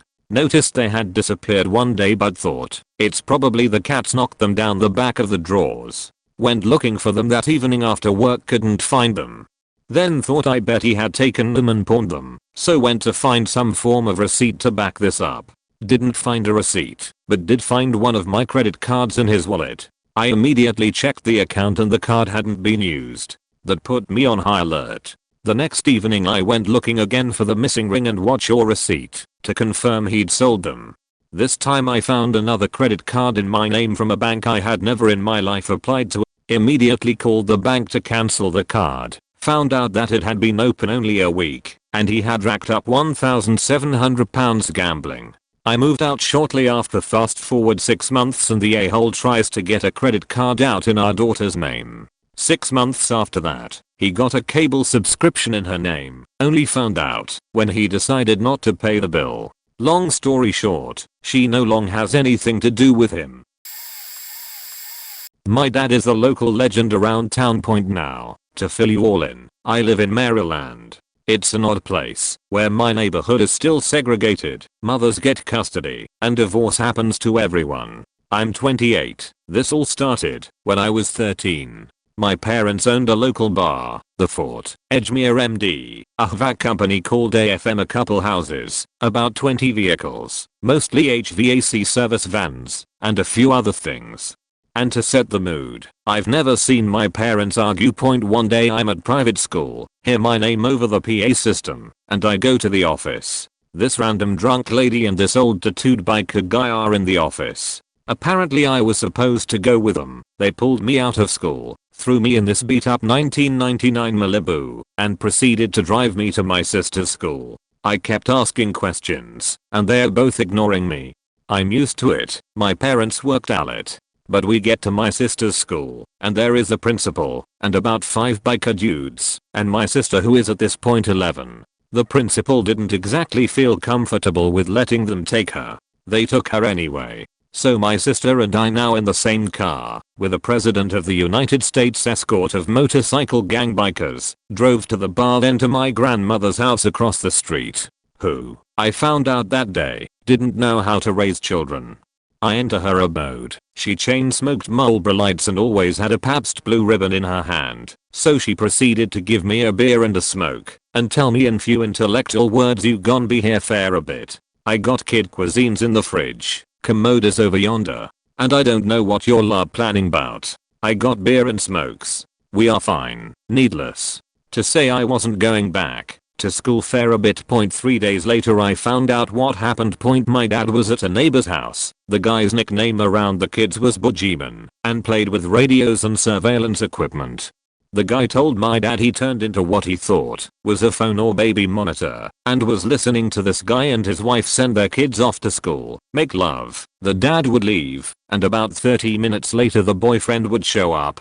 My dad eventually put 2 and 2 together and asked my mom. My mom fled to the bar, and in her clever mind locked herself in the office, and told the bikers that if he were to show up, kill him. She's always been promiscuous to my knowledge. I always wondered why I had so many uncles. Anyways, she had a boyfriend hit her with a whiskey bottle, and took a piece of glass, and pricked her finger, wiped the blood all over her, and called the cops. Now at this point I feel she had been planning this for a long time. She already had her lawyer on the phone, and knew a few judges. My dad went to jail that night, and she posted these bikers up at all of the properties they owned. My dad got bailed out, and by this time my mom had her accomplices at every location she wanted. And because possession is important, she took me and my C's, all the property, and was already preparing for court. Well, my dad didn't take too kindly to getting taken advantage of. He took a work van, got loaded for faking bear, did what I presumed was about $500 worth of cocaine, fought through 15 guys, entered the bar, threw everyone out, and locked up. His van was out back, and the patrons didn't hear the electric saws over their honky-tonk music. He had drilled and cut a 1 foot by 1 foot hole in a part of the wall and fed a huge chain in. Once in the bar, locked and barricaded the doors and turned on AC/DC at full volume. Mind you, I'm across the street at my grandma's house. I hear the music and watched all this unfold. Good old dad, he is a tough. Still to this day I would not want to get on his bad side. He took a circular saw to all the major support beams in the building, cutting them at very precise angles, walked into the cooler, broke every beer, and destroyed the AC units.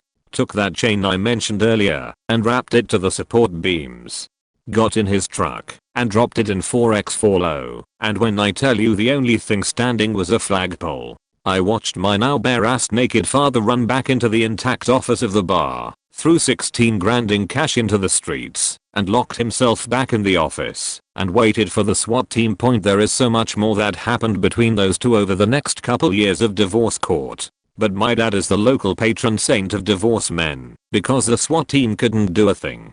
She wasn't there, it was his property, he was the one that destroyed it. My mom has had many lovers since, including kids my age, and her lawyer, and about every guy in town. She's married to some guy that reminds me of Bob Ross, and moved to Kentucky. Her name is Candy Hardbadger now.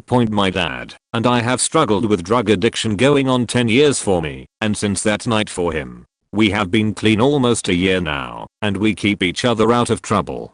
I have 3 daughters I share custody of, and I'm glad I never got married. My grandma was murdered by her son about 4 years ago, and every time I think of her I wonder why she couldn't pronounce the word toilet instead of commode. My sis and I don't talk since she went with my mom and I went with my dad. She stops in my work every week and we share an awkward wave and smile. One thing I learned is no matter how rich or how poor, a prenuptial agreement can save everyone involved from a headache and long-lasting mental problems for the kids.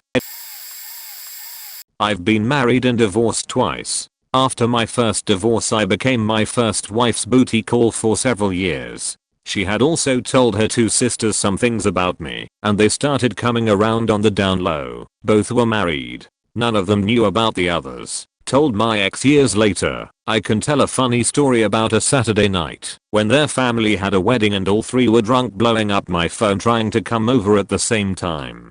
This all stopped when I got serious with who would become my second wife. Not sure exactly how she found out. It wasn't posted online. About a week after my second wife and I separated, my first wife showed up to mess around. I had not heard from her in 8/9 years, and she was married. My second wife, who had gotten married at 17 and divorced at 29, met me, and we got married for 8 years. She was the one who wanted us to get divorced. She met a great guy and they are still together. We do not talk about it now, but for about a year after we separated she would come by just wanting rough sex.